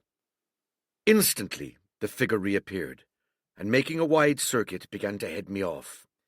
I was tired at any rate, but had I been as fresh as when I rose, I could see it was in vain for me to contend in speed with such an adversary. From trunk to trunk the creature flitted like a deer, running manlike on two legs, but unlike any man that I had ever seen, stooping almost double as it ran. Yet a man it was, I could no longer be in doubt about that. I began to recall what I had heard of cannibals. I was within an ace of calling for help, but the mere fact that he was a man, however wild, had somehow reassured me, and my fear of Silver began to revive in proportion. I stood still, therefore, and cast about for some method of escape, and as I was so thinking, the recollection of my pistol flashed into my mind. As soon as I remembered I was not defenseless, courage glowed again in my heart, and I set my face resolutely for this man of the island and walked briskly towards him. He was concealed by this time behind another tree trunk, but he must have been watching me closely, for as soon as I began to move in his direction, he reappeared and took a step to meet me. Then he hesitated, drew back, came forward again, and at last, to my wonder and confusion, threw himself on his knees and held out his clasped hands in supplication. At that, I once more stopped. "Who are you?" I asked. "Ben Gunn," he answered, and his voice sounded hoarse and awkward like a rusty lock. "I'm poor Ben Gunn, I am, and I haven't spoke with a Christian these 3 years. I could now see that he was a white man like myself, and that his features were even pleasing. His skin, wherever it was exposed, was burnt by the sun. Even his lips were black, and his fair eyes looked quite startling in so dark a face. Of all the beggar men that I had seen or fancied, he was the chief for raggedness. He was clothed with tatters of old ship's canvas and old sea-cloth, and this extraordinary patchwork was all held together by a system of the most various and incongruous fastenings, brass buttons, bits of stick, and loops of tarry gaskin. About his waist he wore an old brass-buckled leather belt, which was the one thing solid in his whole accoutrement. 3 years, I cried. Were you shipwrecked? "Nay, mate," said he, "marooned." I had heard the word, and I knew it stood for a horrible kind of punishment, common enough among the buccaneers, in which the offender is put ashore with a little powder and shot, and left behind on some desolate and distant island. "Marooned 3 years agone," he continued, "and lived on goats since then, and berries and oysters. Wherever a man is, say I, a man can do for himself. But, mate, my heart is sore for Christian diet. You mightn't happen to have a piece of cheese about you now. No? Well, many's the long night I've dreamed of cheese, toasted mostly, and woke up again, and here I were."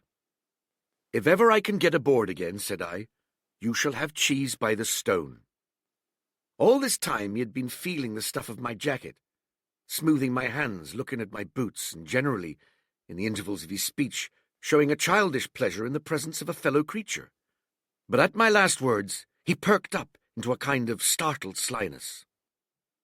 "If ever you can get aboard again, says you," he repeated. "Why now, who's to hinder you?" "Not you, I know," was my reply. "And right you was," he cried. "Now you, what do you call yourself, mate?" "Jim," I told him. "Jim, Jim," says he, quite pleased apparently. "Well now, Jim, I've lived that rough as you'd be ashamed to hear of. Now, for instance, you wouldn't think I'd had a pious mother to look at me?" he asked. "Why, no, not in particular," I answered. "Ah, well," said he, "but I had. Remarkable pious. And I was a civil, pious boy, and could rattle off my catechism that fast as you couldn't tell one word from another.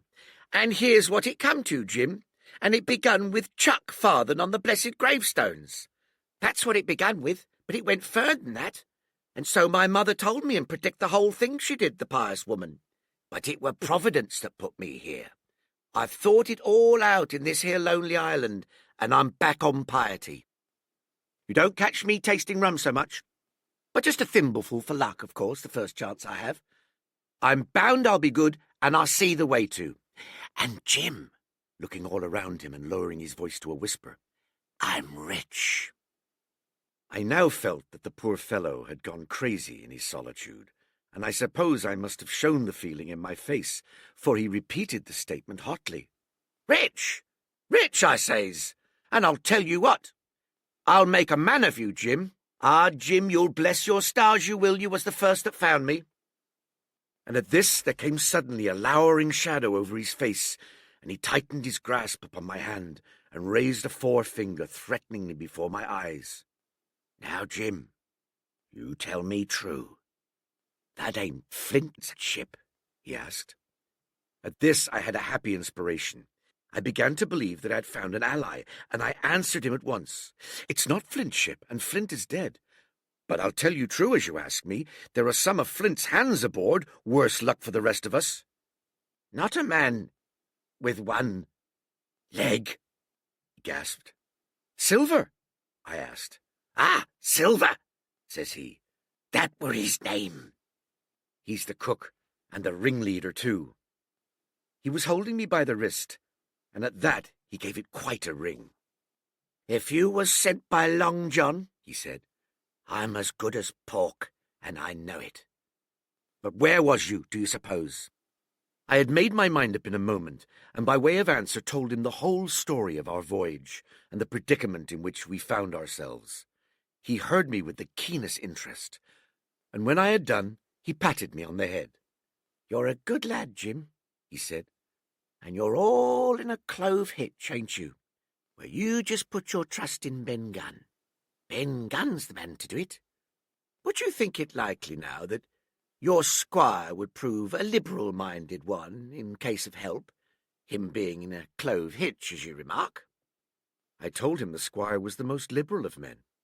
"Ah, but you see," returned Ben Gunn, "I didn't mean giving me a gate to keep and a suit of livery clothes and such. That's not my mark, Jim. What I mean is, would he be likely to come down to the tune of, say, £1,000 out of money that's as good as a man's own already?" "I'm sure he would," said I. "As it was, all hands were to share." "And a passage home?" he added with a look of great shrewdness. "Why," I cried, "the squire's a gentleman. And besides, if we got rid of the others, we should want you to help work the vessel home." "Ah," said he, "so you would," and he seemed very much relieved. "Now, I'll tell you what," he went on. "So much I'll tell you, and no more. I were in Flint's ship when he buried the treasure. He and 6 along, 6 strong seamen. They was ashore nigh on a week, and thus standing off and on in the old walrus. One fine day, up went the signal, and here come Flint by himself in a little boat, and his head done up in a blue scarf. The sun was getting up, and mortal white he looked about the cutwater. But there he was, you mind, and the 6 all dead and buried. How he done it, not a man aboard us could make out. It was battle, murder, and sudden death, leastways. Him against 6. Billy Bones was the mate. Long John, he was quartermaster. And they asked him where the treasure was. "Ah," says he, You can go ashore if you like and stay, he says. But as for the ship, she'll beat up for more, by thunder. That's what he said.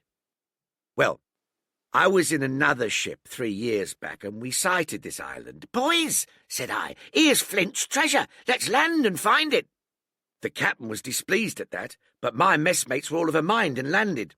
12 days they looked for it, and every day they had the worst word for me, until one fine morning all hands went aboard. As for you, Benjamin Gunn, says they, here's a musket, they says, and a spade and pickaxe. You can stay here and find Flint's money for yourself, they says. Well, Jim, 3 years have I been here, not a bite of Christian diet from that day to this. But now, you look here, look at me. Do I look like a man before the mast? No, says you, nor I weren't neither, I says. With that, he winked and pinched me hard. Just you mention them words to your squire, Jim, he went on. Nor he weren't neither, that's the words. 3 years he were the man of this island, light and dark, fair and rain. And sometimes he would maybe think upon a prayer, says you, and sometimes he would maybe think of his old mother, so be as she's alive, you'll say. But the most part of Gunn's time, this is what you'll say, the most part of his time was took up with another matter. And then you'll give him a nip, like I do. And he pinched me again in the most confidential manner. Then, he continued, then you'll up and you'll say this. Gunn is a good man, you'll say, and he puts a precious sight more confidence, a precious sight, mind that, in a gentleman born than in these gentlemen of fortune, having been one himself. Well, I said, I don't understand one word that you've been saying, but that's neither here nor there. For how am I to get on board? Ah, said he, that's the hitch for sure. Well, there's my boat that I made with my 2 hands. I keep her under the White Rock. If the worst come to the worst, we might try that after dark. Hey, he broke out, what's that? For just then, although the sun had still an hour or 2 to run, all the echoes of the island awoke and bellowed to the thunder of a cannon. They have begun to fight, I cried. Follow me. And I began to run towards the anchorage, my terrors all forgotten, while close at my side the marooned man in his goatskins trotted easily and lightly. Left, left, says he. Keep to your left hand, mate Jim. Under the trees with you. There's where I killed my first goat. They don't come down here now. They're all mast-headed on them mountings for the fear of Benjamin Gunn. Ah, and there's the cemetery. Cemetery, he must have meant. You see the mounds? I come here and prayed nows and thens, when I thought maybe a Sunday would be about due. It weren't quite a chapel, but it seemed more solemn-like, and then, says you, Ben Gunn was short-handed. No chaplain, nor so much as a Bible and a flag, you says. So he kept talking as I ran, neither expecting nor receiving any answer. The cannon shot was followed, after a considerable interval, by a volley of small arms. Another pause, and then not a quarter of a mile in front of me, I beheld the Union Jack flutter in the air above a wood. Part 4. The Stockade. Chapter 16. Narrative continued by the Doctor.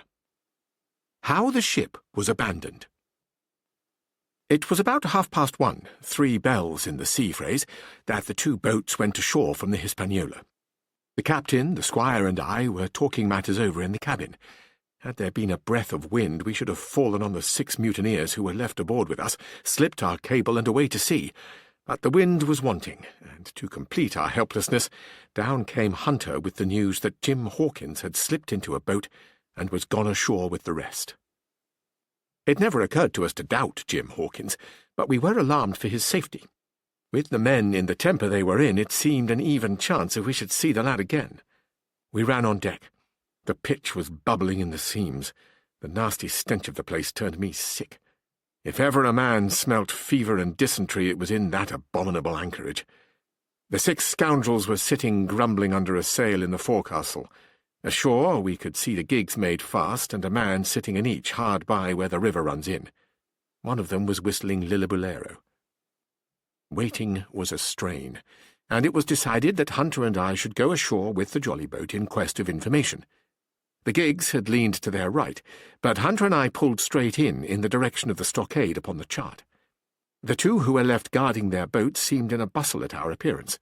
Lillibolero stopped off, and I could see the pair discussing what they ought to do. Had they gone and told Silver, all might have turned out differently.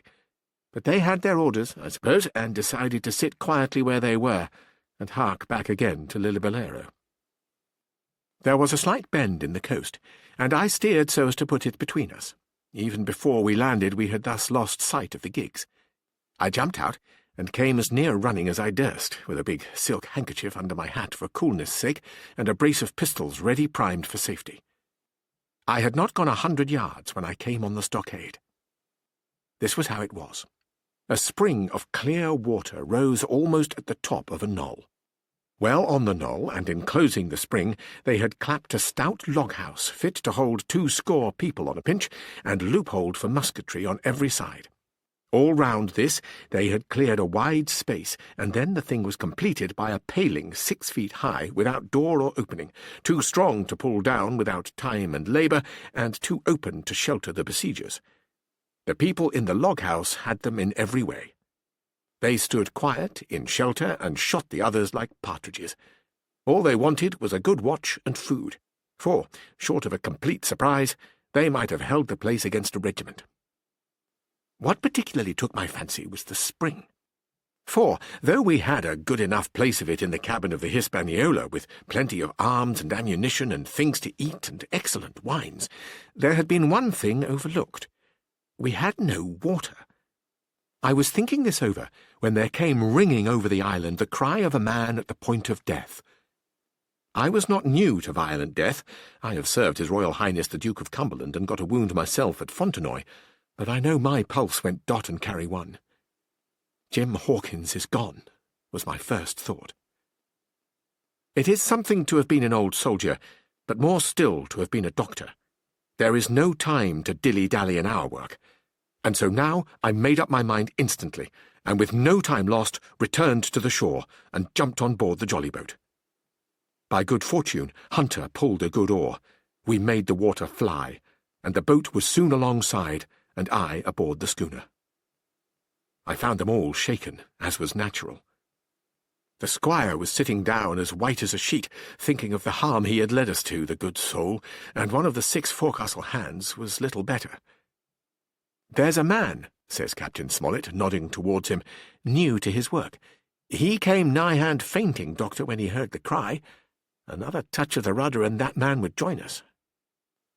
I told my plan to the captain, and between us we settled on the details of its accomplishment. We put old Redruth in the gallery between the cabin and the forecastle, with 3 or 4 loaded muskets and a mattress for protection. Hunter brought the boat round under the stern port, and Joyce and I set to work loading her with powder tins, muskets, bags of biscuits, kegs of pork, a cask of cognac, and my invaluable medicine chest. In the meantime, the squire and the captain stayed on deck, and the latter hailed the coxswain, who was the principal man aboard. "Mr. Hands," he said, "here are 2 of us with a brace of pistols each. If any one of you 6 make a signal of any description, that man's dead." They were a good deal taken aback, and after a little consultation one and all tumbled down the fore-companion, thinking, no doubt, to take us on the rear. But when they saw Redruth waiting for them in the sparred gallery, they went about ship at once, and a head popped out again on deck. "Down, dog!" cried the captain, and the head popped back again, and we heard no more, for the time, of these 6 very faint-hearted seamen. By this time, tumbling things in as they came, we had the jolly boat loaded as much as we dared. Joyce and I got out through the stern port, and we made for shore again as fast as oars could take us. This second trip fairly aroused the watchers by the shore. Lillibolero was dropped again, and just before we lost sight of them behind the little point, one of them whipped ashore and disappeared. I had half a mind to change my plan and destroy their boats, but I feared that Silver and the others might be close at hand, and all might very well be lost by trying for too much. We had soon touched land in the same place as before, and set to provision the blockhouse. All 3 made the first journey, heavily laden, and tossed our stores over the palisade. Then, leaving Joyce to guard them, 1 man, to be sure, but with 6 muskets, Hunter and I returned to the jolly boat, and loaded ourselves once more. So we proceeded without pausing to take breath till the whole cargo was bestowed, when the two servants took up their position in the blockhouse, and I, with all my power, sculled back to the Hispaniola. That we should have risked a second boatload seems more daring than it really was. They had the advantage of numbers, of course, but we had the advantage of arms. Not one of the men ashore had a musket, and before they could get within range for pistol shooting, we flattered ourselves we should be able to give a good account of a half-dozen at least. The squire was waiting for me at the stern window, all his faintness gone from him. He caught the painter and made it fast, and we fell to loading the boat for our very lives. Pork, powder, and biscuit was the cargo, with only a musket and a cutlass apiece for the squire and me and Redruth and the captain. The rest of the arms and powder we dropped overboard in 2.5 fathoms of water, so that we could see the bright steel shining far below us in the sun, the clean sandy bottom. By this time, the tide was beginning to ebb, and the ship was swinging round to her anchor. Voices were heard faintly hallooing in the direction of the two gigs, and though this reassured us for Joyce and Hunter, who were well to the eastward, it warned our party to be off. Redruth retreated from his place in the gallery and dropped into the boat, which we then brought round to the ship's counter, to be handier for Captain Smollett. "Now, men," said he, "do you hear me?" There was no answer from the forecastle. "It's to you, Abraham Gray, it's to you I am speaking." Still no reply. "Gray," resumed Mr. Smollett, a little louder, "I am leaving this ship, and I order you to follow your captain. I know you are a good man at bottom, and I dare say not one of the lot of you's as bad as he makes out. I have my watch here in my hand. I give you 30 seconds to join me in." There was a pause. "Come, my fine fellow," continued the captain, "don't hang so long in stays. I'm risking my life and the lives of these good gentlemen every second." There was a sudden scuffle, a sound of blows, and out burst Abraham Gray with a knife cut on the side of his cheek, and came running to the captain like a dog to the whistle. "I'm with you, sir," said he. And the next moment he and the captain had dropped aboard of us, and we had shoved off and given way. We were clear out of the ship, but not yet ashore in our stockade. Chapter 17. Narrative continued by the Doctor. The Jolly Boat's last trip. This 5th trip was quite different from any of the others. In the first place, the little gallipot of a boat that we were in was gravely overloaded. 5 grown men, and 3 of them, Trelawney, Redruth, and the captain, over 6 feet high, was already more than she was meant to carry. Add to that the powder, pork, and bread bags. The gunwale was lipping astern. Several times we shipped a little water, and my breeches and the tails of my coat were all soaking wet before we had gone 100 yards. The captain made us trim the boat, and we got her to lie a little more evenly. All the same, we were afraid to breathe. In the second place, the ebb was now making, a strong, rippling current running westward through the basin, and then southward and seaward down the straits by which we had entered in the morning. Even the ripples were a danger to our overloaded craft. But the worst of it was that we were swept out of our true course and away from our proper landing place behind the point. If we let the current have its way, we should come ashore beside the gigs, where the pirates might appear at any moment. "I cannot keep her head for the stockade, sir," said I to the captain. I was steering, while he and Redruth, 2 fresh men, were at the oars. "The tide keeps washing her down. Could you pull a little stronger?" "Not without swamping the boat," said he. "You must bear up, sir, if you please. Bear up until you see you're gaining." I tried, and found by experiment that the tide kept sweeping us westward until I had laid her head due east, or just about right angles to the way we ought to go. "We'll never get ashore at this rate," said I. "If it's the only course that we can lie, sir, we must even lie it," returned the captain. "We must keep upstream. You see, sir," he went on, "if once we drop to leeward of the landing place, it's hard to say where we should get ashore, besides the chance of being boarded by the gigs. Whereas the way we go, the current must slacken, and then we can dodge back along the shore."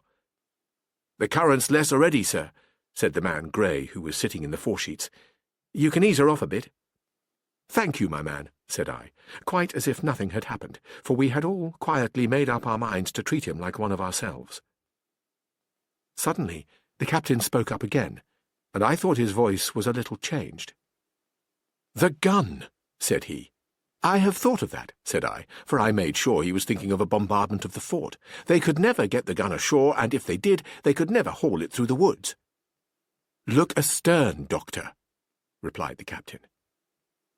We had entirely forgotten the long nine, and there, to our horror, were the 5 rogues busy about her, getting off her jacket, as they called the stout tarpaulin cover under which she sailed.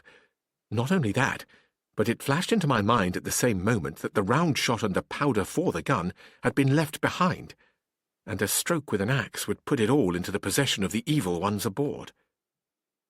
"Israel was Flint's gunner," said Grey hoarsely.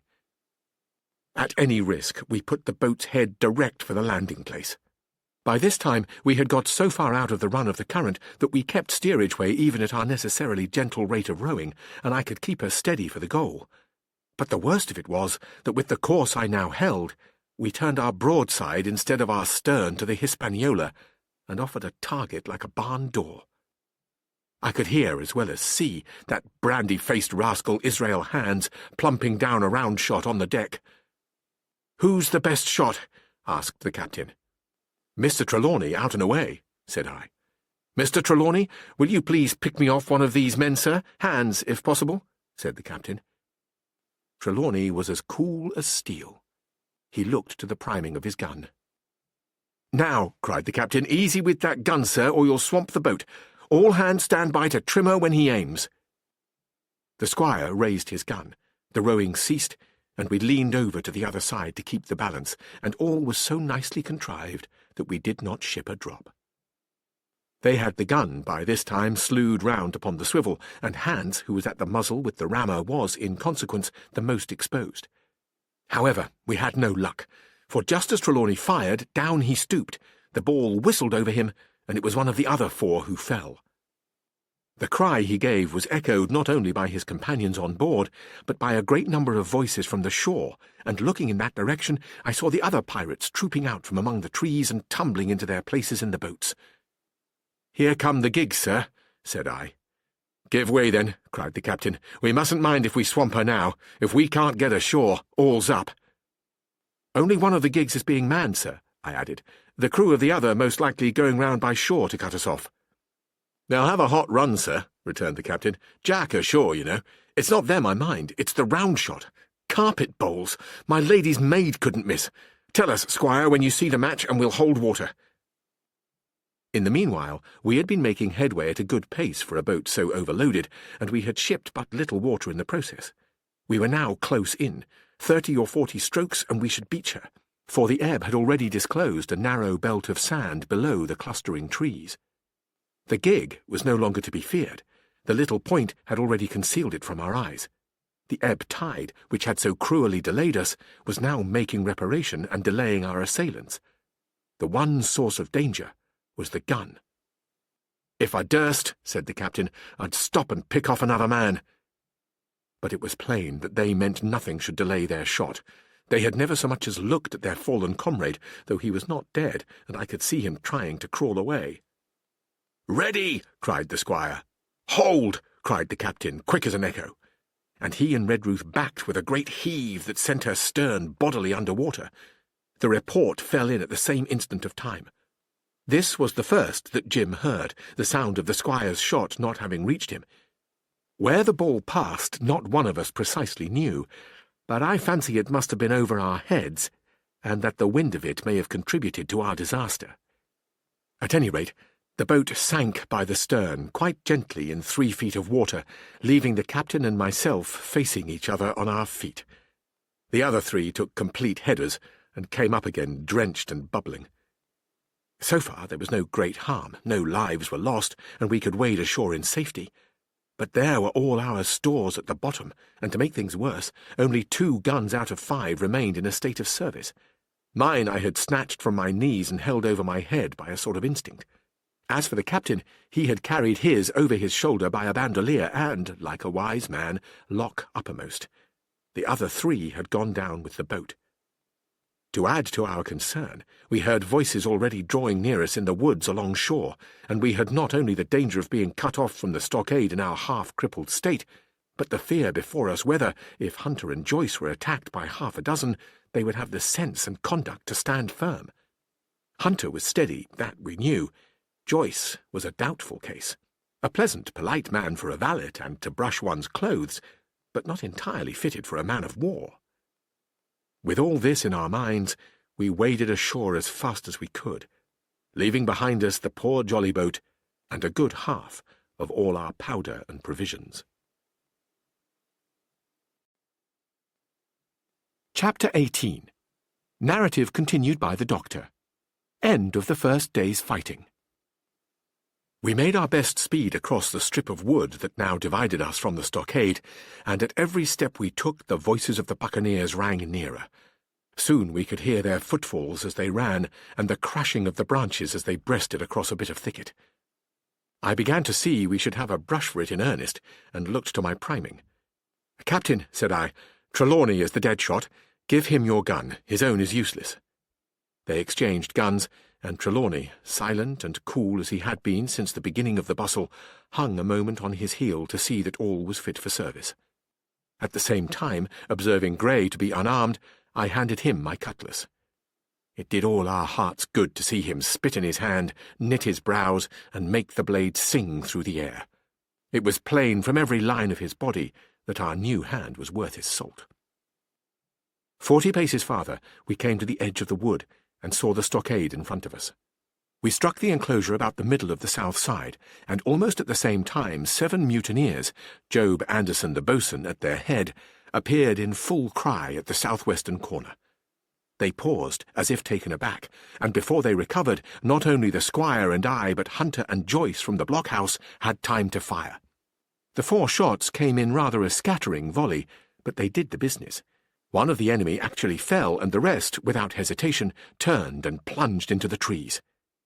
After reloading, we walked down the outside of the palisade to see the fallen enemy. He was stone dead, shot through the heart. We began to rejoice over our good success, when just at that moment a pistol cracked in the bush, a ball whistled close past my ear, and poor Tom Redruth stumbled and fell his length on the ground. Both the squire and I returned the shot, but as we had nothing to aim at, it is probable we only wasted powder.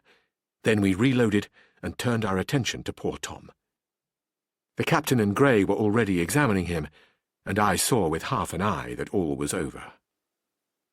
I believe the readiness of our return volley had scattered the mutineers once more, for we were suffered without further molestation to get the poor old gamekeeper hoisted over the stockade and carried, groaning and bleeding, into the log-house. Poor old fellow! He had not uttered one word of surprise, complaint, fear, or even acquiescence from the very beginning of our troubles till now, when we had laid him down in the log-house to die. He had lain like a Trojan behind his mattress in the gallery. He had followed every order silently, doggedly, and well. He was the oldest of our party by a score of years, and now, sullen, old, serviceable servant, it was he that was to die. The squire dropped down beside him on his knees and kissed his hand, crying like a child. "Be I going, Doctor?" he asked. "Tom, my man," said I, "you're going home." "I wish I'd had a lick at them with the gun first," he replied. "Tom," said the squire, "say you forgive me, won't you?" "Would that be respectful like from me to you, squire?" was the answer. "Howsoever, so be it, amen." After a little while of silence, he said he thought somebody might read a prayer. "It's the custom, sir," he added apologetically. And not long after, without another word, he passed away. In the meantime, the captain, whom I had observed to be wonderfully swollen about the chest and pockets, had turned out a great many various stores: the British colours, a Bible, a coil of stoutish rope, pen, ink, the log-book, and pounds of tobacco. He had found a longish fir tree lying felled and cleared in the enclosure, and with the help of Hunter he had set it up at the corner of the log-house where the trunks crossed, and made an angle. Then, climbing on the roof, he had, with his own hand, bent and run up the colours. This seemed mightily to relieve him. He re-entered the log-house and set about counting up the stores as if nothing else existed. But he had an eye on Tom's passage for all that. and as soon as all was over, came forward with another flag and reverently spread it on the body.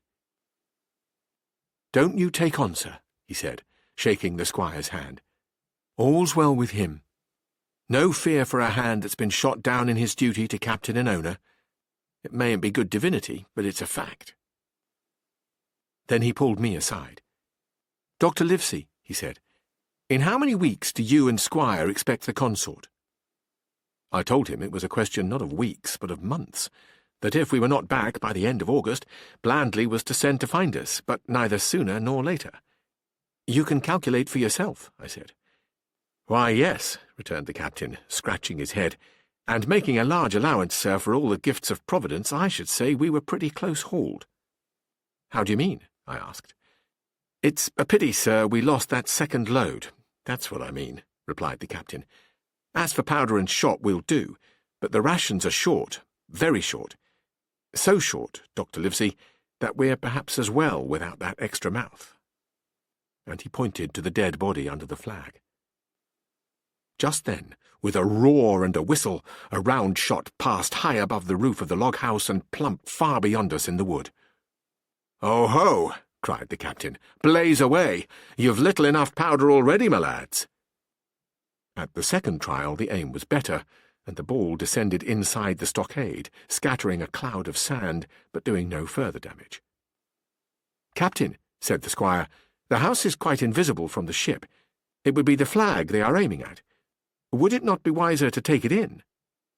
"Strike my colours!" cried the captain. "No, sir, not I." And as soon as he had said the words, I think we all agreed with him. For it was not only a piece of stout, seamanly good feeling, it was good policy besides, and showed our enemies that we despised their cannonade. All through the evening they kept thundering away. Ball after ball flew or fell short or kicked up the sand in the enclosure, but they had to fire so high that the shot fell dead and buried itself in the soft sand. We had no ricochet to fear, and though one popped in through the roof of the log-house and out again through the floor, we soon got used to that sort of horseplay and minded it no more than cricket. "There is one good thing about all this," observed the captain. "The wood in front of us is likely clear. The ebb has made a good while. Our stores should be uncovered. Volunteers to go and bring in pork." Gray and Hunter were the first to come forward. Well armed, they stole out of the stockade, but it proved a useless mission. The mutineers were bolder than we fancied, or they put more trust in Israel's gunnery. For 4 or 5 of them were busy carrying off our stores and wading out with them to one of the gigs that lay close by, pulling an oar or so to hold her steady against the current. Silver was in the stern sheets in command, and every man of them was now provided with a musket from some secret magazine of their own. The captain sat down to his log, and here is the beginning of the entry. Alexander Smollett, master; David Livesey, ship's doctor; Abraham Gray, carpenter's mate; John Trelawney, owner; John Hunter and Richard Joyce, owner's servants, landsmen, being all that is left faithful of the ship's company, with stores for 10 days at short rations, came ashore this day and flew British colours on the log-house in Treasure Island. Thomas Redruth, owner's servant, landsman, shot by the mutineers. James Hawkins, cabin boy, and at the same time I was wondering over poor Jim Hawkins's fate. A hail on the land side. "Somebody's hailing us," said Hunter, who was on guard. "Doctor! Squire! Captain! Hello, Hunter, is that you?" came the cries. And I ran to the door in time to see Jim Hawkins, safe and sound, come climbing over the stockade. Chapter 19. Narrative resumed by Jim Hawkins. The garrison in the stockade. As soon as Ben Gunn saw the colours, he came to a halt, stopped me by the arm and sat down. "Now," said he, "there's your friends, sure enough." "Far more likely it's the mutineers," I answered. "That?" he cried. "Why, in a place like this, where nobody puts in but gentlemen of fortune, Silver would fly the Jolly Roger. You don't make no doubt of that. No, that's your friends. There's been blows, too, and I reckon your friends have had the best of it. And here they are ashore in the old stockade, as was made years and years ago by Flint. He was a man to have a headpiece, was Flint. Barring rum, his match were never seen. He were afraid of none, not he, only silver. Silver was that genteel. Well, said I, that may be so, and so be it. All the more reason that I should hurry on and join my friends. Nay, mate, returned Ben, not you. You're a good boy, or I'm mistook. But you're only a boy, all told. Now, Ben gun is fly.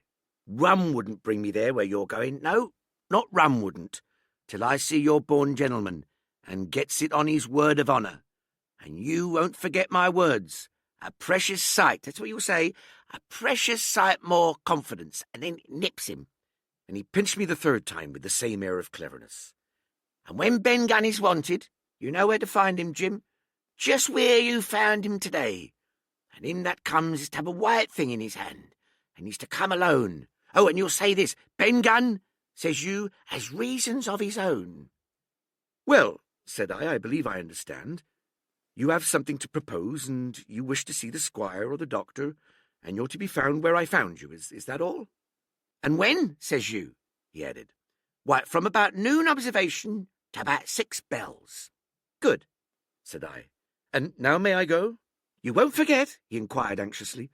Precious sight, and reasons of his own, says you. Reasons of his own, that's the mainstay, as between man and man.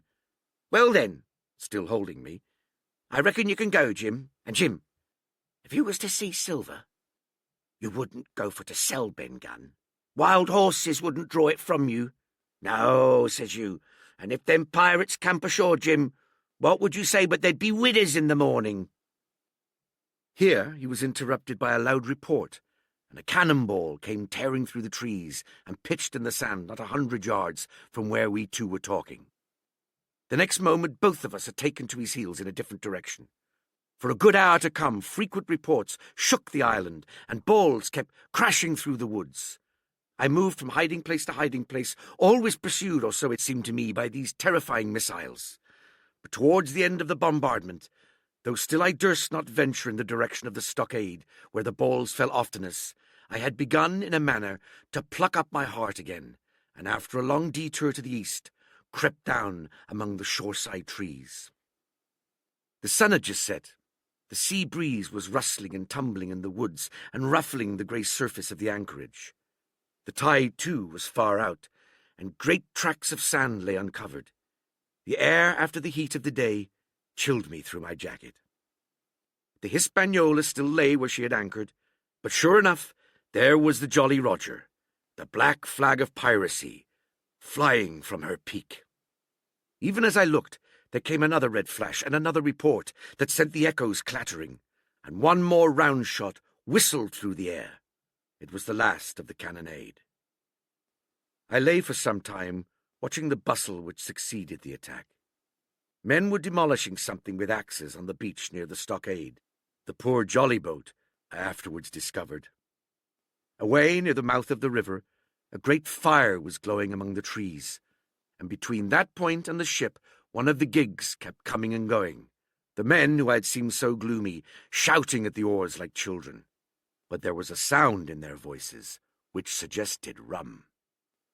At length, I thought I might return to the stockade. I was pretty far down on the low sandy spit that encloses the anchorage to the east, and is joined at half water to Skeleton Island. And now, as I rose to my feet, I saw, some distance further down the spit, and rising from among low bushes, an isolated rock, pretty high, and peculiarly white in colour. It occurred to me that this might be the white rock of which Ben Gunn had spoken, and that some day or other a boat might be wanted, and I should know where to look for one. Then I skirted among the woods until I had regained the rear or shoreward side of the stockade, and was soon welcomed by the faithful party. I had soon told my story, and began to look about me. The log house was made of unsquared trunks of pine, roof, walls, and floor. The latter stood in several places, as much as a foot or a foot and a half above the surface of the sand. There was a porch at the door, and under this porch a little spring welled up into an artificial basin of a rather odd kind, no other than a great ship's kettle of iron with the bottom knocked out, and sunk to her bearings, as the captain said, among the sand. Little had been left beside the framework of the house, but in one corner there was a stone slab laid down by way of hearth, and an old rusty iron basket to contain the fire. The slopes of the knoll and all the inside of the stockade had been cleared of timber to build the house, and we could see by the stumps what a fine and lofty grove had been destroyed. Most of the soil had been washed away or buried in drift after the removal of the trees. Only where the streamlet ran down from the kettle, a thick bed of moss and some ferns and little creeping bushes were still green among the sand. Very close around the stockade, too close for defence, they said, the woods still flourished high and dense, all of fir on the land side, but towards the sea with a large admixture of live oaks. The cold evening breeze, of which I have spoken, whistled through every chink of the rude building, and sprinkled the floor with a continual rain of fine sand. There was sand in our eyes, sand in our teeth, sand in our suppers, sand dancing in the spring at the bottom of the kettle, for all the world like porridge beginning to boil. Our chimney was a square hole in the roof. It was but a little part of the smoke that found its way out, and the rest eddied about the house, and kept us coughing and piping the eye. Add to this that Gray, the new man, had his face tied up in a bandage for a cut he had got in breaking away from the mutineers, and that poor old Tom Redruth, still unburied, lay along the wall, stiff and stark, under the Union Jack. If we had been allowed to sit idle, we should all have fallen in the blues, but Captain Smollett was never the man for that. All hands were called up before him, and he divided us into watches. The doctor and Gray and I for one, the squire, Hunter and Joyce upon the other. Tired as we all were, 2 was sent out for firewood, 2 more were set to dig a grave for Redruth. The doctor was named cook, I was put sentry at the door, and the captain himself went from one to another, keeping up our spirits, and lending a hand wherever it was wanted. From time to time the doctor came to the door for a little air and to rest his eyes, which were almost smoked out of his head, and whenever he did so, he had a word for me. "That man Smollett," he said once, "is a better man than I am, and when I say that, it means a deal, Jim." Another time he came and was silent for a while. Then he put his head on one side and looked at me. "Is this Ben Gunn a man?" he asked. "I do not know, sir," said I. "I am not very sure whether he's sane." "If there's any doubt about the matter, he is," returned the doctor. "A man who has been 3 years biting his nails on a desert island, Jim, can't expect to appear as sane as you or me. It doesn't lie in human nature. Was it cheese you said he had a fancy for?" "Yes, sir, cheese," I answered. "Well, Jim," says he, "just see the good that comes of being dainty in your food. You've seen my snuff-box, haven't you? And you never saw me take snuff. The reason being that in my snuff-box I carry a piece of Parmesan cheese, a cheese made in Italy, very nutritious. Well, that's for Ben Gunn." Before supper was eaten, we buried old Tom in the sand, and stood round him for a while, bareheaded in the breeze. A good deal of firewood had been got in, but not enough for the captain's fancy, and he shook his head over it and told us we must get back to this tomorrow rather livelier. Then, when we had eaten our pork, and each had a good stiff glass of brandy-grog, the 3 chiefs got together in a corner to discuss our prospects. It appears they must have been at their wits' end what to do, the stores being so low that we must have been starved into surrender long before help came. But our best hope, it was decided, was to kill off the buccaneers until they either hauled down their flag or ran away with the Hispaniola. From 19 they were already reduced to 15. 2 others were wounded, and 1 at least, the man shot beside the gun, severely wounded if he were not dead. Every time we had a crack at them, we were to take it, saving our own lives with the extremest care. Besides that, we had 2 able allies, rum and the climate. As for the first, though they were about half a mile away, we could hear them roaring and singing late into the night. And as for the second, the doctor staked his wig that, camped where they were in the marsh, and unprovided with remedies, the half of them would be on their backs before a week. "So," he added, "if we are not all shot down first, they'll be glad to be packing in the schooner. It's always a ship, and they can get to buccaneering again, I suppose. The first ship that ever I lost, said Captain Smollett. I was dead tired, as you may fancy. When I got to sleep, which was not till after a great deal of tossing, I slept like a log of firewood. The rest had long been up, and had already breakfasted and increased the pile of firewood by about half as much again, when I was awakened by a bustle and the sound of voices. "Flag of truce!" I heard someone say, and then immediately after, with a cry of surprise, "Silver himself!" And at that, up I jumped, and rubbing my eyes, ran to a loophole in the wall. Chapter 20. Silver's Embassy. Sure enough, there were two men just outside the stockade, one of them waving a white cloth, the other no less a person than Silver himself, standing placidly by. It was still quite early, and the coldest morning that I think I ever was abroad in, a chill that pierced into the marrow. The sky was bright and cloudless overhead, and the tops of the trees shone rosily in the sun. But where Silver stood with his lieutenant, all was still in shadow, and they waded knee-deep in a low, white vapour that had crawled during the night out of the morass. The chill and the vapour taken together told a poor tale of the island. It was plainly a damp, feverish, unhealthy spot. "Keep indoors, men," said the captain. 10 to 1 this is a trick. Then he hailed the buccaneer. "Who goes? Stand or we fire!" "Flag of truce!" cried Silver. The captain was in the porch, keeping himself carefully out of the way of a treacherous shot, should any be intended. He turned and spoke to us.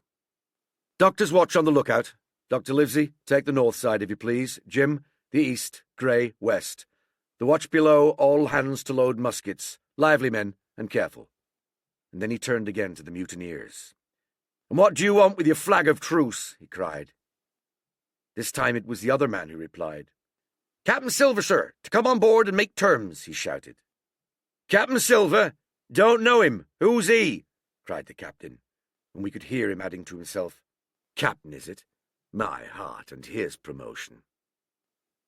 Long John answered for himself. "Me, sir. These poor lads have chosen me captain, after your desertion, sir," laying particular emphasis upon the word desertion. "We're willing to submit if we can come to terms, and no bones about it. All I ask is your word, Captain Smollett, to let me safe and sound out of this here stockade, and 1 minute to get out a shot before a gun is fired." "My man," said Captain Smollett, "I have not the slightest desire to talk to you. If you wish to talk to me, you can come, that's all. If there's any treachery, it'll be on your side, and the Lord help you." "That's enough, Captain," shouted Long John cheerily. "A word from you's enough. I know a gentleman, and you may lay to that." We could see the man who carried the flag of truce attempting to hold Silver back. Nor was that wonderful, seeing how cavalier had been the captain's answer. But Silver laughed at him aloud and slapped him on the back as if the idea of alarm had been absurd. Then he advanced to the stockade, threw over his crutch, got a leg up, and with great vigour and skill succeeded in surmounting the fence and dropping safely to the other side. I will confess that I was far too much taken up with what was going on to be the slightest use as sentry.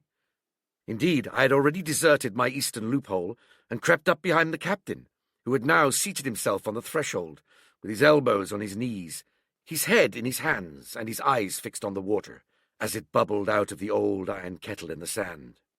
He was whistling to himself, "Come, lasses and lads." Silver had terrible hard work getting up the knoll, what with the steepness of the incline, the thick tree stumps, and the soft sand. He and his crutch were as helpless as a ship in stays, but he stuck to it like a man, in silence, and at last arrived before the captain, whom he saluted in the handsomest style. He was tricked out in his best, an immense blue coat, thick with brass buttons, hung as low as to his knees, and a fine laced hat was set on the back of his head. "Here you are, my man," said the captain, raising his head. "You'd better sit down." "You ain't a-going to let me inside, Captain," complained Long John. "It's a main cold morning, to be sure, sir, to sit outside upon the sand." "Why, Silver," said the captain, If you had pleased to be an honest man, you might have been sitting in your galley. It's your own doing. You're either my ship's cook, and then you were treated handsome, or Captain Silver, a common mutineer and pirate, and then you can go hang. Well, well, Captain, returned the sea cook, sitting down as he was bidden on the sand. You'll have to give me a hand up again, that's all. A sweet, pretty place you have of it here. Ah, there's Jim. The top of the morning to you, Jim. Doctor, here's my service. Why, there you all are together like a happy family, in a manner of speaking. If you have anything to say, my man, better say it, said the captain. Right you were, Captain Smollett, replied Silver. Duty is duty, to be sure. Well, now, you look here. That was a good lay of yours last night. I don't deny it was a good lay. Some of you pretty handy with a handspike end. And I'll not deny neither but what some of my people was shook. Maybe all was shook. Maybe I was shook myself. Maybe that's why I'm here for terms. But you mark me, Captain. It won't do twice, by thunder. We'll have to do sentry go and ease off a point or so on the rum. Maybe you think we were all in a sheet in the wind's eye. But I'll tell you I was sober. I was only dog-tired. And if I'd woke a second sooner, I'd have caught you at the act, I would. He wasn't dead when I got round to him, not he. Well, says Captain Smollett, as cool as can be. All that Silver said was a riddle to him, but you would never have guessed it from his tone. As for me, I began to have an inkling. Ben Gunn's last words came to my mind. I began to suppose that he had paid the buccaneers a visit while they all lay drunk together round the fire, and I reckoned up with glee that we had only 14 enemies to deal with. Well, here it is, said Silver. We want that treasure, and we'll have it. That's our point. You would just as soon save your lives, I reckon, and that's yours. You have a chart, haven't you? That's as may be, replied the captain. Oh, well, you have, I know that, returned Long John. You needn't be so husky with a man. There ain't a particle of service in that, and you may lay to it. What I mean is, we want your chart. Now, I never meant you no harm myself. That won't do with me, my man, interrupted the captain. We know exactly what you mean to do, and we don't care. For now, you see, you can't do it. The captain looked at him calmly and proceeded to fill a pipe. If Abe Gray, Silver broke out. Avast there, cried Mr. Smollett. Gray told me nothing, and I asked him nothing. And what's more, I would see you and him and this whole island blown clean out of the water into blazes first. So there's my mind for you, my man, on that. This little whiff of temper seemed to cool Silver down. He had been growing nettled before, but now he pulled himself together. Like enough, said he. I would set no limits to what gentlemen might consider shipshape or might not, as the case were, and seeing as how you are about to take a pipe, Captain, I'll make so free as to do likewise. And he filled a pipe and lighted it, and the two men sat silently smoking for quite a while, now looking each other in the face, now stopping their tobacco, now leaning forward to spit. It was as good as the play to see them. Now, resumed Silver, here it is. You give us the chart to get the treasure by, and drop shooting poor seamen and stoving of their heads in while asleep. You do that, and we'll offer you a choice. Either you come aboard along of us, once the treasure's shipped, and then I'll give you my affidavy, upon my word of honour, to clap you somewhere safe ashore. Or if that ain't to your fancy, some of my hands being rough and having old scores on account of hazing, then you can stay here, you can. We'll divide stores with you man for man, and I'll give you my affidavy as before to speak the first ship I sight and send him here to pick you up. Now, you'll own that's talking. Handsomer you couldn't look to get, not you. And I hope, raising his voice, that all hands in this here blockhouse will overhaul my words, for what is spoke to one is spoke to all. Captain Smollett rose from his seat and knocked out the ashes of his pipe in the palm of his left hand. Is that all? He asked. Every last word, by thunder, answered John. Refuse that, and you've seen the last of me but musket balls. Very good, said the captain. Now you'll hear me. If you'll come up one by one, unarmed, I'll engage to clap you all in irons and take you home to a fair trial in England. If you won't, my name is Alexander Smollett. I've flown my sovereign's colours, and I'll see you all to Davy Jones. You can't find the treasure. You can't sail the ship. There's not a man among you fit to sail the ship. You can't fight us. Grey, there, got away from 5 of you. Your ship's in irons, Master Silver. You're on a lee shore, and so you'll find. I stand here and tell you so. And they're the last good words you'll get from me, for in the name of heaven, I'll put a bullet in your back when next I meet you. Tramp, my lad, bundle out of this, please, hand over hand, and double quick. Silver's face was a picture. His eyes started in his head with wrath. He shook the fire out of his pipe. "Give me a hand up," he cried.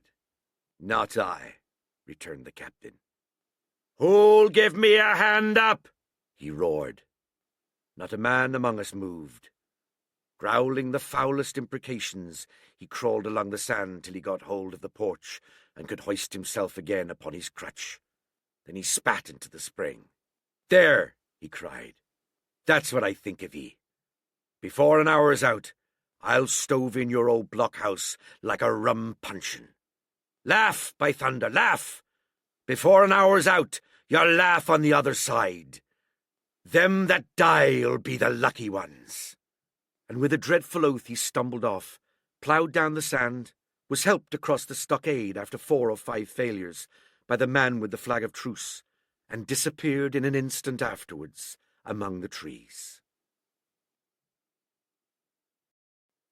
Chapter 21. The Attack. As soon as Silver disappeared, the captain, who had been closely watching him, turned towards the interior of the house, and found not a man of us at his post but Grey. It was the first time we had ever seen him angry. "Quarters!" he roared, and then, as we all slunk back to our places, "Grey," he said, "I'll put your name in the log. You've stood by your duty like a seaman. Mr. Trelawney, I'm surprised at you, sir. Doctor, I thought you'd worn the king's coat. If that was how you served at Fontenoy, sir, you'd have been better in your berth." The doctor's watch were all back at their loopholes.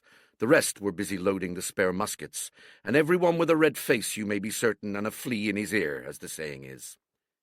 The captain looked on for a while in silence. Then he spoke. "My lads," said he, "I've given Silver a broadside. I pitched it in red-hot on purpose, and before the hour's out, as he said, we shall be boarded. We're outnumbered, I needn't tell you that. But we fight in shelter, and a minute ago I should have said we fought with discipline. I've no manner of doubt that we can drub them if you choose." Then he went the rounds and saw, as he said, that all was clear. On the 2 short sides of the house, east and west, there were only 2 loopholes. On the south side, where the porch was, 2 again, and on the north side, 5. There was a round score of muskets for the 7 of us. The firewood had been built into 4 piles, tables, you might say, one about the middle of each side, and on each of these tables some ammunition and 4 loaded muskets were laid, ready to the hand of the defenders. In the middle, the cutlasses lay ranged. "Toss out the fire," said the captain. "The chill is past, and we mustn't have smoke in our eyes." The iron fire basket was carried bodily out by Mr. Trelawney, and the embers smothered among sand. "Hawkins hasn't had his breakfast. Hawkins, help yourself, and back to your post to eat it," continued Captain Smollett. "Lively now, my lad. You'll want it before you've done. Hunter, serve out a round of brandy to all hands." And while this was going on, the captain completed in his own mind the plan of the defence. "Doctor, you will take the door," he resumed. "See, and don't expose yourself. Keep within, and fire through the porch. Hunter, take the east side there. Joyce, you stand by the west, my man. Mr. Trelawney, you are the best shot. You and Grey will take this long north side with the 5 loopholes. It's there the danger is. If they can get up to it and fire in upon us through our own ports, things would begin to look dirty. Hawkins, neither you nor I are much account at the shooting. We'll stand by to load and bear a hand." As the captain had said, the chill was past. As soon as the sun had climbed above our girdle of trees, it fell with all its force upon the clearing, and drank up the vapours at a draught. Soon the sand was baking, and the resin melting in the logs of the blockhouse. Jackets and coats were flung aside, shirts thrown open at the neck and rolled up to the shoulders, and we stood there, each to his post, in a fever of heat and anxiety. An hour passed away. "Hang them," said the captain. "This is as dull as the doldrums. Gray, whistle for a wind." And just at that moment came the first news of the attack. "If you please, sir," said Joyce, "if I see anyone, am I to fire?" "I told you so," cried the captain. "Thank you, sir," returned Joyce, with the same quiet civility. Nothing followed for a time, but the remark had set us all on the alert, straining ears and eyes. The musketeers with their pieces balanced in their hands, the captain out in the middle of the blockhouse, with his mouth very tight and a frown on his face. So some seconds passed, till suddenly Joyce whipped up his musket and fired. The report had scarcely died away ere it was repeated and repeated from without in a scattering volley, shot behind shot, like a string of geese, from every side of the enclosure. Several bullets struck the log-house, but not one entered, and as the smoke cleared away and vanished, the stockade and the woods around it looked as quiet and empty as before. Not a bough waved, not the gleam of a musket barrel betrayed the presence of our foes. "Did you hit your man?" asked the captain. No, sir," replied Joyce. "I believe not, sir." "Next best thing to tell the truth," muttered Captain Smollett. "Load his gun, Hawkins. How many should you say there were on the outside, Doctor?" "I know precisely," said Dr. Livesey. 3 shots were fired on this side. I saw the 3 flashes, 2 close together, 1 farther to the west." "3," repeated the captain. "And how many on yours, Mr. Trelawney?" But this was not so easily answered. There had come many from the north, 7 by the squire's computation, 8 or 9 according to Gray. From the east and west only a single shot had been fired. It was plain, therefore, that the attack would be developed from the north, and that on the other 3 sides we were only to be annoyed by a show of hostilities. But Captain Smollett made no change in his arrangements. If the mutineers succeeded in crossing the stockade, he argued, they would take possession of any unprotected loophole and shoot us down like rats in our own stronghold. Nor had we much time left to us for thought. Suddenly, with a loud huzzah, a little cloud of pirates leaped from the woods on the north side and ran straight on the stockade. At the same moment, the fire was once more opened from the woods, and a rifle ball sang through the doorway and knocked the doctor's musket into bits. The boarders swarmed over the fence like monkeys. Squire and Gray fired again and yet again.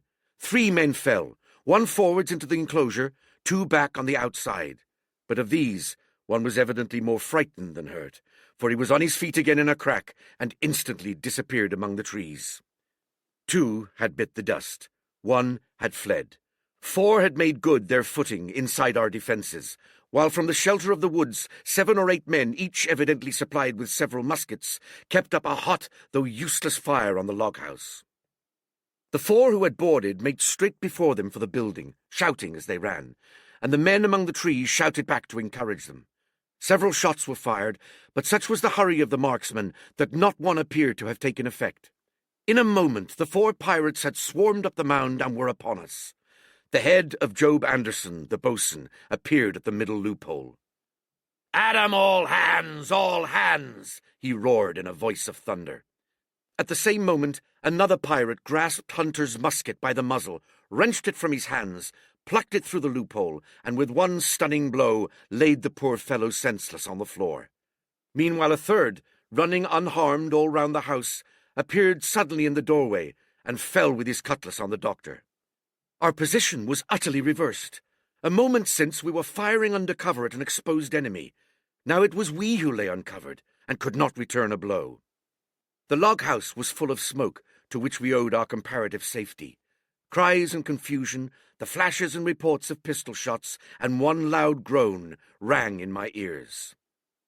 "Out, lads, out, and fight him in the open! Cutlasses!" cried the captain. I snatched a cutlass from the pile, and someone at the same time, snatching another, gave me a cut across the knuckles which I hardly felt. I dashed out of the door into the clear sunlight. Someone was close behind, I knew not who. Right in front, the doctor was pursuing his assailant down the hill, and sent him sprawling on his back with a great slash across the face. "Round the house, lads, round the house!" cried the captain, and even in the hurly-burly I perceived a change in his voice. Mechanically, I obeyed, turned eastwards, and with my cutlass raised, ran round the corner of the house. Next moment, I was face to face with Anderson. He roared aloud, and his hanger went up above his head, flashing in the sunlight. I had not time to be afraid, but, as the blow still hung impending, leapt in a trice upon one side, and missing my foot in the soft sand, rolled headlong down the slope. When I had first sallied from the door, the other mutineers had been already swarming up the palisade to make an end to us. One man, in a red nightcap, with his cutlass in his mouth, had even got upon the top and thrown a leg across. Well, so short had been the interval, that when I found my feet again, all was in the same posture. The fellow with the red nightcap still halfway over, another still just showing his head above the top of the stockade. And yet, in this breath of time, the fight was over, and the victory was ours. Grey, following close behind me, had cut down the big boatswain ere he had time to recover from his lost blow. Another had been shot at a loophole in the very act of firing into the house, and now lay in agony, the pistol still smoking in his hand. A third, as I had seen, the doctor disposed of at a blow. Of the 4 who had scaled the palisade, one only remained unaccounted for, and he, having left his cutlass on the field, was now clambering out again, with the fear of death upon him. "Fire! Fire from the house!" cried the doctor. "And you lads, back into cover!"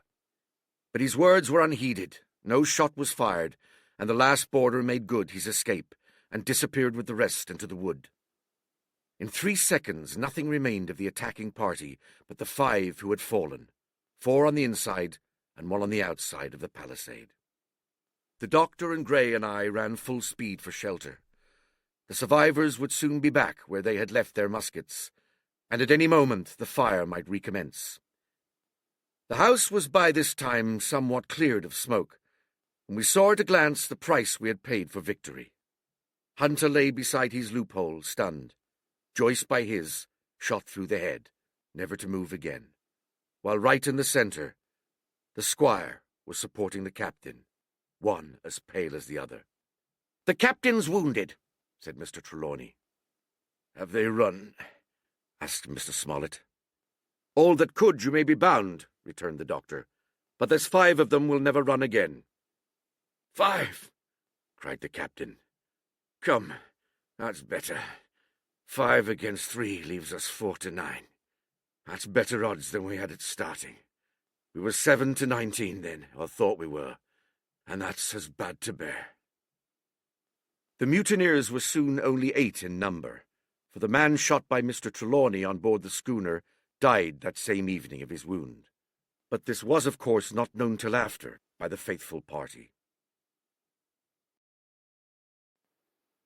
Part 5. My Sea Adventure. Chapter 22. How I Began My Sea Adventure. There was no return of the mutineers, not so much as another shot out of the woods. They had got their rations for that day, as the captain put it, and we had the place to ourselves in a quiet time to overhaul the wounded and get dinner. Squire and I cooked outside in spite of the danger, and even outside we could hardly tell what we were at, for horror of the loud groans that reached us from the doctor's patients. Out of the 8 men who had fallen in the action, only 3 still breathed, that one of the pirates who had been shot at the loophole, Hunter, and Captain Smollett. And of these the first 2 were as good as dead. The mutineer indeed died under the doctor's knife, and Hunter, do what we could, never recovered consciousness in this world. He lingered all day, breathing loudly like the old buccaneer at home in his apoplectic fit, but the bones of his chest had been crushed by the blow, and his skull fractured in falling, and sometime in the following night, without sign or sound, he went to his Maker. As for the captain, his wounds were grievous indeed, but not dangerous. No organ was fatally injured. Anderson's ball, for it was Job that shot him first, had broken his shoulder blade and touched the lung, not badly. The second had only torn and displaced some muscles in the calf.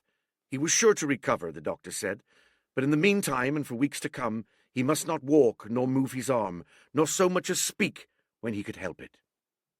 My own accidental cut across the knuckles was a flea bite. Dr. Livesey patched it up with plaster and pulled my ears for me into the bargain. After dinner, the squire and the doctor sat by the captain's side a while in consultation, and when they had talked to their heart's content, it being then a little past noon, the doctor took up his hat and pistols, girt on a cutlass, put the chart in his pocket, and with a musket over his shoulder, crossed the palisade on the north side, and set off briskly through the trees. Grey and I were sitting together at the far end of the blockhouse, to be out of earshot of our officers consulting, and Grey took his pipe out of his mouth, and fairly forgot to put it back again, so thunderstruck he was at this occurrence. "Why, in the name of Davy Jones," said he, "is Dr. Livesey mad?" "Why, no," says I. "He's about the last of his crew for that, I take it." "Well, shipmate," said Grey, "mad he may not be, but if he's not, you mark my words, I am." "I take it," replied I, "the doctor has his idea, and if I am right, he's going now to see Ben Gunn." I was right, as appeared later, but in the meantime, the house being stifling hot, and the little patch of sand inside the palisade ablaze with midday sun, I began to get another thought into my head, which was not by any means so right. What I began to do was to envy the doctor, walking in the cool shadow of the woods, with the birds about him and the pleasant smell of the pines, while I sat grilling with my clothes stuck to the hot resin, and so much blood about me and so many poor dead bodies lying all around, that I took a disgust of the place that was almost as strong as fear. All the time I was washing out the blockhouse and then washing up the things from dinner, this disgust and envy kept growing stronger and stronger, till at last, being near a bread bag, and no one then observing me, I took the first step towards my escapade and filled both pockets of my coat with biscuit. I was a fool, if you like, and certainly I was going to do a foolish, overbold act, but I was determined to do it with all the precautions in my power. These biscuits, should anything befall me, would keep me at least from starving till far on in the next day. The next thing I laid hold of was a brace of pistols, and as I already had a powder horn and bullets, I felt myself well supplied with arms. As for the scheme I had in my head, it was not a bad one in itself.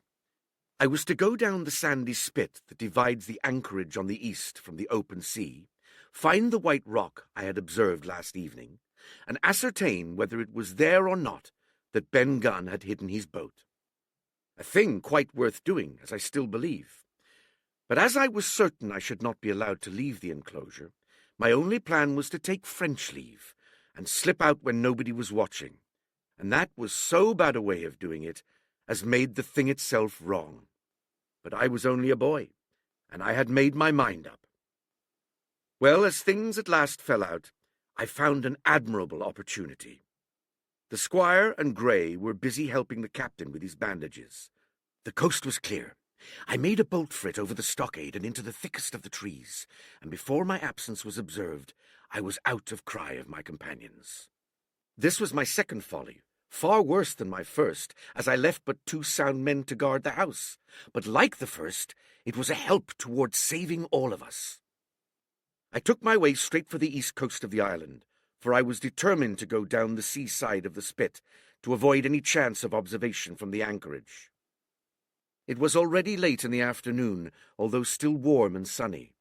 As I continued to thread the tall woods, I could hear from far above me not only the continuous thunder of the surf, but a certain tossing of foliage and grinding of boughs, which showed me the sea breeze had set in higher than usual. Soon cool draughts of air began to reach me, and a few steps farther I came forth into the open borders of the grove, and saw the sea lying blue and sunny to the horizon, and the surf tumbling and tossing its foam along the beach. I have never seen the sea quiet around Treasure Island. The sun might blaze overhead, the air be without a breath, the surface smooth and blue, but still these great rollers would be running along all the external coast, thundering and thundering by day and night, and I scarce believe there is one spot in the island where a man would be out of earshot of their noise. I walked along beside the surf with great enjoyment till, thinking I was now gone far enough to the south, I took the cover of some thick bushes and crept warily up to the ridge of the spit. Behind me was the sea, in front the anchorage. The sea breeze, as though it had the sooner blown itself out by its unusual violence, was already at an end. It had been succeeded by light, variable airs from the south and southeast, carrying great banks of fog, and the anchorage under lee of Skeleton Island lay still and leaden as when first we entered it. The Hispaniola in that unbroken mirror was exactly portrayed from the truck to the waterline, the Jolly Roger hanging from her peak. Alongside lay one of the gigs, silver in the stern sheets, him I could always recognize, while a couple of men were leaning over the stern bulwarks, one of them with a red cap, the very rogue that I had seen some hours before, stride-legs upon the palisade. Apparently they were talking and laughing, though at that distance, upwards of a mile, I could, of course, hear no word of what was said. All at once there began a horrid, unearthly screaming, which at first startled me badly, though I had soon remembered the voice of Captain Flint, and even thought I could make out the bird by her bright plumage as she sat perched upon her master's wrist. Soon after, the jolly boat shoved off and pulled for shore, and the man with the red cap and his comrade went below by the cabin companion. Just about the same time, the sun had gone down behind the spyglass, and as the fog was collecting rapidly, it began to grow dark in earnest. I saw I must lose no time if I were to find the boat that evening. The white rock, visible enough above the brush, was still some eighth of a mile farther down the spit, and it took me a goodish while to get up with it, crawling, often on all fours, among the scrub. Night had almost come when I laid my hands on its rough sides. Right below it there was an exceedingly small hollow of green turf, hidden by banks and a thick underwood about knee-deep, that grew there very plentifully. And in the centre of the dell, sure enough, a little tent of goatskins, like what the gypsies carry about with them in England. I dropped into the hollow, lifted the side of the tent, and there was Ben Gunn's boat. Homemade, if ever anything was homemade.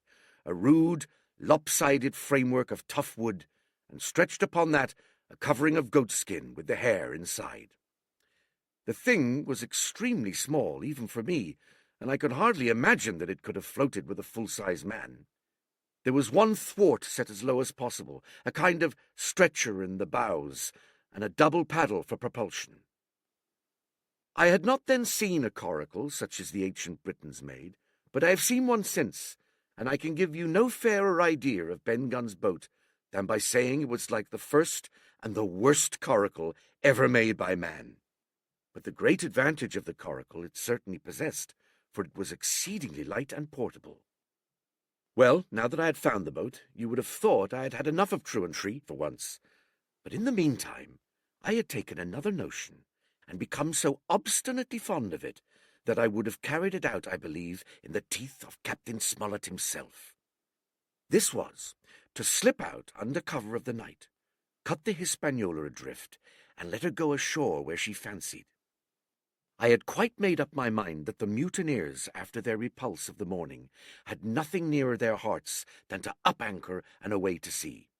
This, I thought, it would be a fine thing to prevent, and now that I had seen how they left their watchman unprovided with a boat, I thought it might be done with little risk. Down I sat to wait for darkness, and made a hearty meal of biscuit. It was a night out of 10,000 for my purpose.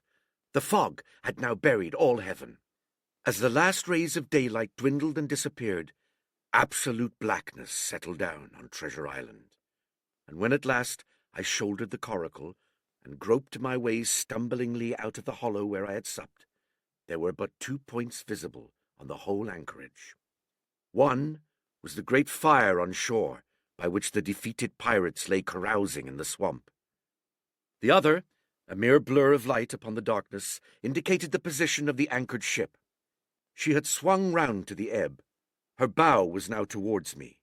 The only lights on board were in the cabin, and what I saw was merely a reflection on the fog of the strong rays that flowed from the stern window. The ebb had already run some time, and I had to wade through a long belt of swampy sand, where I sank several times above the ankle before I came to the edge of the retreating water, and wading a little way in, with some strength and dexterity, set my coracle, keel downwards, on the surface. Chapter 23. The Ebb Tide Runs. The coracle, as I had ample reason to know before I was done with her, was a very safe boat for a person of my height and weight, both buoyant and clever in a sea way, but she was the most cross-grained, lopsided craft to manage. Do as you please, she always made more leeway than anything else, and turning round and round was the manoeuvre she was best at. Even Ben Gunn himself has admitted that she was queer to handle till you knew her way. Certainly, I did not know her way. She turned in every direction but the one I was bound to go. The most part of the time we were broadside on, and I am very sure I never should have made the ship at all but for the tide. By good fortune, paddle as I pleased, the tide was still sweeping me down, and there lay the Hispaniola right in the fairway, hardly to be missed. First, she loomed before me like a blot of something yet blacker than darkness. Then her spars and hull began to take shape, and the next moment, as it seemed, for the further I went the brisker grew the currents of the ebb, I was alongside of her hawser, and had laid hold. The hawser was as taut as a bowspring. So strong she pulled upon her anchor. All round the hull, in the blackness, the rippling current bubbled and chattered like a little mountain stream.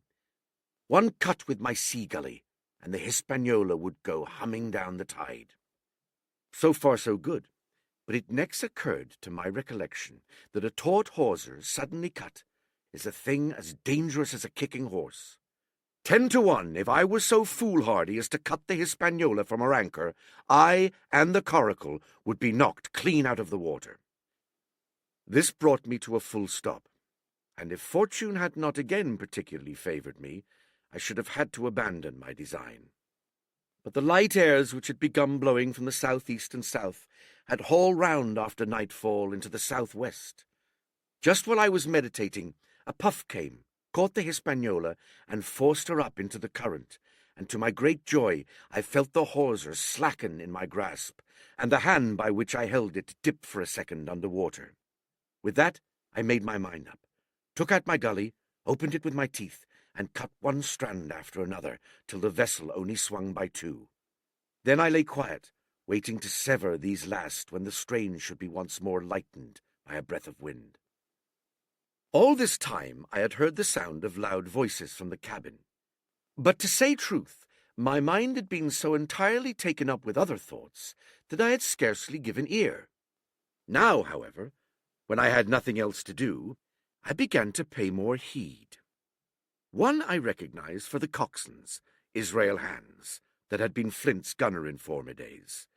The other was, of course, my friend of the red nightcap. Both men were plainly the worse for drink, and they were still drinking, for even while I was listening, one of them, with a drunken cry, opened the stern window and threw out something, which I divined to be an empty bottle.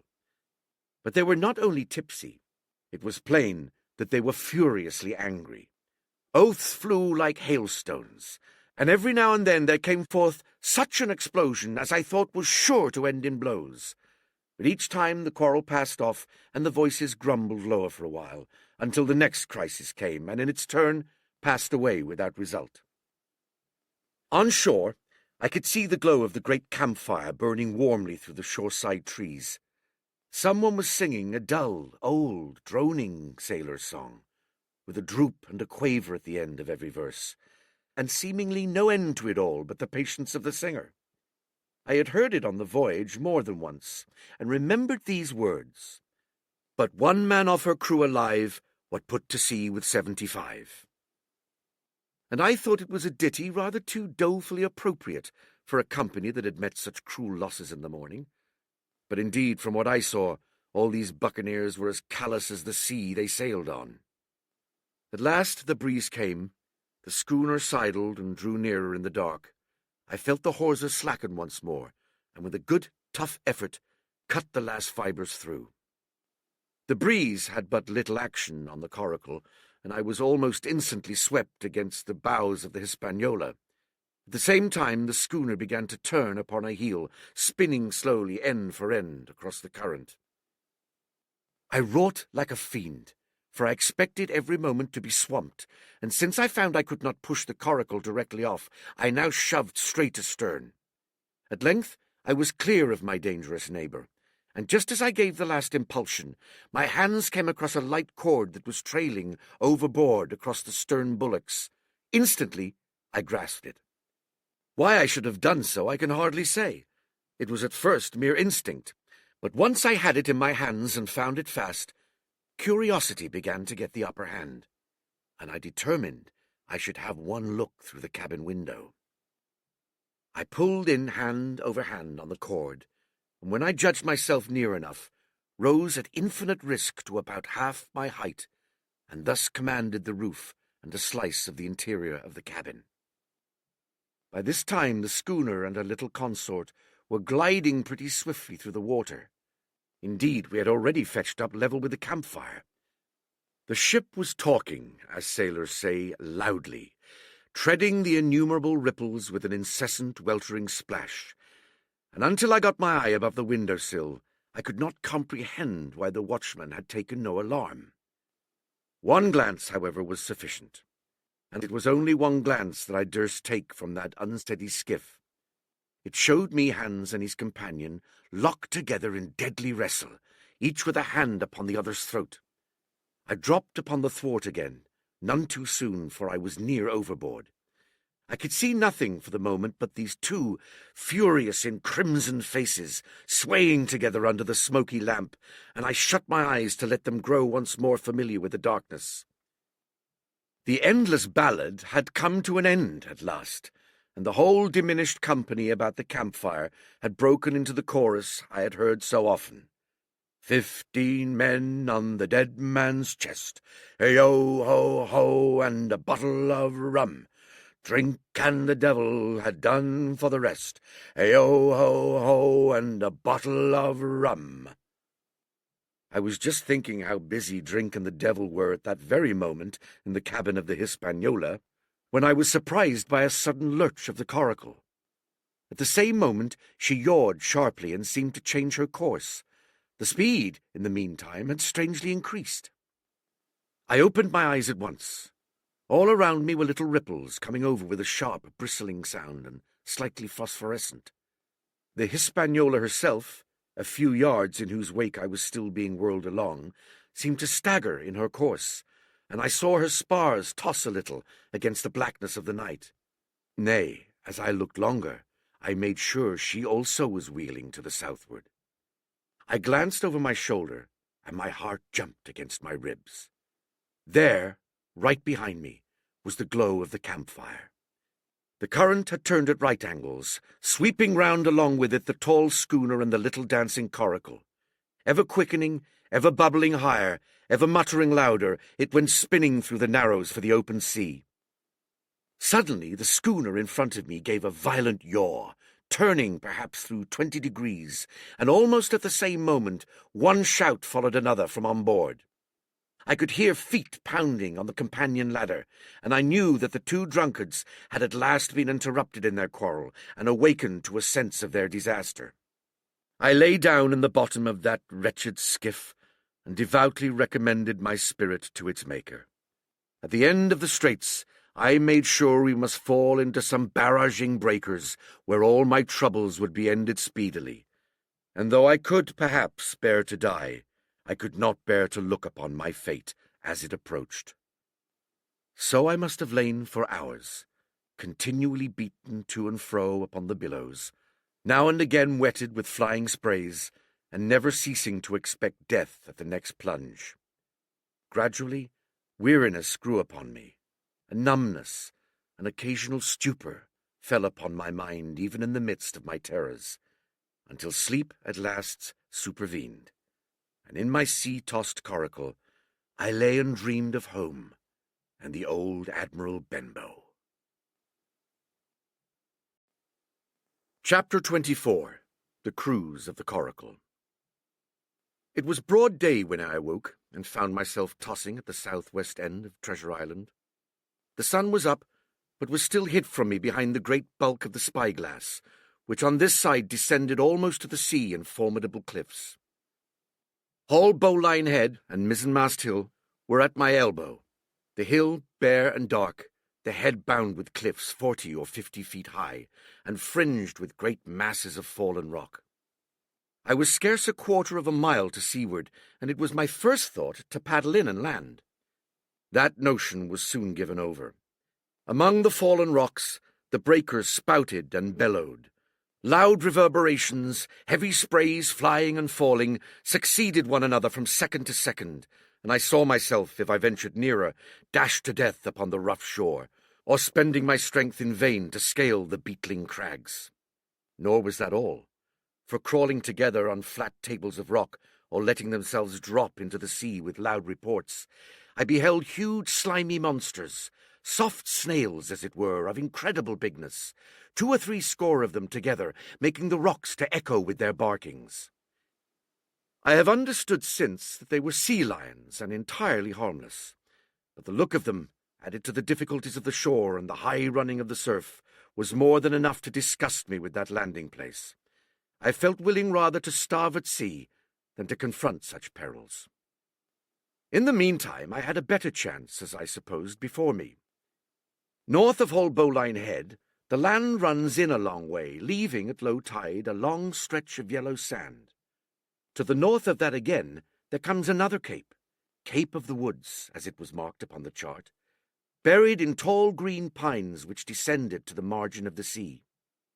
I remembered what Silver had said about the current that sets northward along the whole west coast of Treasure Island, and seeing from my position that I was already under its influence, I preferred to leave Hall Bowline Head behind me and reserve my strength for an attempt to land upon the kindlier-looking Cape of the Woods.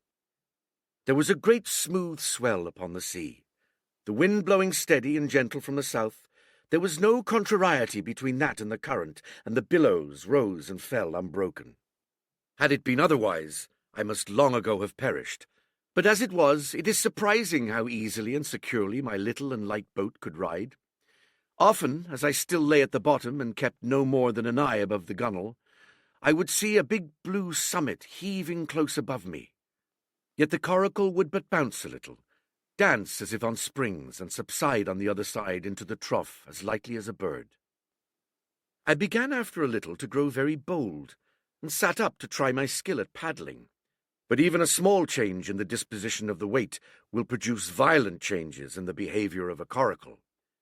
And I had hardly moved before the boat, giving up at once her gentle dancing movement, ran straight down a slope of water so steep that it made me giddy, and struck her nose with a spout of spray deep into the side of the next wave. I was drenched and terrified, and fell instantly back into my old position, whereupon the coracle seemed to find her head again, and led me as softly as before among the billows. It was plain she was not to be interfered with, and at any rate, since I could in no way influence her course, what hope had I left of reaching land? I began to be horribly frightened, but I kept my head for all that. First, moving with all care, I gradually bailed out the coracle with my sea-cap. Then, getting my eye once more above the gunwale, I set myself to study how it was she managed to slip so quietly through the rollers. I found each wave, instead of the big, smooth, glossy mountain it looks from shore or from a vessel's deck, was for all the world like a range of hills on the dry land, full of peaks and smooth places and valleys. The coracle, left to herself, turning from side to side, threaded, so to speak, her way through these lower parts, and avoided the steep slopes and higher toppling summits of the wave. Well now, thought I to myself, it is plain I must lie where I am and not disturb the balance, but it is plain also that I can put the paddle over the side and from time to time, in smooth places, give her a shove or two towards land. No sooner thought upon than done. There I lay on my elbows in the most trying attitude, and every now and again gave a weak stroke or two to turn her head to shore. It was very tiring and slow work, yet I did visibly gain ground, and as we drew near the Cape of the Woods, though I saw I must infallibly miss that point, I had still made some 100 yards of easting. I was indeed close in. I could see the cool green treetops swaying together in the breeze, and I felt sure I could make the next promontory without fail. It was high time, for I now began to be tortured with thirst. The glow of the sun from above, its thousandfold reflection from the waves, the sea water that fell and dried upon me, caking my very lips with salt, combined to make my throat burn and my brain ache. The sight of the trees so near at hand had almost made me sick with longing. But the current had soon carried me past the point, and as the next reach of sea opened out, I beheld a sight that changed the nature of my thoughts. Right in front of me, not half a mile away, I beheld the Hispaniola under sail. I made sure, of course, that I should be taken, but I was so distressed for want of water that I scarce knew whether to be glad or sorry at the thought. And long before I had come to a conclusion, surprise had taken entire possession of my mind, and I could do nothing but stare and wonder. The Hispaniola was under her mainsail and 2 jibs, and the beautiful white canvas shone in the sun like snow or silver. When I first sighted her, all her sails were drawing.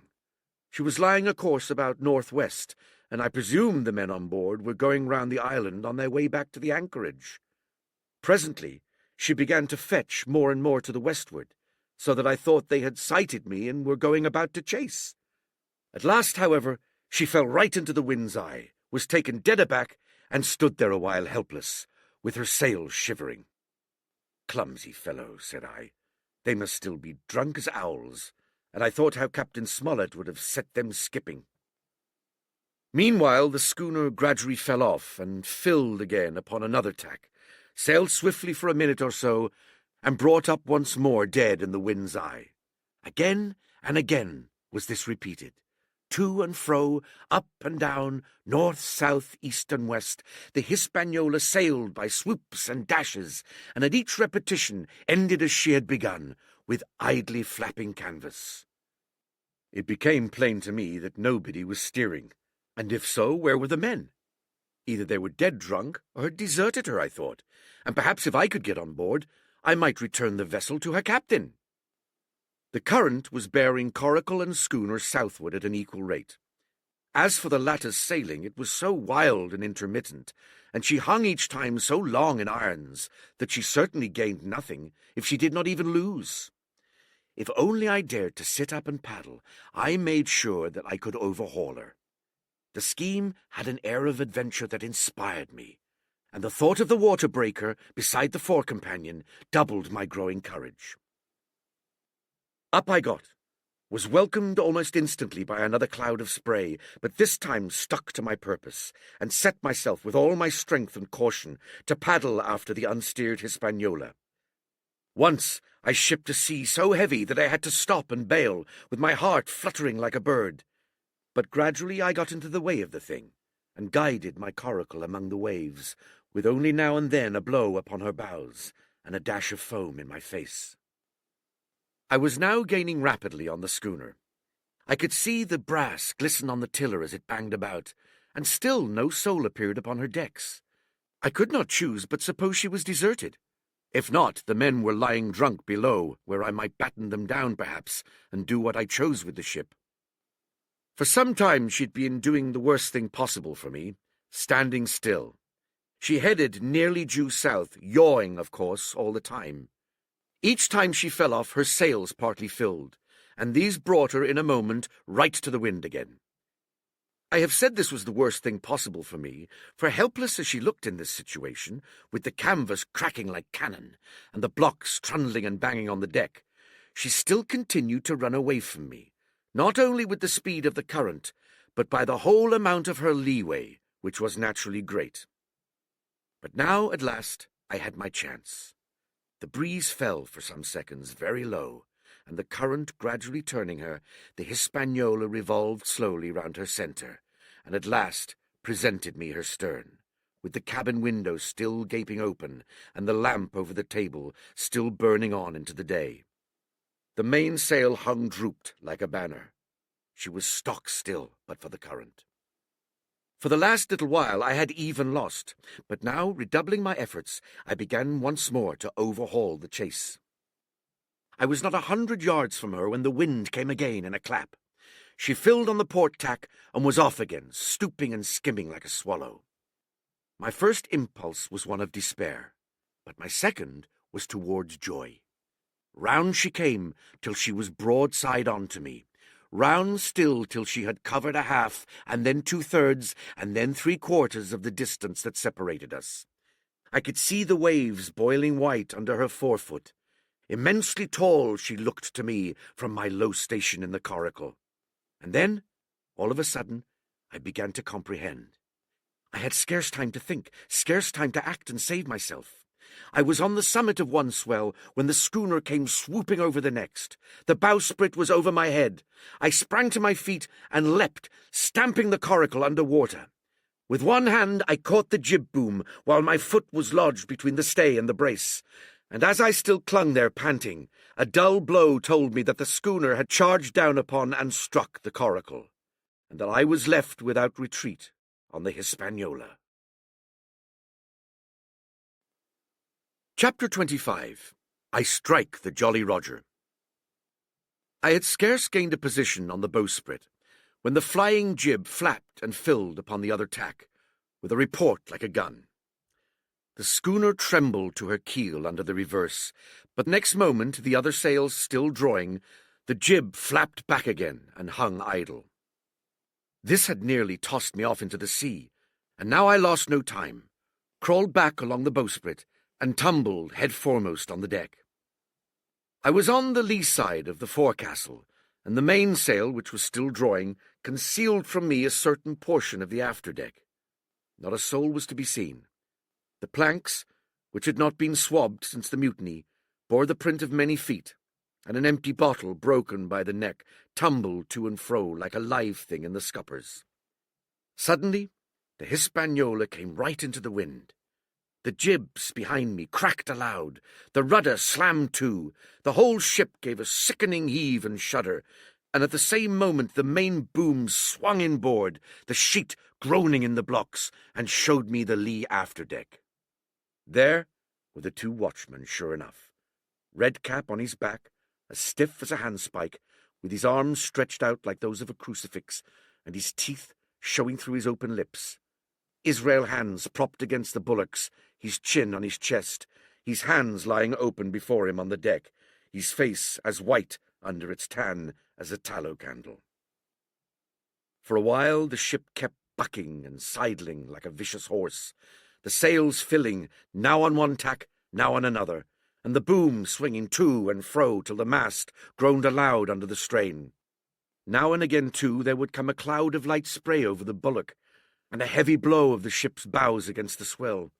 So much heavier weather was made of it by this great-rigged ship than by my home-made, lopsided coracle, now gone to the bottom of the sea. At every jump of the schooner, Redcap slipped to and fro, but, what was ghastly to behold, neither his attitude nor his fixed, teeth-disclosing grin was any way disturbed by this rough usage.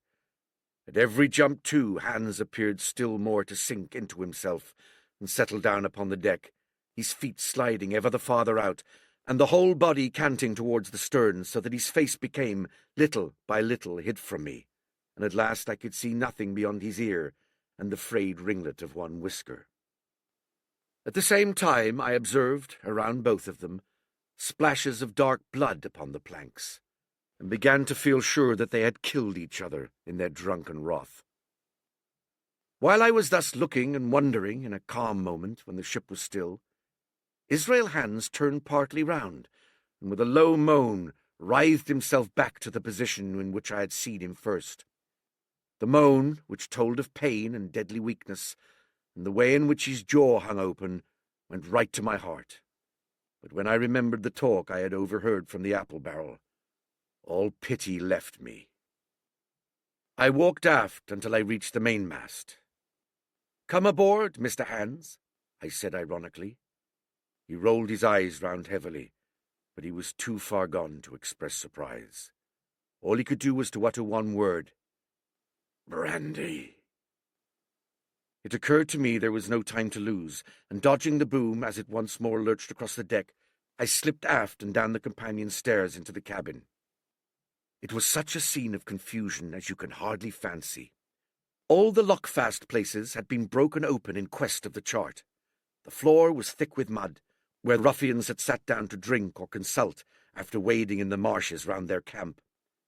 The bulkheads, all painted in clear white and beaded round with gilt, bore a pattern of dirty hands. Dozens of empty bottles clinked together in the corners of the rolling ship. One of the doctor's medical books lay open on the table, half of the leaves gutted out, I suppose, for pipe lights. In the midst of all this, the lamp still cast a smoky glow, obscure and brown as umber. I went into the cellar. All the barrels were gone, and of the bottles, a most surprising number had been drunk out and thrown away. Certainly, since the mutiny began, not a man of them could ever have been sober. Foraging about, I found a bottle with some brandy left for Hans, and for myself I routed out some biscuit, some pickled fruits, and a great bunch of raisins, and a piece of cheese. With these I came on deck, and put down my own stock behind the rudder-head, and well out of the coxswain's reach, went forward to the water-breaker, and had a good deep drink of water, and then, and not till then, gave Hans the brandy. He must have drunk a gill before he took the bottle from his mouth. "Aye," said he, "by thunder, but I wanted some of that." I had sat down already in my own corner and begun to eat. "Much hurt?" I asked him. He grunted, or rather I might say he barked. "If that doctor was aboard," he said, "I'd be right enough in a couple of turns. But I don't have no manner of luck, you see, and that's what's the matter with me. As for that swab, he's good and dead, he is," he added, indicating the man with the red cap. "He warn't no seaman anyhow. And where mought you have come from?" "Well," said I have come aboard to take possession of this ship, Mr. Hans, and you'll please regard me as your captain until further notice." He looked at me sourly enough, but said nothing. Some of the colour had come back into his cheeks, though he still looked very sick, and still continued to slip out and settle down as the ship banged about. "By the by," I continued, "I can't have these colours, Mr. Hans, and by your leave I'll strike 'em. Better none than these." And again dodging the boom, I ran to the colour lines, handed down their cursed black flag, and chucked it overboard. "God save the King," said I, waving my cap, "and there's an end to Captain Silver." He watched me keenly and slyly, his chin all the while on his breast. "I reckon," he said at last, "I reckon, Captain Hawkins, you'll kind of want to get ashore now. Suppose we talks." "Why, yes," says I, "with all my heart, Mr. Hans. Say on."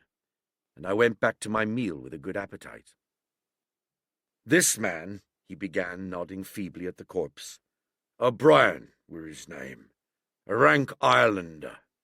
This man and me got the canvas on her, meaning for to sail her back. Well, he's dead now, he is, as dead as bilge, and who's to sail this ship I don't see. With that I gives you a hint, you ain't that man, as far as I can tell. Now, look here, you gives me food and drink, and an old scarf or handkerchief to tie my wound up, you do, and I'll tell you how to sail her, and that's about square all round, I take it." "I'll tell you one thing," says I. "I'm not going back to Captain Kidd's anchorage. I mean to get into North Inlet and beach her quietly there." "To be sure you does," he cried. "Why, I ain't sich an infernal lubber after all. I can see, can't I? I've tried my fling, I have, and I've lost, and it's you as the wind of me. North Inlet? Well, I haven't no choice, not I. I'd help you sail her up to Execution Dock, by thunder, so I would." Well, as it seemed to me, there was some sense in this. We struck our bargain on the spot. In 3 minutes I had the Hispaniola sailing easily before the wind, along the coast of Treasure Island, with good hopes of turning the northern point ere noon, and beating down again as far as North Inlet before high water, when we might beach her safely and wait till the subsiding tide permitted us to land. Then I lashed the tiller and went below to my own chest, where I got a soft silk handkerchief of my mother's. With this, and with my aid, Hans bound up the great bleeding stab he had received in the thigh, and after he had eaten a little and had a swallow or two more of the brandy, he began to pick up visibly, sat straighter up, spoke louder and clearer, and looked in every way another man. The breeze served us admirably. We skimmed before it like a bird, the coast of the island flashing by, and the view changing every minute.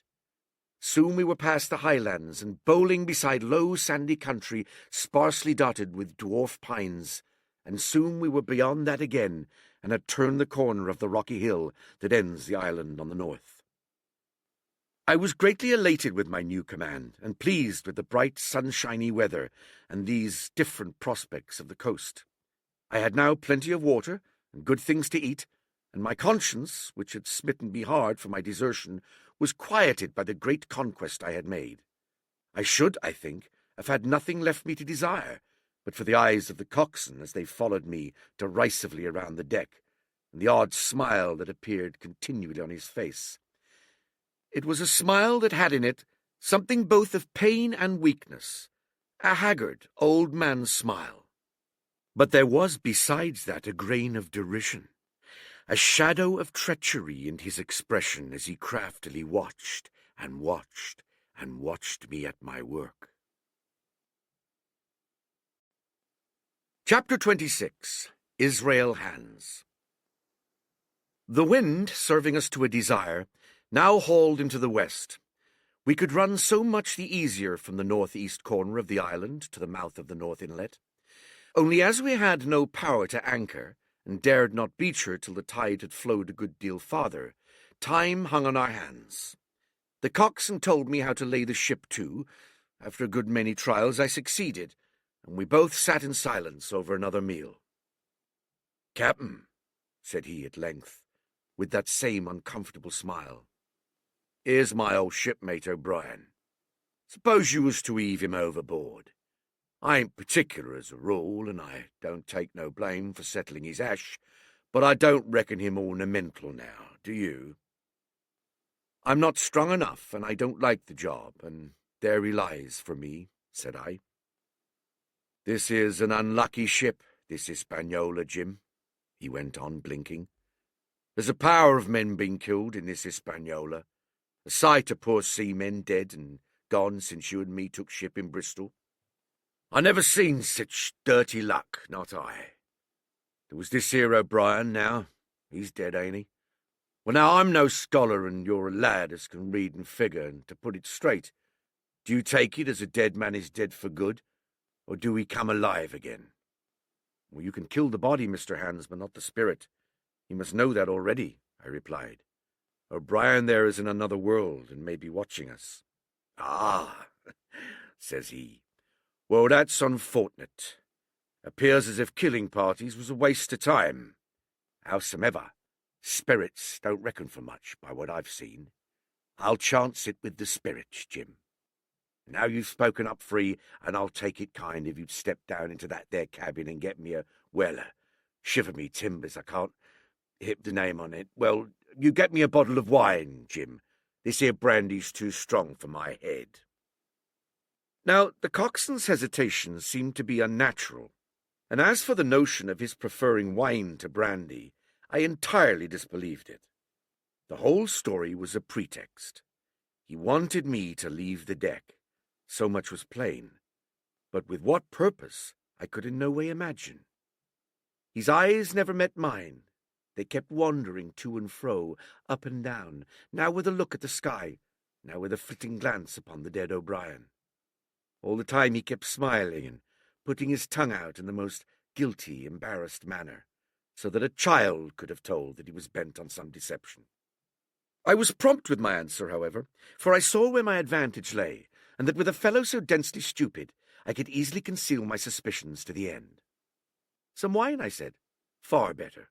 Will you have white or red?" "Well, I reckon it's about the blessed same to me, shipmate," he replied. "So it's strong and plenty of it, what's the odds?" "All right," I answered. "I'll bring you port, Mr. Hands, but I'll have to dig for it." With that, I scuttled down the companion with all the noise I could, slipped off my shoes, ran quietly along the sparred gallery, mounted the forecastle ladder, and popped my head out of the fore companion. I knew he would not expect to see me there, yet I took every precaution possible, and certainly the worst of my suspicions proved too true. He had risen from his position to his hands and knees, and though his leg obviously hurt him pretty sharply when he moved, for I could hear him stifle a groan, yet it was at a good, rattling rate that he trailed himself across the deck. In half a minute he had reached the port scuppers and picked, out of a coil of rope, a long knife, or rather a short dirk, discoloured to the hilt with blood. He looked upon it for a moment, thrusting forth his underjaw, tried the point upon his hand, and then hastily concealing it in the bosom of his jacket, trundled back again into his old place against the bulwark. This was all that I required to know. Israel could move about. He was now armed, and if he had been at so much trouble to get rid of me, it was plain that I was meant to be the victim. What he would do afterwards, whether he would try to crawl right across the island from North Inlet to the camp among the swamps, or whether he would fire Long Tom, trusting that his own comrades might come first to help him, was, of course, more than I could say. Yet I felt sure that I could trust him in one point, since in that our interests jumped together, and that was in the disposition of the schooner. We both desired to have her stranded safe enough in a sheltered place, and so that when the time came, she could be got off again with as little labour and danger as might be. And until that was done, I considered that my life would certainly be spared. While I was thus turning the business over in my mind, I had not been idle with my body. I had stolen back to the cabin, slipped once more into my shoes, and laid my hand at random on a bottle of wine. And now, with this for an excuse, I made my reappearance on the deck. Hans lay as I had left him, all fallen together in a bundle, with his eyelids lowered, as though he were too weak to bear the light. He looked up, however, at my coming, knocked the neck off the bottle like a man who had done the same thing often, and took a good swig, with his favourite toast of, "Here's luck." Then he lay quiet for a little bit, and then, pulling on a stick of tobacco, begged me to cut him a quid. "Cut me a junk of that," says he, "for I haven't no knife, and hardly strength enough, so be as I had. Oh, Jim, I reckon I've missed stays. Cut me a quid as'll likely be the last, lad, for I'm for me long home and no mistake." "Well," said I, "I'll cut you some tobacco, but if I was you and thought myself so badly, I would go to my prayers like a Christian man." "Why?" said he. "Now you tell me why." "Why?" I cried. "You were asking me just now about the dead. You've broken your trust. You've lived in sin and lies and blood. There's a man you killed lying at your feet this moment, and you ask me why. For God's mercy, Mr. Hands, that's why." I spoke with a little heat, thinking of the bloody dirk he had hidden in his pocket and designed in his ill thoughts to end me with. He, for his part, took a great draught of the wine, and spoke with the most unusual solemnity. "For 30 years, he said, "I've sailed the seas, and seen good and bad, better and worse, fair weather and foul, provisions running out, knives going and what not. Well, now I tell you, I never seen good come of goodness yet. Him as strikes first is my fancy. Dead men don't bite. Them's my views. Amen, so be it. And now you look here," he added, suddenly changing his tone. "We've had about enough of this foolery. The tide's made good enough by now. You just take my orders, Captain Hawkins, and we'll sail slap in and be done with it." All told, we had scarce 2 miles to run, but the navigation was delicate. The entrance to this northern anchorage was not only narrow and shoal, but lay east and west, so that the schooner must be nicely handled to be got in.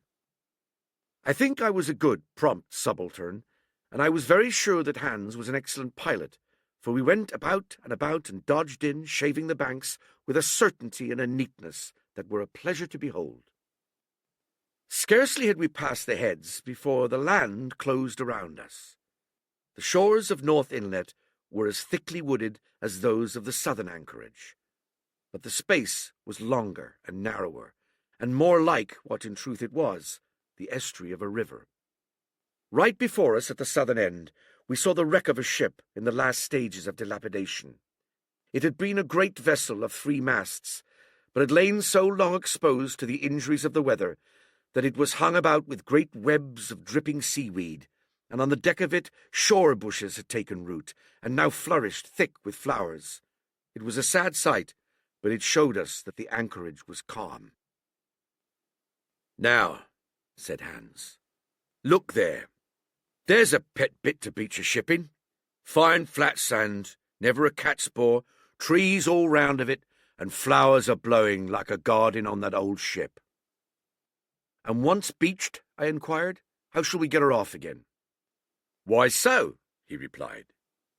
"You take a line ashore, there on the other side at low water, take a turn about one of them big pines, bring it back, take a turn around the capstan, and lie to for the tide. Come high water, all hands take a pull upon the line, and off she comes as sweet as nater. Now, boy, you stand by. We're near the bit now, and she's too much way on her. Starboard a little. So. Steady. Starboard. Larboard a little. Steady. Steady." So he issued his commands, while I breathlessly obeyed, till, all of a sudden, he cried, "Now, me hearty, luff!"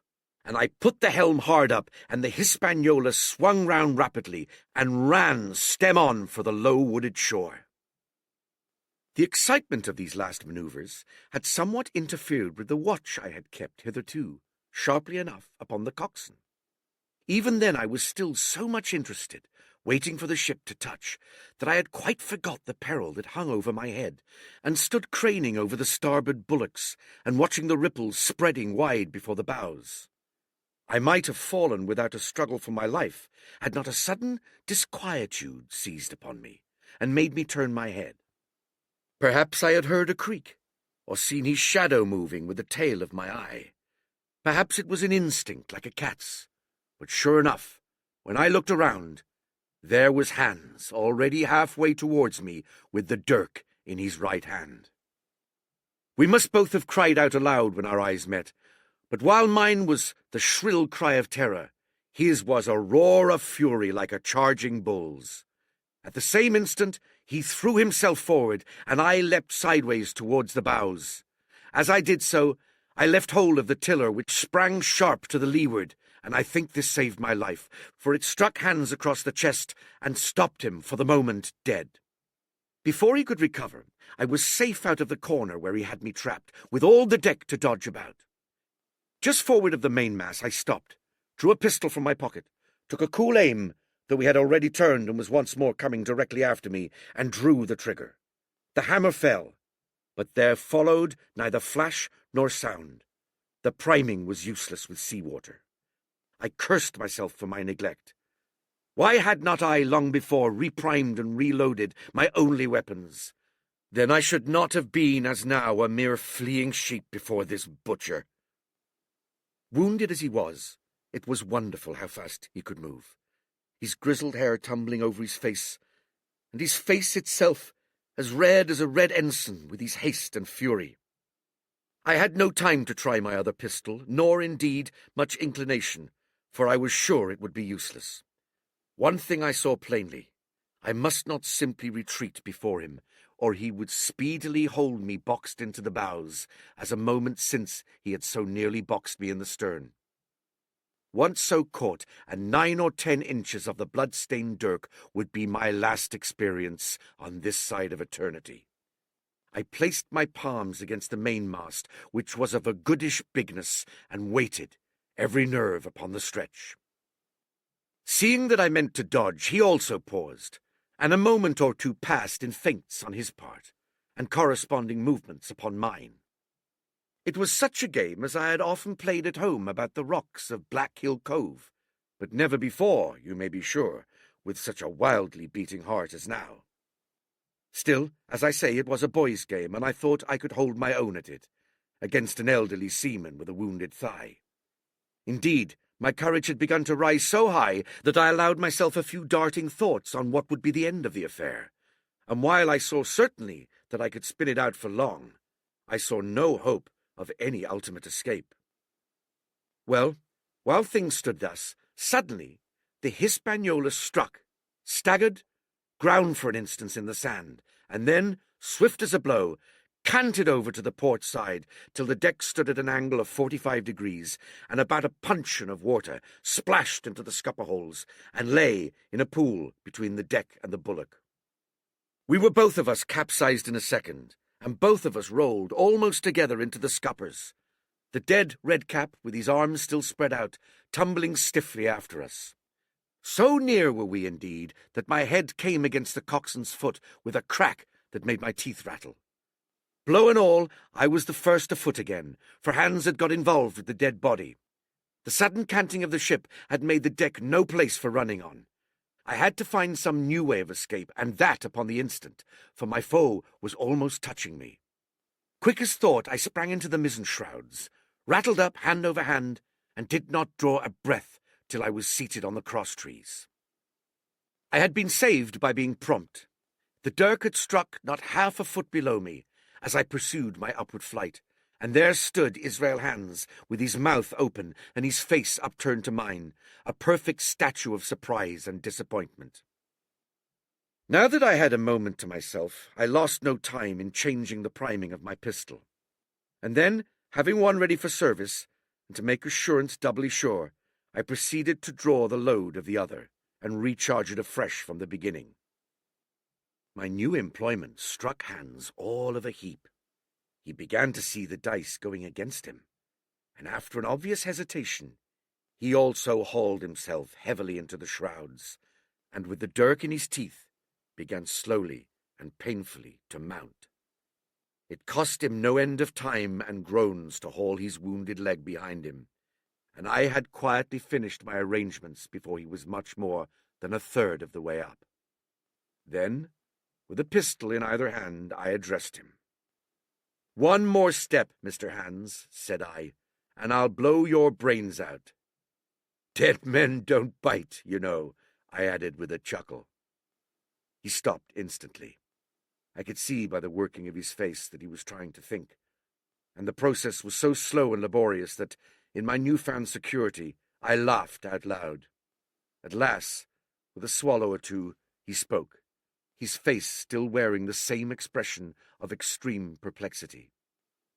In order to speak, he had to take the dagger from his mouth, but in all else he remained unmoved. "Jim," says he, "I reckon we've fouled, you and me, and we'll have to sign articles. I'd have had you but for that there lurch, but I don't have no luck, not I. And I reckon I'll have to strike, which comes hard, you see, for a master mariner to a ship's younker like you, Jim." I was drinking in his words and smiling away, as conceited as a cock upon a wall, when all in a breath, back went his right hand over his shoulder. Something sang like an arrow through the air. I felt a blow, and then a sharp pang, and there I was, pinned by the shoulder to the mast. In the horrid pain and surprise of that moment, I can scarce say it was by my own volition, and I am sure it was without a conscious aim, both my pistols went off, and both escaped out of my hands. They did not fall alone. With a choked cry, the coxswain loosed his grasp upon the shrouds, and plunged head first into the water. Chapter 27. Pieces of 8. Owing to the cant of the vessel, the masts hung far out over the water, and from my perch on the cross-trees I had nothing below me but the surface of the bay. Hans, who was not so far up, was in consequence nearer to the ship, and fell between me and the bulwarks. He rose once to the surface in a lather of foam and blood, and then sank again for good. As the water settled, I could see him lying huddled together on the clean, bright sand in the shadow of the vessel's side. A fish or two whipped past his body, Sometimes, by the quivering of the water, he appeared to move a little, as if he were trying to rise, but he was dead enough for all that, both being shot and drowned, and was food for fish in the very place where he had designed my slaughter. I was no sooner certain of this than I began to feel sick, faint, and terrified. The hot blood was running over my back and chest. The dirk, where it had pinned my shoulder to the mast, seemed to burn like a hot iron. Yet it was not so much these real sufferings that distressed me, for these, it seemed to me, I could bear without a murmur. It was the horror I had upon my mind of falling from the cross-trees into that still green water beside the body of the coxswain. I clung with both hands till my nails ached, and I shut my eyes as if to cover up the peril. Gradually, my mind came back again. My pulses quieted down to a more natural time, and I was once more in possession of myself. It was my first thought to pluck forth the dirk, but either it stuck too hard, or my nerve failed me, and I desisted with a violent shudder. Oddly enough, that very shudder did the business. The knife, in fact, had come the nearest in the world to missing me altogether. It held me by a mere pinch of skin, and this the shudder tore away. The blood ran down the faster, to be sure, but I was my own master again, and only tacked to the mast by my coat and shirt. These last I broke through with a sudden jerk, and then regained the deck by the starboard shrouds. For nothing in the world would I have again ventured, shaken as I was, upon the overhanging port shrouds from which Israel had so lately fallen. I went below and did what I could for my wound. It pained me a good deal and still bled freely, but it was neither deep nor dangerous, nor did it greatly gall me when I used my arm. Then I looked around me, and as the ship was now, in a sense, my own, I began to think of clearing it from its last passenger, the dead man, O'Brien. He had pitched, as I have said, against the bulwarks, where he lay like some horrible, ungainly sort of puppet. Life-sized, indeed, but how different from life's colour or life's comeliness. In that position I could easily have my way with him, and as the habit of tragical adventures had worn off almost all my terror for the dead, I took him by the waist as if he had been a sack of bran, and with one good heave tumbled him overboard. He went in with a sounding plunge. The red cap came off and remained floating on the surface, and as soon as the splash subsided, I could see him and Israel lying side by side, both wavering with the tremulous movement of the water. O'Brien, though still quite a young man, was very bald. There he lay, with his bald head across the knees of the man who had killed him, and the quick fishes steering to and fro over both. I was now alone upon the ship. The tide had just turned. The sun was within so few degrees of setting that already the shadow of the pines upon the western shore began to reach right across the anchorage and fall in patterns on the deck. The evening breeze had sprung up, and though it was well warded off by the hill with the two peaks upon the east, the cordage had begun to sing a little softly to itself, and the idle sails to rattle to and fro. I began to see a danger to the ship. The jibs I speedily doused and brought tumbling to the deck, but the mainsail was a harder matter. Of course, when the schooner canted over, the boom had swung outboard, and the cap of it and a foot or two of sail hung even under water. I thought this made it still more dangerous, yet the strain was so heavy that I half feared to meddle. At last, I got my knife and cut the halyards. The peak dropped instantly. A great belly of loose canvas floated broad upon the water, and since, pull as I liked, I could not budge the downhaul, that was the extent of what I could accomplish. For the rest, the Hispaniola must trust to luck, like myself. By this time the whole anchorage had fallen into shadow. The last rays I remember falling through a glade of the wood, and shining bright as jewels on the flowery mantle of the wreck. It began to be chill. The tide was rapidly fleeting seaward, the schooner settling more and more on her beam ends. I scrambled forward and looked over. It seemed shallow enough, and holding the cut hawser in both hands for a last security, I let myself drop softly overboard. The water scarcely reached my waist. The sand was firm and covered with ripple marks, and I waded ashore in great spirits, leaving the Hispaniola on her side, with her mainsail trailing wide upon the surface of the bay. About the same time the sun went fairly down, and the breeze whistled low in the dusk among the tossing pines. At least and at last I was off the sea, nor had I returned thence empty-handed. There lay the schooner, clear at last from buccaneers, and ready for our own men to board and get to sea again. I had nothing nearer my fancy than to get home to the stockade and boast of my achievements. Possibly I might be blamed a bit for my truantry, but the recapture of the Hispaniola was a clenching answer, and I hoped that even Captain Smollett would confess I had not lost my time. So thinking, and in famous spirits, I began to set my face homeward for the blockhouse and my companions. I remembered that the most easterly of the rivers which drain into Captain Kidd's anchorage ran from the two-peaked hill upon my left, and I bent my course in that direction, that I might pass the stream while it was small. The wood was pretty open, and keeping along the lower spurs, I had soon turned the corner of that hill, and not long after waded to the mid-calf across the watercourse. This brought me near to where I had encountered Ben Gunn, the maroon, and I walked more circumspectly, keeping an eye on every side. The dusk had come nigh-hand completely, and as I opened out the cleft between the two peaks, I became aware of a wavering glow against the sky, where, as I judged, the man of the island was cooking his supper before a roaring fire. And yet I wondered in my heart that he should show himself so careless.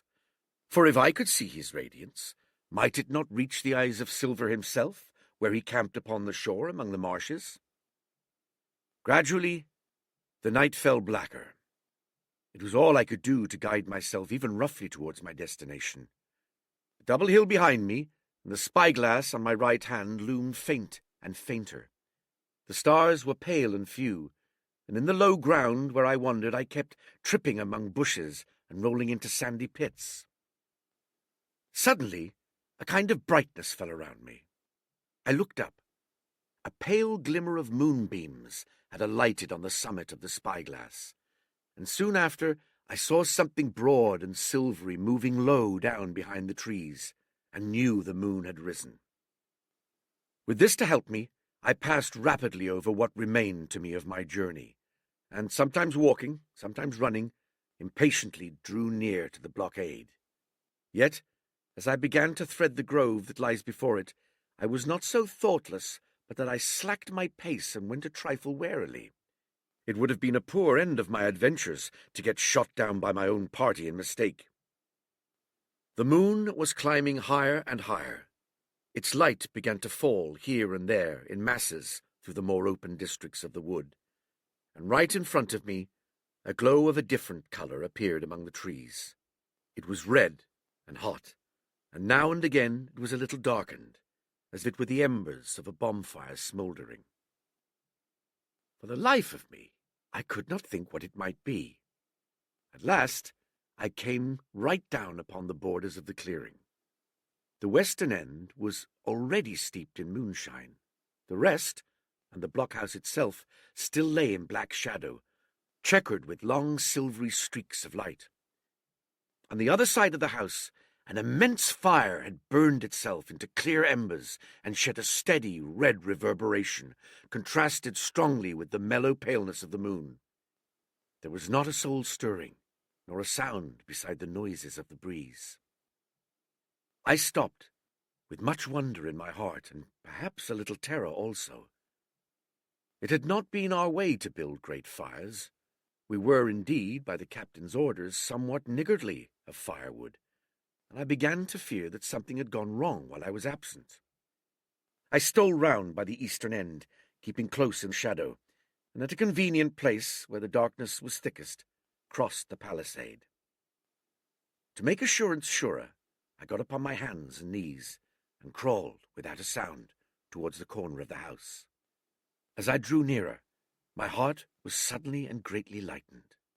It is not a pleasant noise in itself, and I have often complained of it at other times, but just then It was like music to hear my friends snoring together, so loud and peaceful in their sleep. The sea cry of the watch, that beautiful all's well, never fell more reassuringly on my ear. In the meantime, there was no doubt of one thing. They kept an infamous bad watch. If it had been Silver and his lads that were now creeping in on them, not a soul would have seen daybreak. That was what it was, thought I, to have the captain wounded, and again I blamed myself sharply for leaving them in that danger, with so few to mount guard. By this time I had got to the door and stood up. All was dark within, so that I could distinguish nothing by the eye. As for sounds, there was the steady drone of the snorers, and a small occasional noise, a flickering or pecking that I could in no way account for. With my arms before me, I walked steadily in. I should lie down in my own place, I thought with a silent chuckle, and enjoy their faces when they found me in the morning. My foot struck something yielding. It was a sleeper's leg, and he turned and groaned, but without awaking. And then, all of a sudden, a shrill voice broke forth out of the darkness. "Pieces of 8! Pieces of 8! Pieces of 8! Pieces of 8! Pieces of 8! And so forth, without pause or change, like the clacking of a tiny mill. Silver's green parrot, Captain Flint. It was she whom I had heard pecking at a piece of bark. It was she, keeping better watch than any human being, who thus announced my arrival with her wearisome refrain. I had no time left me to recover. At the sharp, clipping tone of the parrot, the sleepers awoke and sprang up, and with a mighty oath the voice of Silver cried, "Who goes?" I turned to run, struck violently against one person, recoiled, and ran full into the arms of a second, who for his part closed upon and held me tight. "Bring a torch, Dick," said Silver, when my capture was thus assured. One of the men left the log-house, and presently returned with a lighted brand. Part 6. Captain Silver. Chapter 28. In the enemy's camp. The glare of the torch, lighting up the interior of the blockhouse, showed me the worst of my apprehensions realized.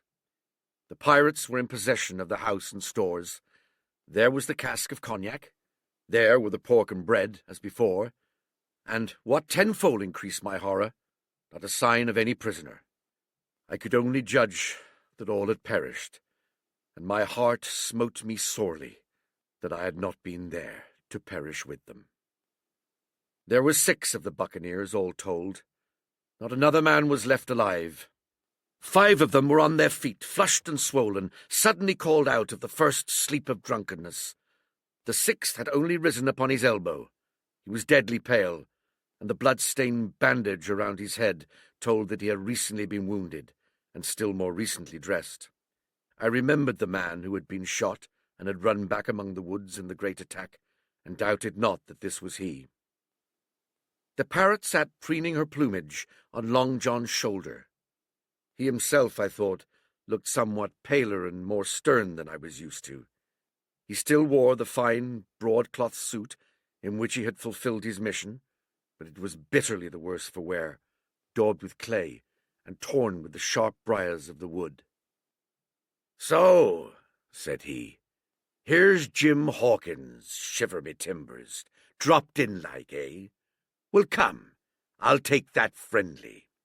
And thereupon he sat down upon the brandy cask and began to fill a pipe. "Give me a loan of the link, Dick," said he, and then, when he had a good light, "That'll do, lad," he added. "Stick the glim in the wood heap, and you gentlemen bring yourselves to. You needn't stand up for Mr. Hawkins. He'll excuse you, you may lay to that. And so, Jim," stopping the tobacco, "here you were, and quite a pleasant surprise for poor old John. I see you were smart when first I set my eyes on you, but this here gets away from me clean, it do." To all this, as may be well supposed, I made no answer. They had set me with my back against the wall, and I stood there, looking Silver in the face, pluckily enough, I hope, to all outwards appearance, but with black despair in my heart. Silver took a whiff or two of his pipe with great composure, and then ran on again. "Now, you see, Jim, so be as you are here," says he, "I'll give you a piece of my mind. I've always liked you, I have, for lad of spirit, and the picture of my own self when I was young and handsome. I always wanted you to join and take your share, and die a gentleman, and now, my cock, you've got to. Captain Smollett's a fine seaman, as I'll own up to any day, but stiff on discipline. Duty is duty, says he, and right he is. Just you keep clear of the captain. The doctor himself is gone dead again you. Ungrateful scamp is what he said, and the short and the long of the whole story is about here. You can't go back to your own lot, for they won't have you. And without you start a third ship's company all by yourself, which might be lonely, you'll have to join with Captain Silver." So far, so good. My friends, then, were still alive, and though I partly believed the truth of Silver's statement, that the cabin party were incensed at me for my desertion, I was more relieved than distressed by what I heard. "I don't say nothing as to your being in our hands," continued Silver, "though there you are, and you may lay to it. I'm all for argument. I never seen good come out of threatening. If you like the service, well, you'll join. And if you don't, Jim, well, you're free to answer no. Free and welcome, shipmate. And if fairer could be said by mortal seamen, shiver me sides." "Am I to answer, then?" I asked with a very tremulous voice. Through all this sneering talk, I was made to feel the threat of death that overhung me, and my cheeks burned, and my heart beat painfully in my breast. "Lad," said Silver, "no one's oppressing of you. Take your bearings. None of us won't hurry you, mate. Time goes so pleasant in your company, you see." "Well," says I, growing a bit bolder, "if I'm to choose, I declare I have a right to know what's what, and why you're here, and where my friends are." "What's what?" repeated one of the buccaneers in a deep growl. "Ah, he'd be a lucky one as knowed that." "You'll perhaps batten down your hatches till you're spoke to, my friend," cried Silver truculently to this speaker. And then, in his first gracious tones, he replied to me. "Yesterday morning, Mr. Hawkins," said he, "in the dog watch, down came Dr. Livesey with a flag of truce. Says he, 'Captain Silver, you're sold out. Ship's gone.' Well, maybe we'd been taking a glass and a song to help it round. I won't say no. Leastways, none of us had looked out. We looked out, and by thunder the old ship was gone. I never seen a pack of fools look fishier, and you may lay to that if I tells you that looked the fishiest. Well, says the doctor, let's bargain. We bargained, him and I, and here we are. Stores, brandy, blockhouse, the firewood you was thoughtful enough to cut, and in a manner of speaking, the whole blessed boat, from Crosstrees to Kelson. As for them, they've tramped. I don't know wheres they are." He drew again quietly at his pipe. "Unless you should take it into that head of yours," he went on, "that you was included in the treaty, here's the last word that was said. 'How many are you,' says I, 'to leave?' 4, says he. 4 and one of us wounded. As for the boy, I don't know where he is, confound him,' says he, 'nor I don't much care. We're about sick of him.' These were his words." "Is that all?" I asked. "Well, it's all that you're to hear, my son," returned Silver. "And now am I to choose?" "And now you are to choose, and you may lay to that," said Silver. "Well," said I, "I'm not such a fool, but I know pretty well what I have to look for. Let the worst come to the worst, it's little I care. I've seen too many die since I fell in with you. But there's a thing or two I have to tell you," I said, and by this time I was quite excited. "And the first is this. Here you are in a bad way, ship lost, treasure lost, men lost, your whole business gone to wreck. And if you want to know who did it, it was I. I was in the apple barrel the night we sighted land, and I heard you, John, and you, Dick Johnson, and Hans, who is now at the bottom of the sea, and told every word you said before the hour was out. And as for the schooner, it was I who cut her cable, and it was I that killed the men you had aboard of her, and it was I who brought her where you'll never see her more, not one of you. The laugh's on my side, I've had the top of this business from the first. I no more fear you than I fear a fly. Kill me, if you please, or spare me, but one thing I'll say and no more. If you spare me, bygones are bygones. When you fellows are in court for piracy, I'll save you all I can. It is for you to choose. Kill another, and do yourselves no good, or spare me, and keep a witness to save you from the gallows. I stopped, for I tell you I was out of breath, and to my wonder, not a man of them moved, but all sat staring at me like as many sheep. And while they were still staring, I broke out again.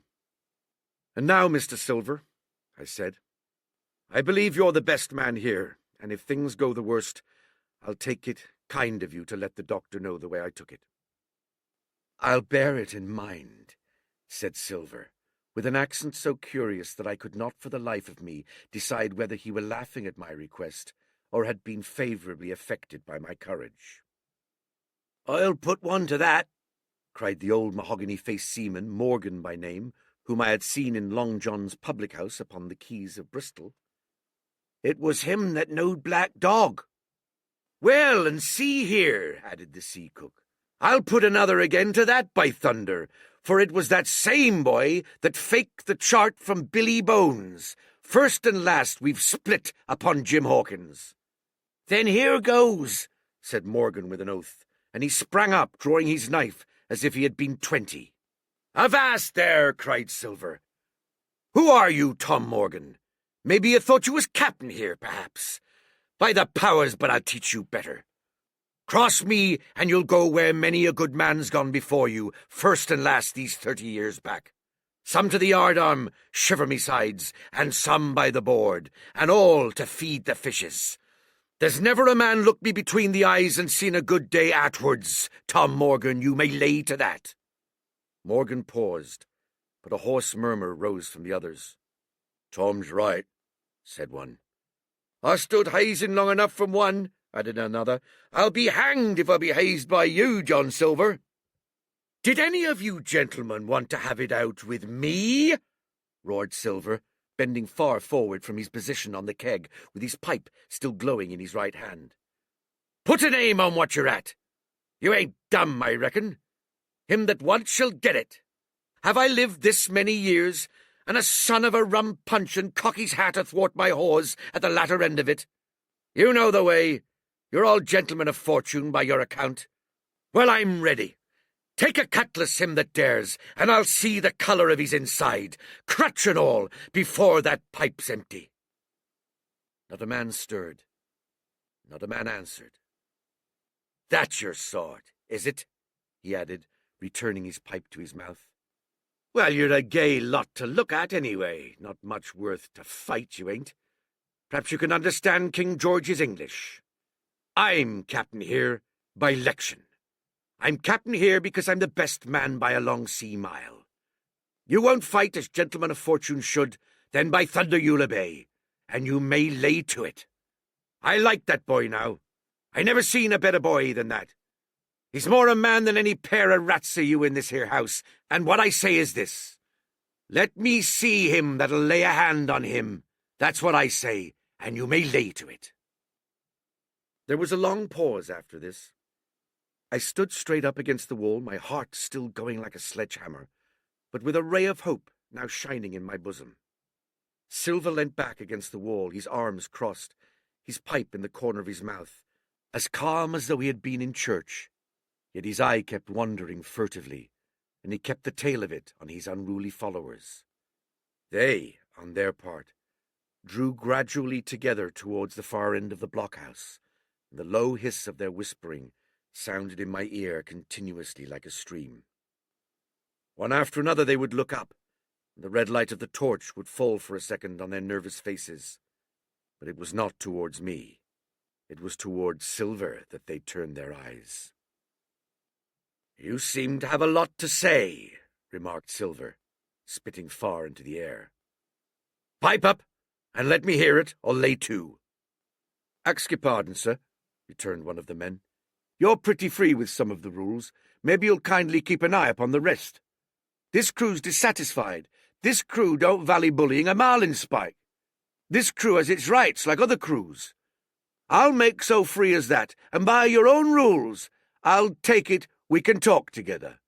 I ask your pardon, sir, acknowledging you to be captain at this present, but I claim my right, and steps outside for the council. And with an elaborate sea salute, this fellow, a long, ill-looking, yellow-eyed man of 35, stepped coolly towards the door and disappeared out of the house. One after another the rest followed his example, each making a salute as he passed, each adding some apology. "According to the rules," said one. "Forecastle council," said Morgan, and so with one remark or another all marched out and left Silver and me alone with the torch. The sea cook instantly removed his pipe. "Now look you here, Jim Hawkins," he said in a steady whisper that was no more than audible. "You're within half a plank of death, and what's a long sight worse, of torture. They're going to throw me off. But, you mark, I stand by you through thick and thin.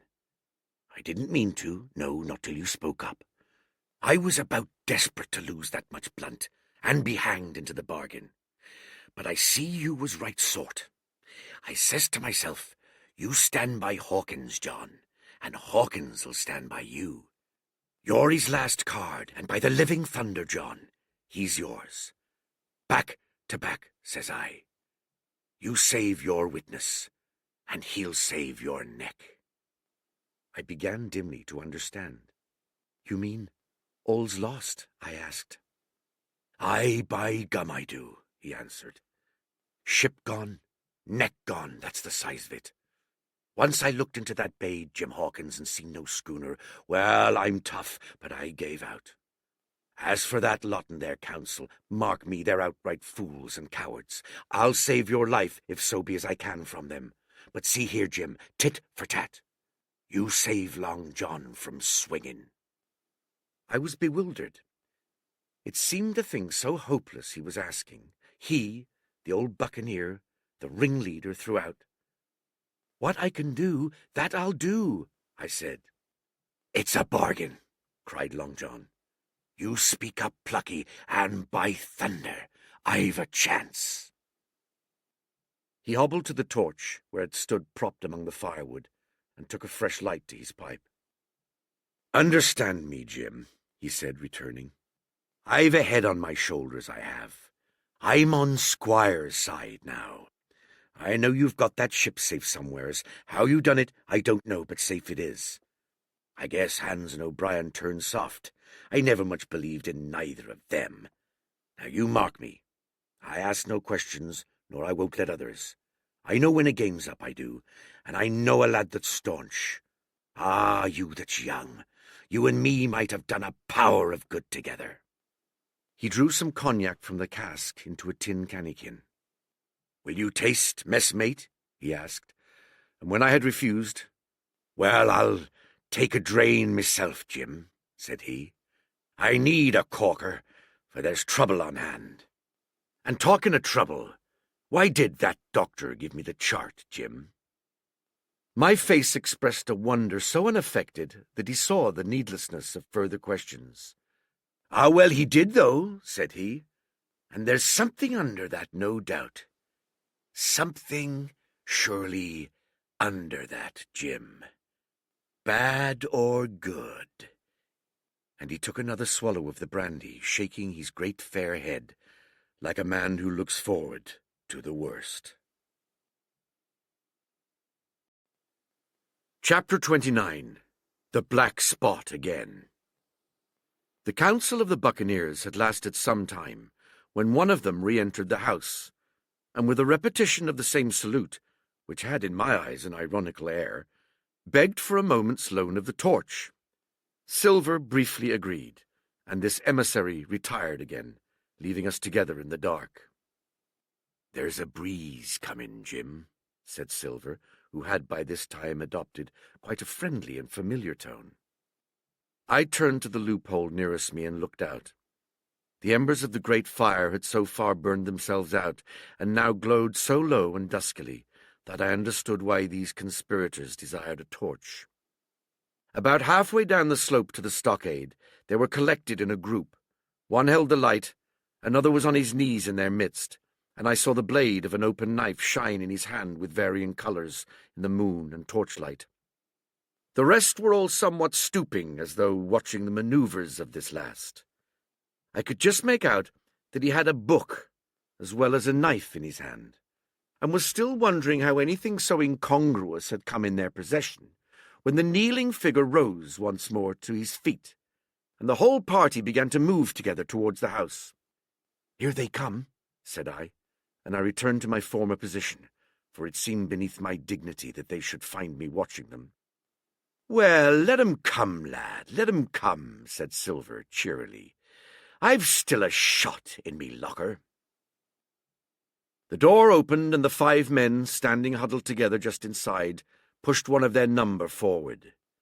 In any other circumstance it would have been comical to see his slow advance, hesitating as he set down each foot, but holding his closed right hand in front of him. "Step up, lad," cried Silver. "I won't eat you. Hand it over, lubber. I know the rules, I do. I won't hurt a deputation."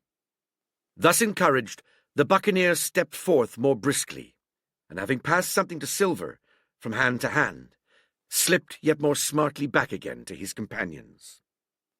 The sea cook looked at what had been given him. "The black spot. I thought so," he observed. "Where might you've got the paper? Why, hillo! Look here now, this ain't lucky. You've gone and cut this out of a Bible. What fools cut a Bible?" There," said Morgan. "There, what did I say? No good'll come of that, I said." "Well, you've about fixed it now among you," continued Silver. "You'll all swing now, I reckon. What soft-hearted lubber had a Bible?" "It was Dick." "Dick, was it? Then Dick can get to his prayers," said Silver. "He's seen his slice of luck, has Dick, and you may lay to that." But here the long man with the yellow eyes struck in. "Belay that talk, John Silver," he said. "This crew has tipped you the black spot in full council as in duty bound. Just you turn it over as in duty bound, and see what's wrote there. Then you can talk." "Well, thank ye, George," replied the sea cook. "You always was brisk for business, and has the rules by heart, George, as I'm pleased to see. Well, what is it, anyway? Ah, deposed. That's it, is it? Very pretty wrote, to be sure, like print, I swear. Your hand a write, George? Why, you was getting quite a leading man in this here crew. You'll be captain next, I shouldn't wonder. Just oblige me with that torch again, will you? This pipe don't draw." "Come now," said George. "You don't fool this crew no more. You're a funny man by your own account, but you're over now, and you'll maybe step down off that barrel and help vote." "I thought you said you knowed the rules," returned Silver contemptuously. "Leastways, if you don't, I do, and I wait here. I'm still your cap'n, mind, till you outs with your grievances, and I reply. In the meantime, your black spot ain't worth a biscuit. After all, we'll see." "Oh," replied George, "you don't be under no kind of apprehension. We're all square, we are. First, you've made a hash of this cruise. You'll be a bold man to say no to that. Second, you let the enemy out of this here trap for nothing. Why did they want out? I dunno, but it's pretty plain they wanted it. Third, you wouldn't let us go at them upon the march. Oh, we see through you, John Silver. You want to play booty, that's what's wrong with you. And then fourth, there's this here boy." "Is that all?" asked Silver quietly. "Enough, too," retorted George. "We'll all swing and sun-dry for your bungling." "Well, now, look here. I'll answer these 4 pints, one after another I'll answer them. I made a hash of this cruise, did I? Well, now, you all know what I wanted, and you all know, if that had been done, that we'd have been aboard the Hispaniola this night as ever was, every man of us alive and fit and full of good plum duff, and the treasure in the hold of her, by thunder. Well, who crossed me? Who forced my hand, as was the lawful captain? Who tipped me the black spot the day we landed and began this dance. Ah, it's a fine dance. I'm with you there, and looks mighty like a hornpipe in a rope's end at execution dock by London town, it does. But who done it? Why, it was Anderson and Hans and you, George Merry, and you're the last above board of that same meddling crew, and you have the Davy Jones insolence to up and stand for captain over me, you that sank the lot of us?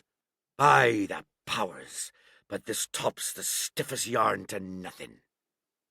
Silver paused, and I could see by the faces of George and his late comrades that these words had not been said in vain.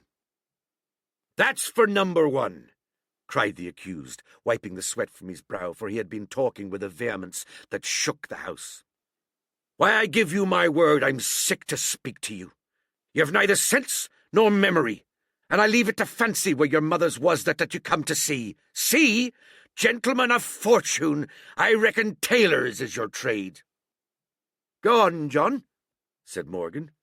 "Speak up to the others." "Ah, the others," returned John. "They're a nice lot, ain't they?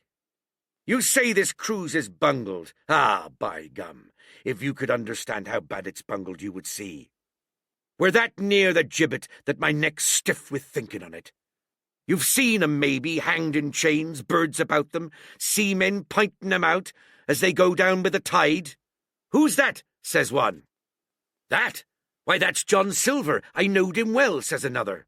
And you can hear the chains a jangle as you go about and reach for the other boy.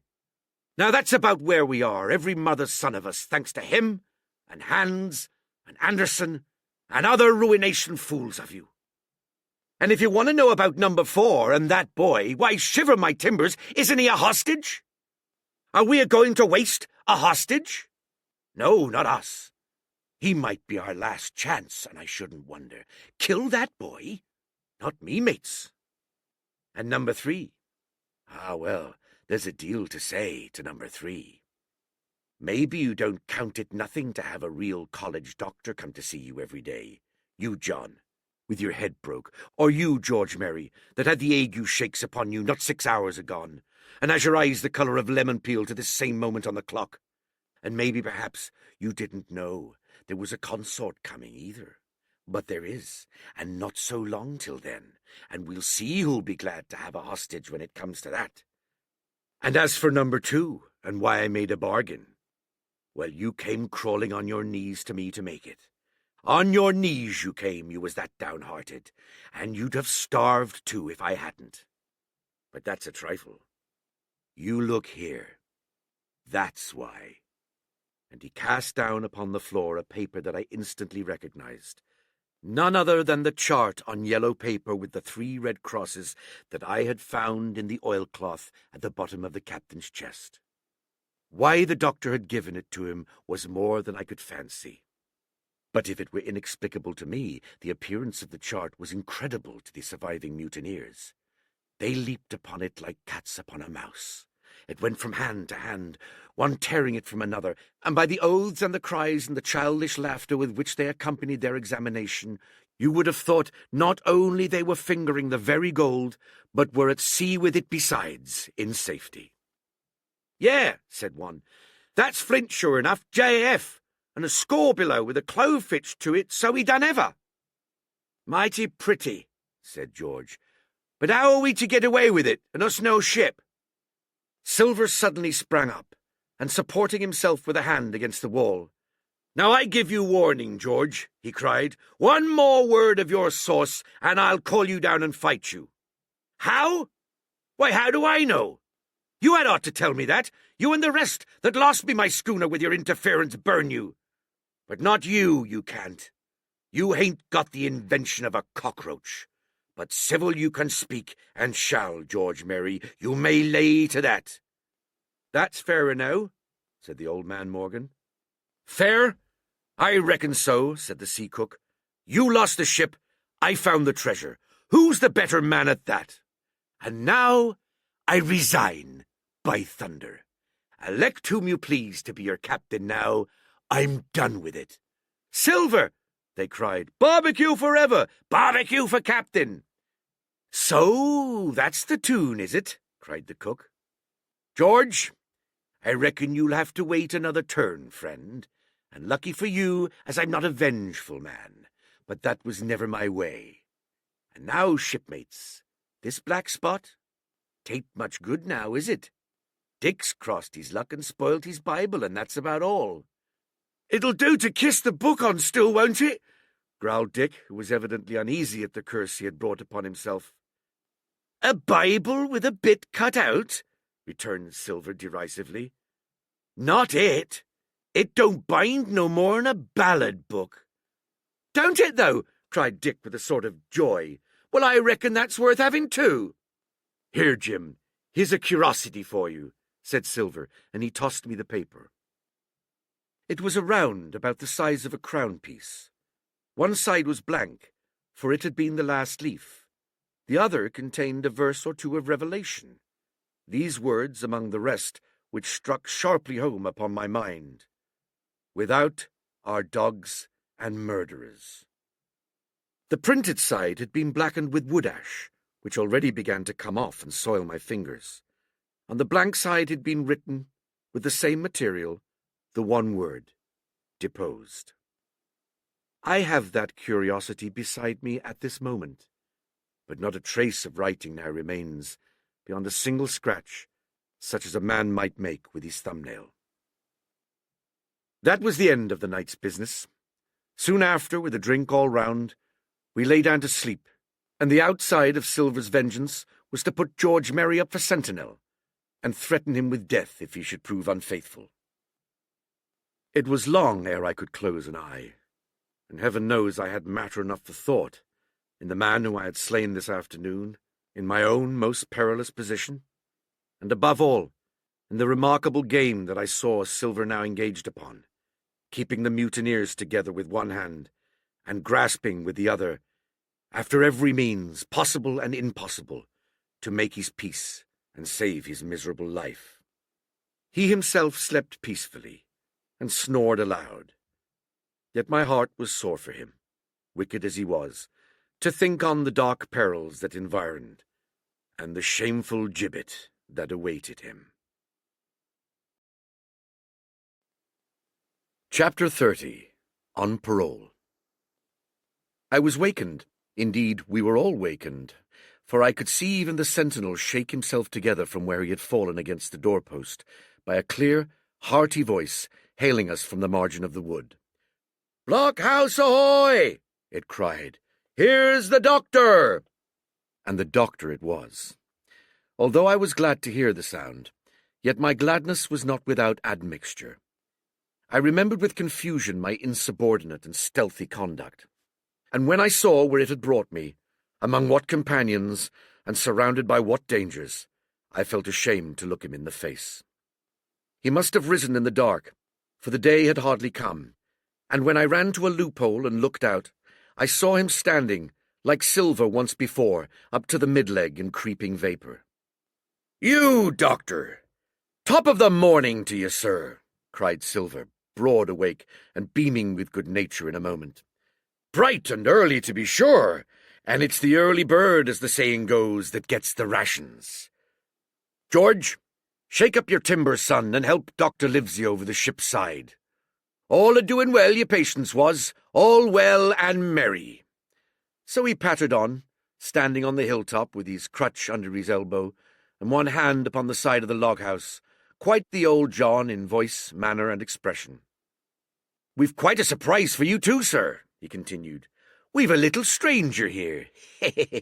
A new boarder and lodger, sir, and looking fit and taut as a fiddler. Slept like a supercargo we did, right alongside of John. Stem to stem we was all night."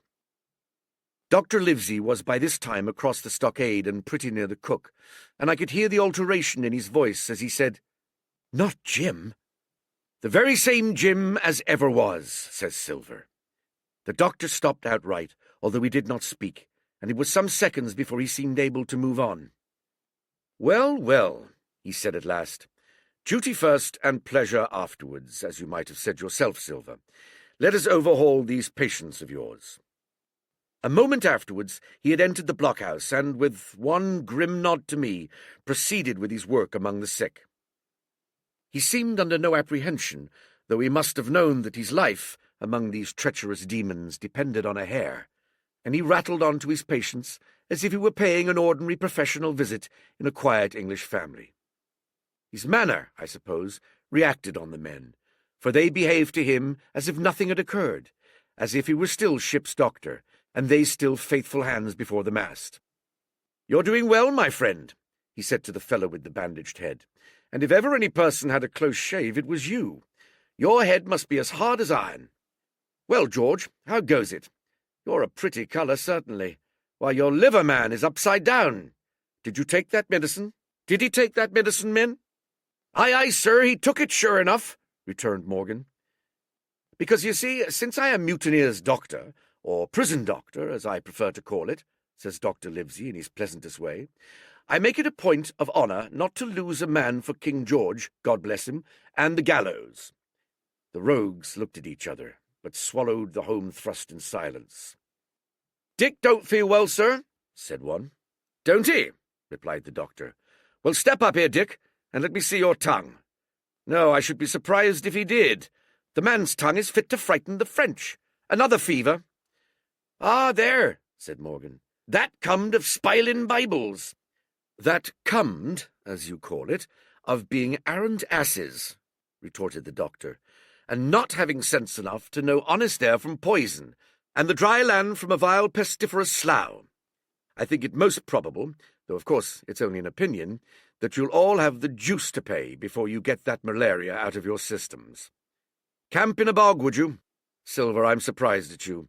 You're less of a fool than many, take you all round, but you don't appear to me to have the rudiments of a notion of the rules of health. Well," he added, after he had dosed them all round, and they had taken his prescriptions with really laughable humility, more like charity school children than blood-guilty mutineers and pirates, "well, that's done for today. And now I should wish to have a talk with that boy, please," and he nodded his head in my direction carelessly. George Merry was at the door, spitting and spluttering over some bad-tasting medicine, but at the first word of the doctor's proposal he swung round with a deep flush and cried, "No!" and swore. Silver struck the barrel with his open hand. "Silence!" he roared, and looked about him positively like a lion. "Doctor," he went on in his usual tones, "I was a-thinking of that, knowing as how you had a fancy for the boy. We're all humbly grateful for your kindness, and as you see, puts faith in you, and takes the drugs down like that much grog. And I take it I've found a way as'll suit all. Hawkins, will you give me your word of honour as a young gentleman, for a young gentleman you are, though poor-born, your word of honour not to slip your cable?" I readily gave the pledge required. "Then, Doctor," said Silver, "you just step outside of that stockade, and once you're there, I'll bring the boy down on the inside, and I reckon you can yarn through the spars. Good day to you, sir, and all our duties to the squire and Captain Smollett." The explosion of disapproval, which nothing but Silver's black looks could restrain, broke out immediately the doctor had left the house. Silver was roundly accused of playing double, of trying to make a separate peace for himself, of sacrificing the interests of his accomplices and victims, and in one word, of the identical exact thing that he was doing. It seemed to me so obvious, in this case, that I could not imagine how he was to turn their anger. But he was twice the man the rest were, and his last night's victory had given him a huge preponderance on their minds. He called them all the fools and dolts you can imagine, said it was necessary I should talk to the doctor, fluttered the chart in their faces, asked them if they could afford to break the treaty the very day they were bound at treasure-hunting. "No, by thunder," he cried. "It's us must break the treaty when the time comes. Until then I'll gammon that doctor, if I have to ile his boots with brandy." And then he bade them get the fire lit, and stalked out upon his crutch, with his hand on my shoulder, leaving them in disarray and silenced by his volubility rather than convinced. "Slow, lad, slow," he said. "They might round upon us in a twinkle of an eye if we were seen to hurry." Very deliberately then, did we advance across the sand to where the doctor awaited us on the other side of the stockade, and as soon as we were within easy speaking distance, Silver stopped. "You'll make a note of this here also, Doctor," said he, "and the boy'll tell you how I saved his life, and were deposed for it too, and you may lay to that. Doctor, when a man's steering as near the wind as me, playing chuck farthing with the last breath in his body like, you wouldn't think it too much, mayhap, to give him one good word. You'll please bear in mind it's not my life only now, it's the boy's into the bargain. And you'll speak me fair, Doctor, and give me a bit of hope to go on, for the sake of mercy." Silver was a changed man. Once he was out there and had his back to his friends in the blockhouse, his cheeks seemed to have fallen in, his voice trembled. Never was a soul more dead in earnest. "Why, John, you're not afraid?" asked Dr. Livesey. "Doctor, I'm no coward, no, not I, not so much," and he snapped his fingers. "If I was, I wouldn't say it, but I'll own up fairly. I've the shakes upon me for the gallows. You're a good man and a true, I never seen a better man, and you'll not forget what I done good, not any more than you'll forget the bad, I know. And I step aside, see here, and leave you and Jim alone, and you'll put that down for me too, for it's a long stretch, is that." So saying, he stepped back a little way, till he was out of earshot, and there sat down upon a tree stump and began to whistle, spinning round now and again upon his seat so as to command a sight, sometimes of me and the doctor, and sometimes of his unruly ruffians, as they went to and fro in the sand, between the fire, which they were busy rekindling, and the house, from which they brought forth pork and bread to make the breakfast. "So, Jim," said the doctor sadly, "here you are. As you have brewed, so shall you drink, my boy. Heaven knows I cannot find it in my heart to blame you, but this much I will say, be it kind or unkind. When Captain Smollett was well, you dared not have gone off, and when he was ill and couldn't help it, by George, it was downright cowardly." I will own that I here began to weep. "Doctor," I said, "you might spare me. I have blamed myself enough. My life's forfeit anyway, and I should have been dead by now if Silver hadn't stood for me, and Doctor believed this. I can die, and I dare say I deserve it. But what I fear is torture. If they come to torture me—" "Jim," the doctor interrupted, and his voice was quite changed. "Jim, I can't have this. Whip over, and we'll run for it." "Doctor," said I passed my word." I know," he cried. "We can't help that, Jim, now. I'll take it on my shoulders, holus bolus, blame and shame, my boy. But stay here, I cannot let you. Jump. One jump, and you're out, and we'll run for it like antelopes." "No," I replied. "You know right well you wouldn't do the thing yourself. Neither you, nor Squire, nor Captain, and no more will I. Silver trusted me. I passed my word, and back I go. But, Doctor, you did not let me finish. If they come to torture me, I might let slip a word of where the ship is. For I got the ship, part by luck and part by risking, and she lies in North Inlet, on the southern beach, and just below high water.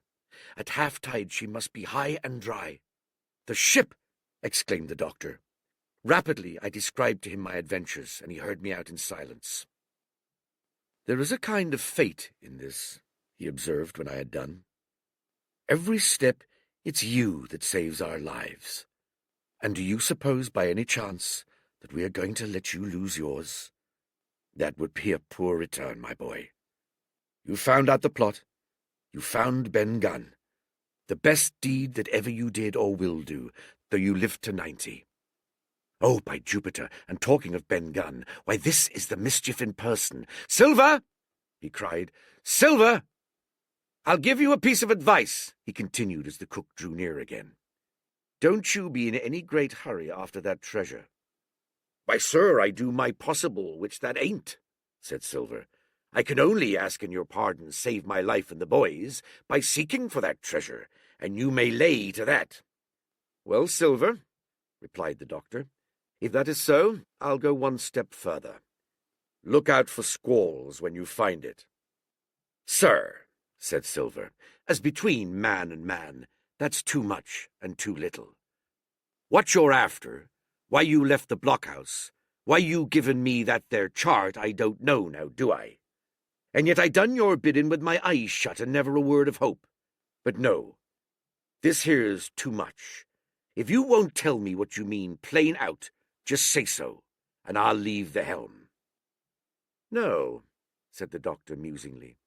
"I've no right to say more. It's not my secret, you see, Silver, or I give you my word, I'd tell it you. But I'll go as far with you as I dare go, and a step beyond, for I'll have my wig sorted by the captain, or I'm mistaken. And first, I'll give you a bit of hope. Silver, if we both get alive out of this wolf trap, I'll do my best to save you, short of perjury." Silver's face was radiant. "You couldn't say more, I'm sure, sir, not if you was my mother," he cried. "Well, that's my first concession," added the doctor. "My second is a piece of advice. Keep the boy close to you. When you need help, halloo. I'm off to seek it for you. That itself will show you if I speak at random. Goodbye, Jim." And Dr. Livesey shook hands with me through the stockade, nodded to Silver, and set off at a brisk pace into the wood. Chapter 31. The Treasure Hunt. Flint's Pointer. "Jim," said Silver when we were alone, "if I saved your life, you saved mine, and I'll not forget it. I seen the doctor waving you to run for it, with the tail of my eye I did, and I seen you say no, plain as hearing. Jim, that's one to you. This is the first glint of hope I had since the attack failed, and I owe it to you. And now, Jim, we're to go in for this here treasure hunting, with sealed orders, too, and I don't like it. And you and me must stick close, back to back like, and we'll save our necks in spite of fate and fortune." Just then a man hailed us from the fire that breakfast was ready, and we were soon seated here and there about the sand, over biscuit and fried junk. They had lit a fire fit to roast an ox, and it was now grown so hot that they could only approach it from the windward, and even there not without precaution. In the same wasteful spirit, they had cooked, I suppose, 3 times more than we could eat, and one of them, with an empty laugh, threw what was left into the fire, which blazed and roared again over this unusual fuel. I never in my life saw men so careless of the morrow. Hand to mouth is the only word that can describe their way of doing. And what with wasted food and sleeping sentries, though they were bold enough for a brush and be done with it, I could see their entire unfitness for anything like a prolonged campaign. Even Silver, eating away with Captain Flint upon his shoulder, had not a word of blame for their recklessness, and this the more surprised me, for I thought he had never shown himself so cunning as he did then. "Aye, mates," said he, "it's lucky you have barbecue to think for you with this here head. I got what I wanted, I did. Sure enough, they have the ship. Where they have it, I don't know yet, but once we hit the treasure, we'll have to jump about and find out. And then, mates, us that has the boats, I reckon, has the upper hand." Thus he kept running on with his mouth full of hot bacon. Thus he restored their hope and confidence, and I more than suspect repaired his own at the same time.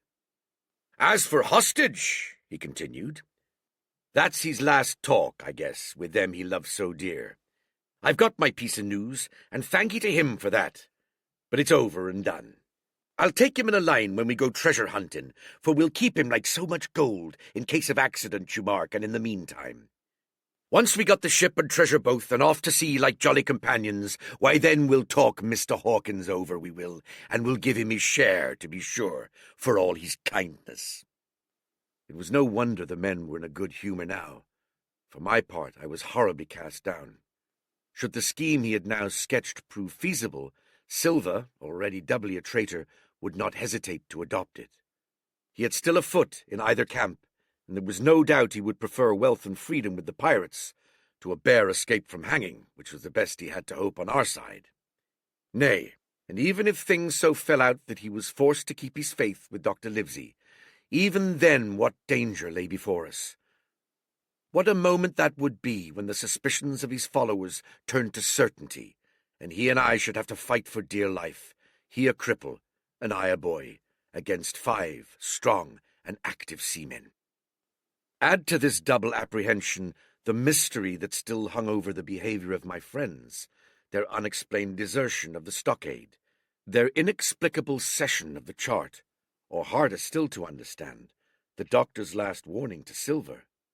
Look out for squalls when you find it, and you will readily believe how little taste I found in my breakfast, and with how uneasy a heart I set forth behind my captors on the quest for treasure.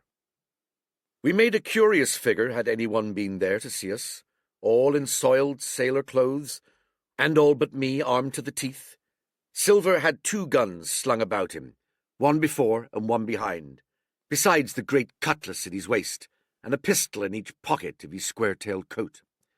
To complete his strange appearance, Captain Flint sat perched upon his shoulder and gabbling odds and ends of purposeless sea-talk. I had a line about my waist, and followed obediently after the sea cook, who held the loose end of the rope, now in his free hand, now between his powerful teeth. For all the world I was led like a dancing bear. The other men were variously burthened, some carrying picks and shovels, for that had been the very first necessary they brought ashore from the Hispaniola, others laden with pork, bread, and brandy for the midday meal. All the stores, I observed, came from our stock, and I could see the truth of Silver's words the night before. Had he not struck a bargain with the doctor, he and his mutineers, deserted by the ship, must have been driven to subsist on clear water and the proceeds of their hunting. Water would have been little to their taste. A sailor is not usually a good shot, and besides all that, when they were so short of eatables, it was not likely they would be very flush of powder. Well, thus equipped, we all set out, even the fellow with the broken head, who should certainly have kept in shadow, and straggled one after another to the beach, where the 2 gigs awaited us. Even these bore trace of the drunken folly of the pirates, one in a broken thwart, and both in their muddled and unbaled condition. Both were to be carried along with us for the sake of safety, and so, with our numbers divided between them, we set forth upon the bosom of the anchorage. As we pulled over, there was some discussion on the chart. The Red Cross was, of course, far too large to be a guide, and the terms of the note on the back, as you will hear, admitted of some ambiguity. They ran, the reader may remember, thus: Tall tree, spyglass shoulder, bearing a point to the north of nor-northeast, Skeleton Island east-southeast, and by east, 10 feet. A tall tree was thus the principal mark. Now, right before us, the anchorage was bounded by a plateau from 200 to 300 feet high, adjoining on the north the sloping southern shoulder of the spyglass, and rising again towards the south into the rough cliffy eminence called the mizzenmast hill. The top of the plateau was dotted thickly with pine trees of varying height. Every here and there one of a different species rose 40 or 50 feet clear above its neighbours, and which of these was the particular tall tree of Captain Flint could only be decided on the spot and by the readings of the compass. Yet, although this was the case, every man on board the boats had picked a favourite of his own ere we were halfway over, Long John alone shrugging his shoulders and bidding them wait till they were there. We pulled easily by Silver's directions not to weary the hands prematurely, and, after quite a long passage, landed at the mouth of the second river, that which runs down a woody cleft to the spyglass. Thence, bending to our left, we began to ascend the slope towards the plateau. At the first onset, heavy, miry ground and a matted, marish vegetation greatly delayed our progress, but by little and little the hill began to steepen and become stony underfoot, and the wood to change its character and to grow in a more open order. It was indeed a most pleasant portion of the island that we were now approaching. A heavy-scented broom and many flowering shrubs had almost taken the place of grass. Thickets of green nutmeg trees were dotted here and there with the red columns and the broad shadow of the pines, and the first mingled their spice with the aroma of the others. The air, besides, was fresh and stirring, and this, under the sheer sunbeams, was a wonderful refreshment to our senses. The party spread itself abroad in a fan shape, shouting and leaping to and fro. About the centre, and a good way behind the rest, Silver and I followed, I tethered by my rope, he ploughing with deep pants among the sliding gravel. From time to time, indeed, I had to lend him a hand, or he must have missed his footing and fallen backward down the hill. We had thus proceeded for about half a mile, and were approaching the brow of the plateau, when the man upon the farthest left began to cry aloud as if in terror. Shout and shout came from him, and the others began to run in his direction. "He can't have found the treasure," said old Morgan, hurrying past us from the right, "for that's clean atop." Indeed, as we found when we reached the spot, it was something very different. At the foot of a pretty big pine, and involved in a green creeper, which had even partly lifted some of the smaller bones, a human skeleton lay with a few shreds of clothing on the ground. I believe a chill struck for a moment to every heart. "He was a seaman," said George Merry, who, bolder than the rest, had gone up close and was examining the rags of clothing. "Leastways, this is good sea-cloth." "Aye, aye," said Silver, "like enough. You wouldn't look to find a bishop here, I reckon. But what sort of a way is that for bones to lie? Tain't in nater." Indeed, on a second glance, it seemed impossible to fancy that the body was in a natural position. But for some disarray, the work perhaps of the birds that had fed upon him, or of the slow-growing creeper that had gradually enveloped his remains, the man lay perfectly straight, his feet pointing in one direction, his hands raised above his head like a diver's, pointing directly in the opposite. "I've taken a notion into my old numbskull," observed Silver. "Here's the compass. There's the tip-top pint, a skeleton island, sticking out like a tooth. Just take a bearing, will you, along the line of them bones." It was done. The body pointed straight in the direction of the island, and the compass read duly, east-southeast, and by east. "I thought so!" cried the cook. "This here is a pinter. Right up there is our line for the Pole Star and the Jolly Dollars. But by thunder, if it don't make me cold inside to think of Flint. This is one of his jokes, and no mistake. Him and these 6 was alone here. He killed 'em, every man, and this one he hauled here and laid down by compass. Shiver me timbers. They're long bones, and the hair's been yellow. Aye, that would be Allardyce. You mind Allardyce, Tom Morgan?" "Aye, aye," returned Morgan. "I mind him. He owed me money, he did, and took my knife ashore with him." "Speaking of knives," said another, "why don't we find his'n lying round? Flint were the man to pick a seaman's pockets, and the birds, I guess, would leave it be." "By the powers, that's true," cried Silver. "There ain't a thing left here," said Merry, still feeling round among the bones. "Not a copper doit nor a baccy box. It don't look natural to me." "No, by gum, it don't," agreed Silver. "Not natural nor not nice, says you. Great guns, messmates, but if Flint was living, this would be a hot spot for you and me. 6 they were, and 6 are we, and bones is what they are now." "I saw him dead with these here deadlights," said Morgan. "Billy took me in. There he laid, with penny pieces on his eyes." "Dead? Aye, sure enough he's dead and gone below," said the fellow with the bandage. "But if ever sperrit walked, it would be Flint's. Dear heart, but he died bad, did Flint." "Aye, that he did," observed another. "Now he raged, and now he hollered for the rum, and now he sang. 15 men were his only song mates, and I tell you true, I never rightly liked to hear it since.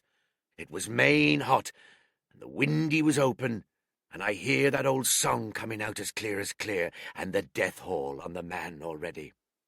"Come, come," said Silver, "stow this talk. He's dead, and he don't walk, that I know. Leastways, he won't walk by day, and you may lay to that. Care killed a cat. Fetch ahead for the doubloons." We started, certainly, but in spite of the hot sun and the staring daylight, the pirates no longer ran separate and shouting through the wood, but kept side by side and spoke with bated breath. The terror of the dead buccaneer had fallen on their spirits. Chapter 32. The Treasure Hunt. The Voice Among the Trees. Partly from the damping influence of this alarm, partly to rest Silver and the sick folk, the whole party set down as soon as they had gained the brow of the ascent. The plateau being somewhat tilted towards the west, this spot on which we had paused commanded a wide prospect on either hand. Before us, over the tree-tops, we beheld the cape of the woods fringed with surf. Behind, we not only looked down upon the anchorage of Skeleton Island, but saw, clear across the spit and the eastern lowlands, a great field of open sea upon the east. Sheer above us rose the spyglass, here dotted with single pines, there black with precipices. There was no sound but that of the distant breakers, mounting from all round, and the chirp of countless insects in the brush. Not a man, not a sail upon the sea. The very largeness of the view increased the sense of solitude. Silver, as he sat, took certain bearings with his compass. "There are 3 tall trees," said he, "about in the right line from Skeleton Island. Spyglass shoulder, I take it, means that lower pint there. It's child play to find the stuff now. I've half a mind to dine first." "I don't feel sharp," growled Morgan. "Thinking of Flint, I think it were as done me." "Ah, well, my son, you praise your stars he's dead," said Silver. "He was an ugly devil," cried the third pirate with a shudder. "That blue in the face, too." "That was how the rum took him," added Mary. "Blue? Well, I reckon he was blue. That's a true word." Ever since they had found the skeleton, and got upon this train of thought, they had spoken lower and lower, and they had almost got to whispering by now, so that the sound of their talk hardly interrupted the silence of the wood. All of a sudden, out of the middle of the trees in front of us, a thin, high, trembling voice struck up the well-known air and words, "15 men on a dead man's chest, yo-ho-ho, and a bottle of rum." I have never seen men more dreadfully affected than the pirates. The colour went from their 6 faces like enchantment. Some leaped to their feet, some clawed hold of others. Morgan grovelled on the ground. "It's Flint, by!" cried Mary. The song had stopped as suddenly as it began. Broken off, you would have said, in the middle of a note, as though someone had laid a hand upon the singer's mouth. Coming so far through the clear, sunny atmosphere among the green treetops, I thought it had sounded airily and sweetly, and the effect on my companions was the stranger. "Come," said Silver, struggling with his ashen lips to get the word out. "This won't do. Stand by to go about. This is a rum start, and I can't name the voice, but it's someone skylarking, someone that's flesh and blood, and you may lay to that." His courage had come back as he spoke, and some of the colour to his face along with it. Already the others had begun to lend an ear to his encouragement, and were coming a little to themselves when the same voice broke out again, not this time singing, but in a faint, distant hail that echoed yet fainter among the clefts of the spyglass. "Darby McGraw!" it wailed, for that is the word that best describes the sound. "Darby McGraw! Darby McGraw!"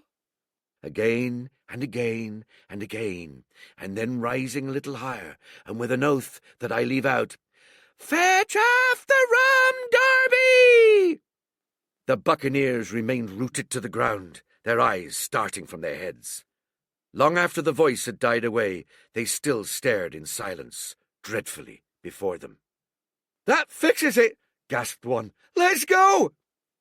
"They was his last words," moaned Morgan. "His last words above board." Dick had his Bible out and was praying volubly. He had been well brought up, had Dick, before he came to sea and fell among bad companions. Still, Silver was unconquered. I could hear his teeth rattle in his head, but he had not yet surrendered. "Nobody in this here island ever heard of Darby," he muttered. "Not one but us that's here." And then, making great effort, "Shipmates," he cried, "I'm here to get that stuff, and I'll not be beat by man nor devil. I never was feared of Flint in his life, and by the powers, I'll face him dead. There's 700,000 pounds not a quarter of a mile from here. When did ever a gentleman of fortune show his stern to that much dollars for a boozy old seaman with a blue mug, and him dead, too?" But there was no sign of reawakening courage in his followers, rather, indeed, of growing terror at the irreverence of his words. "Belay there, John," said Mary. "Don't you cross a spirit." And the rest were all too terrified to reply. They would have run away severally had they dared, but fear kept them together and kept them close by John, as if his daring helped them. He, on his part, had pretty well fought his weakness down. "Spirit? Well, maybe," he said. "But there's one thing not clear to me. There was an echo. Now, no man ever seen a spirit with a shadow. Well, now, what's he doing with an echo to him, I should like to know? That ain't in natur, surely." This argument seemed weak enough to me, but you can never tell what will affect the superstitious, and to my wonder, George Merry was greatly relieved. "Well, that's so," he said. "You've a head upon your shoulders, John, and no mistake. 'Bout shipmates. This here crew is on a wrong tack, I do believe. And come to think on it, it was like Flint's voice, I grant you, but not just so clear away like it, after all. It was like somebody else's voice now. It was like, by the powers." "Ben Gunn!" roared Silver. "Aye, and so it were," cried Morgan, springing onto his knees. "Ben Gunn it were." "It don't make much odds, do it now?" asked Dick. "Ben Gunn's not here in the body any more'n Flint." But the older hands greeted this remark with scorn. "Why, nobody minds Ben Gunn," cried Mary. "Dead or alive, nobody minds him." It was extraordinary how their spirits had returned, and how the natural colour had revived in their faces. Soon they were chatting together, with intervals of listening, and not long after, hearing no further sound, they shouldered the tools and set forth again, Mary walking first with Silver's compass, to keep them on the right line with Skeleton Island. He had said the truth. Dead or alive, nobody minded Ben Gunn. Dick alone still held his Bible, and looked around him as he went, with fearful glances. But he found no sympathy, and Silver even joked him on his precautions. "I told you," said he. "I told you you had spiled your Bible. If it ain't no good to swear by, what do you suppose a spirit would give for it? Not that." And he snapped his big fingers, halting a moment on his crutch. But Dick was not to be comforted. Indeed, it was soon plain to me that the lad was falling sick. Hastened by heat, exhaustion, and the shock of his alarm, the fever, predicted by Dr. Livesey, was evidently growing swiftly higher. It was fine open walking here upon the summit. Our way lay a little downhill, for, as I've said, the plateau tilted towards the west. The pines, great and small, grew wide apart, and even between the clumps of nutmeg and azalea, wide open spaces baked in the hot sunshine. Striking, as we did, pretty near northwest across the island, we drew, on the one hand, ever nearer under the shoulders of the spyglass, and on the other, looked ever wider over the western bay, where I had once tossed and trembled in the coracle. The first of the tall trees was reached, and by the bearing proved the wrong one. So with the second. The third rose nearly 200 feet into the air, above a clump of underwood, a giant of a vegetable, with a red column as big as a cottage, and a wide shadow around it in which a company could have manoeuvred. It was conspicuous far to sea, both to the east and west, and might have been entered as a sailing mark upon the chart. But it was not its size that now impressed my companions. It was the knowledge that 700,000 pounds in gold lay somewhere buried below its spreading shadow. The thought of the money as they drew nearer swallowed up their previous terrors. Their eyes burned in their heads, their feet grew speedier and lighter. Their whole soul was bound up in that fortune, that whole lifetime of extravagance and pleasure that lay waiting there for each of them. Silver hobbled, grunting on his crutch. His nostrils stood out and quivered. He cursed like a madman when the flies settled on his hot and shiny countenance. He plucked furiously at the line that held me to him, and from time to time turned his eyes upon me with a deadly look. Certainly he took no pains to hide his thoughts, and certainly I read them like print. In the immediate nearness of the gold, all else had been forgotten. His promise and the doctor's warning were both things of the past, and I could not doubt that he hoped to seize upon the treasure, find and board the Hispaniola under cover of night, cut every honest throat about that island, and sail away as he had at first intended, laden with crimes and riches. Shaken as I was with these alarms, it was hard for me to keep up with the rapid pace of the treasure hunters. Now and again I stumbled, and it was then that Silver plucked so roughly at the rope and launched at me his murderous glances. Dick, who had dropped behind us and now brought up the rear, was babbling to himself both prayers and curses as his fever kept rising. This also added to my wretchedness, and, to crown all, I was haunted by the thought of the tragedy that had once been acted on that plateau, when that ungodly buccaneer with the blue face, he who died at Savannah singing and shouting for drink, had there, with his own hand, cut down his 6 accomplices. This grove, that was now so peaceful, must have rung with cries, I thought, and even with the thought I could believe I heard it ringing still. We were now at the margin of the thicket. "Huzzah, mates, all together!" shouted Mary, and the foremost broke into a run. And suddenly, not 10 yards further, we beheld them stop. A low cry arose. Silver doubled his pace, digging away with the foot of his crutch like one possessed. And next moment he and I had come also to a dead halt. Before us was a great excavation, not very recent, for the sides had fallen in, and grass had sprouted on the bottom. In this were the shaft of a pick broken in 2, and the boards of several packing cases strewn around. On one of these boards I saw, branded with a hot iron, the name Walrus, the name of Flint's ship. All was clear to probation. The cash had been found and rifled. The £700,000 were gone. Chapter 33. The Fall of a Chieftain. There was never such an overturn in this world. Each of these 6 men was as though he had been struck, but with Silver the blow passed almost instantly. Every thought of his soul had been set full stretch like a racer on that money. Well, he was brought up in a single second dead, and he kept his head, found his temper, and changed his plan before the others had had time to realize the disappointment. "Jim," he whispered, "take that and stand by for trouble," and he passed me a double-barreled pistol. At the same time he began quietly moving northward, and in a few steps had put the hollow between us 2 and the other 5. Then he looked at me and nodded, as much as to say, "Here's a narrow corner," as indeed I thought it was. His looks were now quite friendly, and I was so revolted at these constant changes that I could not forbear whispering, "So you've changed sides again?" There was no time left for him to answer in. The buccaneers, with oaths and cries, began to leap, one after another, into the pit, and to dig with their fingers, throwing the boards aside as they did so. Morgan found a piece of gold. He held it up with a perfect spout of oaths. It was a 2-guinea piece, and it went from hand to hand among them for a quarter of a minute. 2 guineas!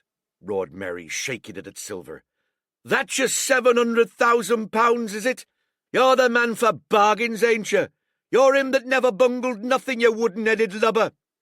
"Dig away, boys," said Silver with the coolest insolence. "You'll find some pig-nuts, and I shouldn't wonder." "Pig-nuts!" repeated Mary in a scream. "Mates, do you hear that? I tell you now that man there knew it all along. Look in the face of him and you'll see it wrote there." "Ah, Mary," remarked Silver, "standing for captain again. You're a pushing lad, to be sure." But this time, everyone was entirely in Mary's favour. They began to scramble out of the excavation, darting furious glances behind them. One thing I observed which looked well for us. They all got out upon the opposite side from Silver. Well, there we stood, 2 on one side, 5 on the other, the pit between us, and nobody screwed up high enough to offer the first blow.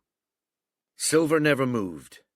He watched them very upright on his crutch, and looked as cool as ever I saw him. He was brave, and no mistake. At last, Mary seemed to think a speech might help matters. "Mates," says he, "there's 2 of them alone there. One's the old cripple that brought us all here and blundered us down to this.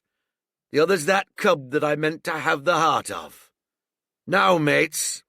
He was raising his arm and his voice, and plainly meant to lead a charge, but just then, crack, crack, crack, 3 musket shots flashed out of the thicket. Mary tumbled head foremost into the excavation. The man with the bandage spun round like a teetotum and fell all his length upon his side, where he lay dead but still twitching, and the other 3 turned and ran for it with all their might. Before you could wink, Long John had fired 2 barrels of a pistol into the struggling Mary, and as the man rolled up his eyes at him in the last agony, "George," said he, "I reckon I settled you." At the same moment the doctor, Gray, and Ben Gunn joined us, with smoking muskets from among the nutmeg trees. "Forward!" cried the doctor. "Double quick, my lads! We must head 'em off the boats." And we set off at a great pace, sometimes plunging through the bushes to the chest. I'll tell you, but Silver was anxious to keep up with us. The work that man went through, leaping on his crutch till the muscles of his chest were fit to burst, was work no sound man ever equalled. And so thinks the doctor. As it was, he was already 30 yards behind us, and on the verge of strangling when we reached the brow of the slope. "Doctor!" he hailed. "See there! No hurry!" Sure enough, there was no hurry. In a more open part of the plateau, we could see the 3 survivors still running in the same direction as they had started, right for Mizzenmast Hill. We were already between them and the boats, so we 4 sat down to breathe, while Long John, mopping his face, came slowly up with us. "Thank ye kindly, doctor," says he. "You came in about the nick, I guess, for me and Hawkins. And so it's you, Ben Gunn," he added. "Well, you're a nice one, to be sure." "I'm Ben Gunn, I am," replied the maroon, wriggling like an eel in his embarrassment. "And," he added after a long pause, "how do, Mr. Silver? Pretty well, I thank ye, says you." Ben, murmured Silver, "to think as you've done me." The doctor sent back Gray for one of the pickaxes, deserted in their flight by the mutineers, and then, as we proceeded leisurely downhill to where the boats were lying, related in a few words what had taken place. It was a story that profoundly interested Silver, and Ben Gunn, the half-idiot maroon, was the hero from beginning to end. Ben, in his long, lonely wanderings about the island, had found the skeleton. It was he that had rifled it. He had found the treasure. He had dug it up. It was the shaft of his pickaxe that lay broken in the excavation. He had carried it on his back many weary journeys from the foot of the tall pine to a cave he had on the 2-pointed hill at the northeast angle of the island, and there it had lain stored in safety since 2 months before the arrival of the Hispaniola. When the doctor had wormed this secret from him on the afternoon of the attack, and when, next morning, he saw the anchorage deserted, he had gone to Silver, given him the chart, which was now useless, given him the stores, for Ben Gunn's cave was well supplied with goat's meat salted by himself, given anything and everything to get a chance of moving in safety from the stockade to the 2-pointed hill, there to be clear of malaria and keep a guard upon the money. "As for you, Jim," he said, "it went against my heart, but I did what I thought best for those who had stood by their duty. And if you were not one of these, whose fault was it?" That morning, finding that I was to be involved in the horrid disappointment he had prepared for the mutineers, he had run all the way to the cave, and leaving Squire to guard the captain, had taken Grey and the Maroon and started making the diagonal across the island to be at hand beside the pine. Soon, however, he saw that our party had the start of him, and Ben Gunn, being fleet of foot, had been dispatched in front to do his best alone. Then it had occurred to him to work upon the superstitions of his former shipmates, and he was so far successful that Grey and the doctor had come up and were already ambushed before the arrival of the treasure hunters. "Ah," said Silver, "it were fortunate for me that I had Hawkins here. You would have let old John be cut to bits, and never given it a thought, Doctor." "Not a thought," replied Dr. Livesey cheerily. And by this time we had reached the gigs. The doctor, with the pickaxe, demolished one of them, and then we all got aboard the other and set out to go round by sea for North Inlet. This was a run of 8 or 9 miles. Silver, though he was almost killed already with fatigue, was set to an oar, like the rest of us, and we were soon skimming swiftly over a smooth sea. Soon we passed out of the straits and doubled the southeast corner of the island, round which, 4 days ago, we had towed the Hispaniola. As we passed the 2-pointed hill, we could see the black mouth of Ben Gunn's cave, and a figure standing by it, leaning on a musket. It was the squire, and we waved our handkerchief and gave him 3 cheers, in which the voice of Silver joined as heartily as any. 3 miles farther, just inside the mouth of North Inlet, what should we meet but the Hispaniola, cruising by herself. The last flood had lifted her, and had there been much wind or a strong current, as in the southern anchorage, we should never have found her more, or found her stranded beyond help. As it was, there was little amiss, beyond the wreck of the mainsail. Another anchor was got ready, and dropped in 1.5 fathoms of water. We all pulled round again to Rum Cove, the nearest point for Ben Gunn's treasure house, and then Grey, single-handed, returned with the gig to the Hispaniola, where he was to pass the night on guard. A gentle slope ran up from the beach to the entrance of the cave. At the top the squire met us. To me he was cordial and kind, saying nothing of my escapade, either in the way of blame or praise. At Silver's polite salute he somewhat flushed. "John Silver," he said, "you're a prodigious villain and impostor, a monstrous impostor, sir. I am told I am not to prosecute you. Well, then, I will not.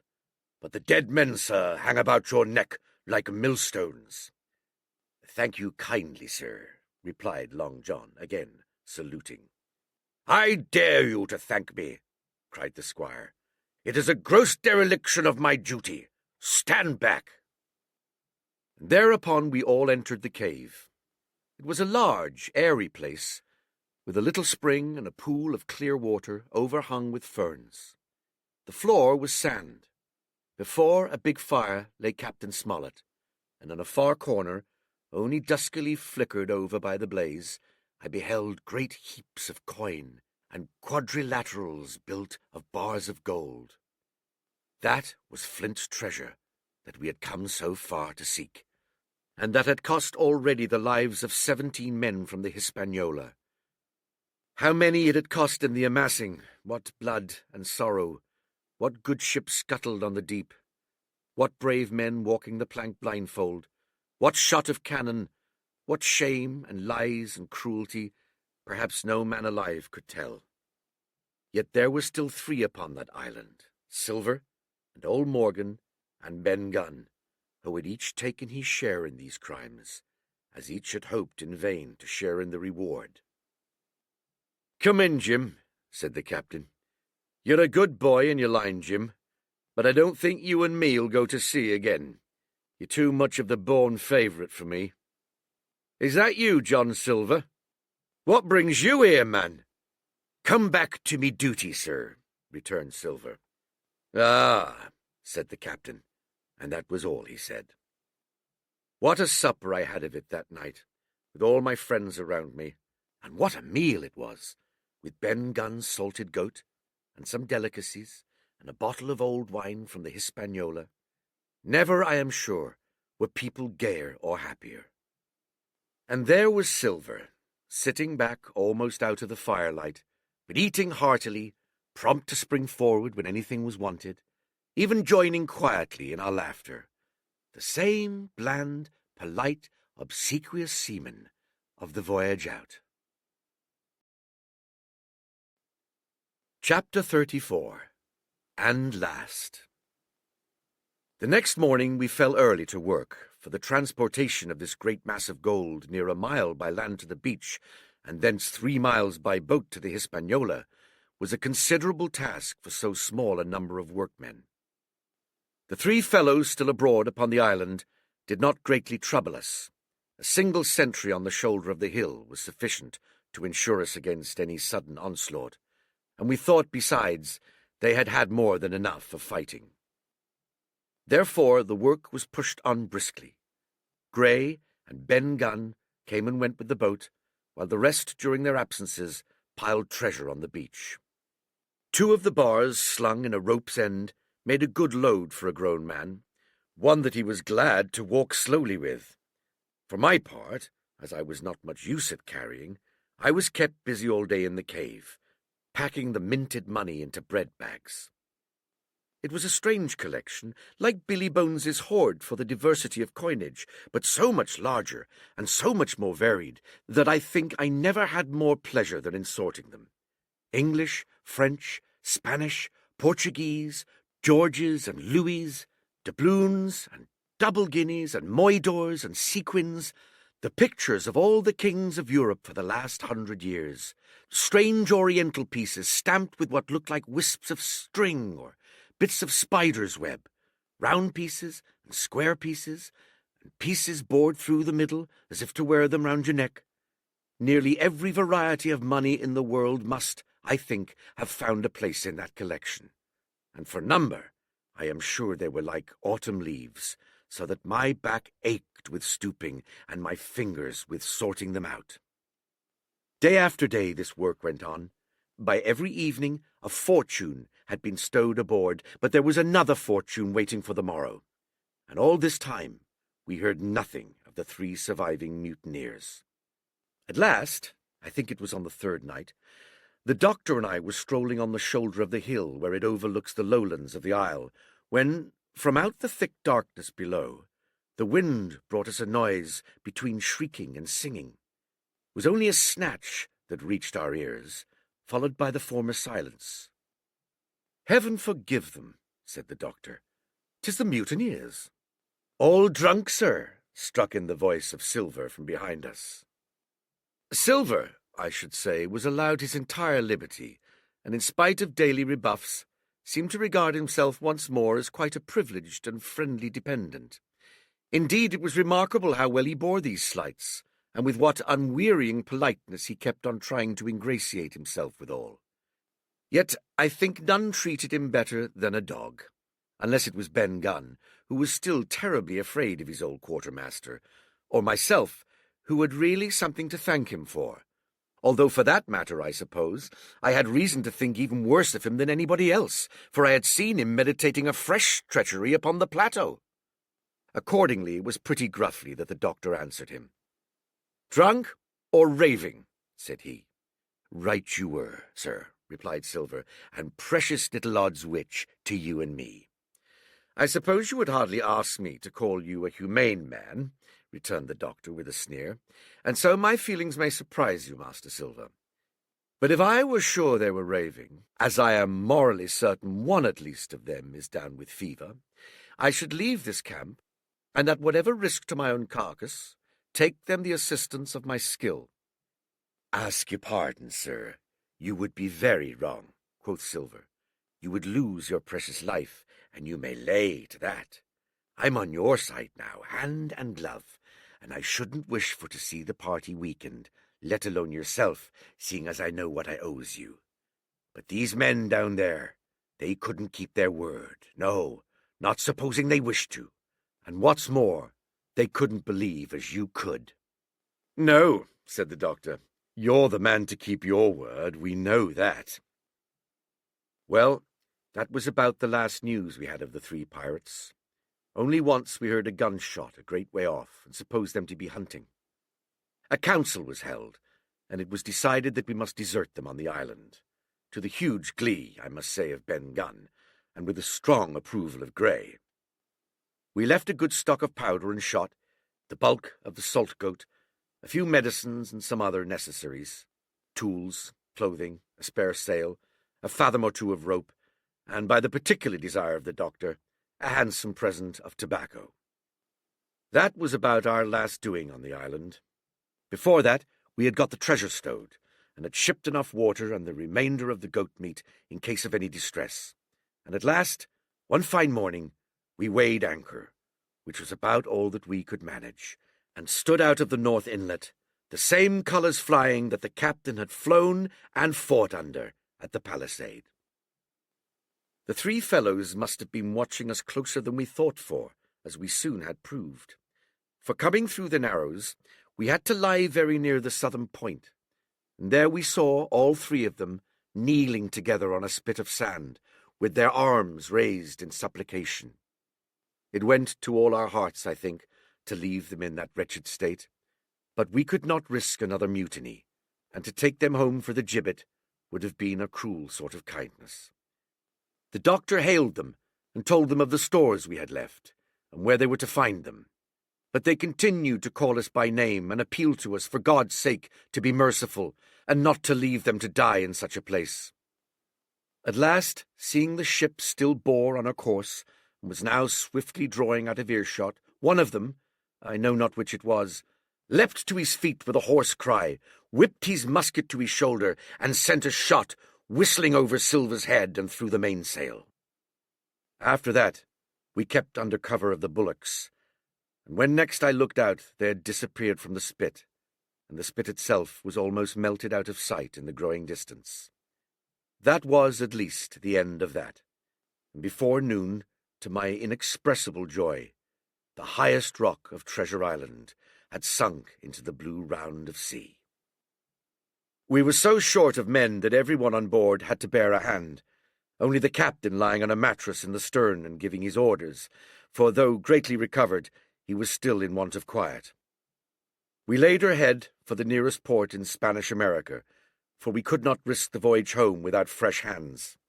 And as it was, what with baffling winds and a couple of fresh gales, we were all worn out before we reached it. It was just at sundown when we cast anchor in a most beautiful landlocked gulf, and were immediately surrounded by shore boats full of Negroes and Mexican Indians and half-bloods, selling fruits and vegetables, and offering to dive for bits of money. The sight of so many good-humoured faces, especially the blacks, the taste of the tropical fruits, and above all the lights that began to shine in the town, made a most charming contrast to our dark and bloody sojourn on the island, and the doctor and the squire, taking me along with them, went ashore to pass the early part of the night.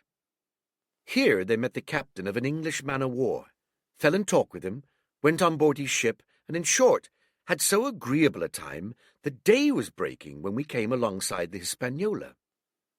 Ben Gunn was on deck alone, and as soon as we came on board, he began with wonderful contortions to make us a confession. Silver was gone. The Maroon had connived at his escape in a shore boat some hours ago, and he now assured us that he had only done so to preserve our lives, which would certainly have been forfeit if that man with the one leg had stayed aboard. But this was not all. The sea cook had not gone empty-handed. He had cut through a bulkhead unobserved, and had removed one of the sacks of coin, worth perhaps 300 or 400 guineas, to help him on his further wanderings. I think we were all pleased to be so cheaply quit of him. Well, to make a long story short, we got a few hands on board, made a good cruise home, and the Hispaniola reached Bristol just as Mr. Blandley was beginning to think of fitting out her consort.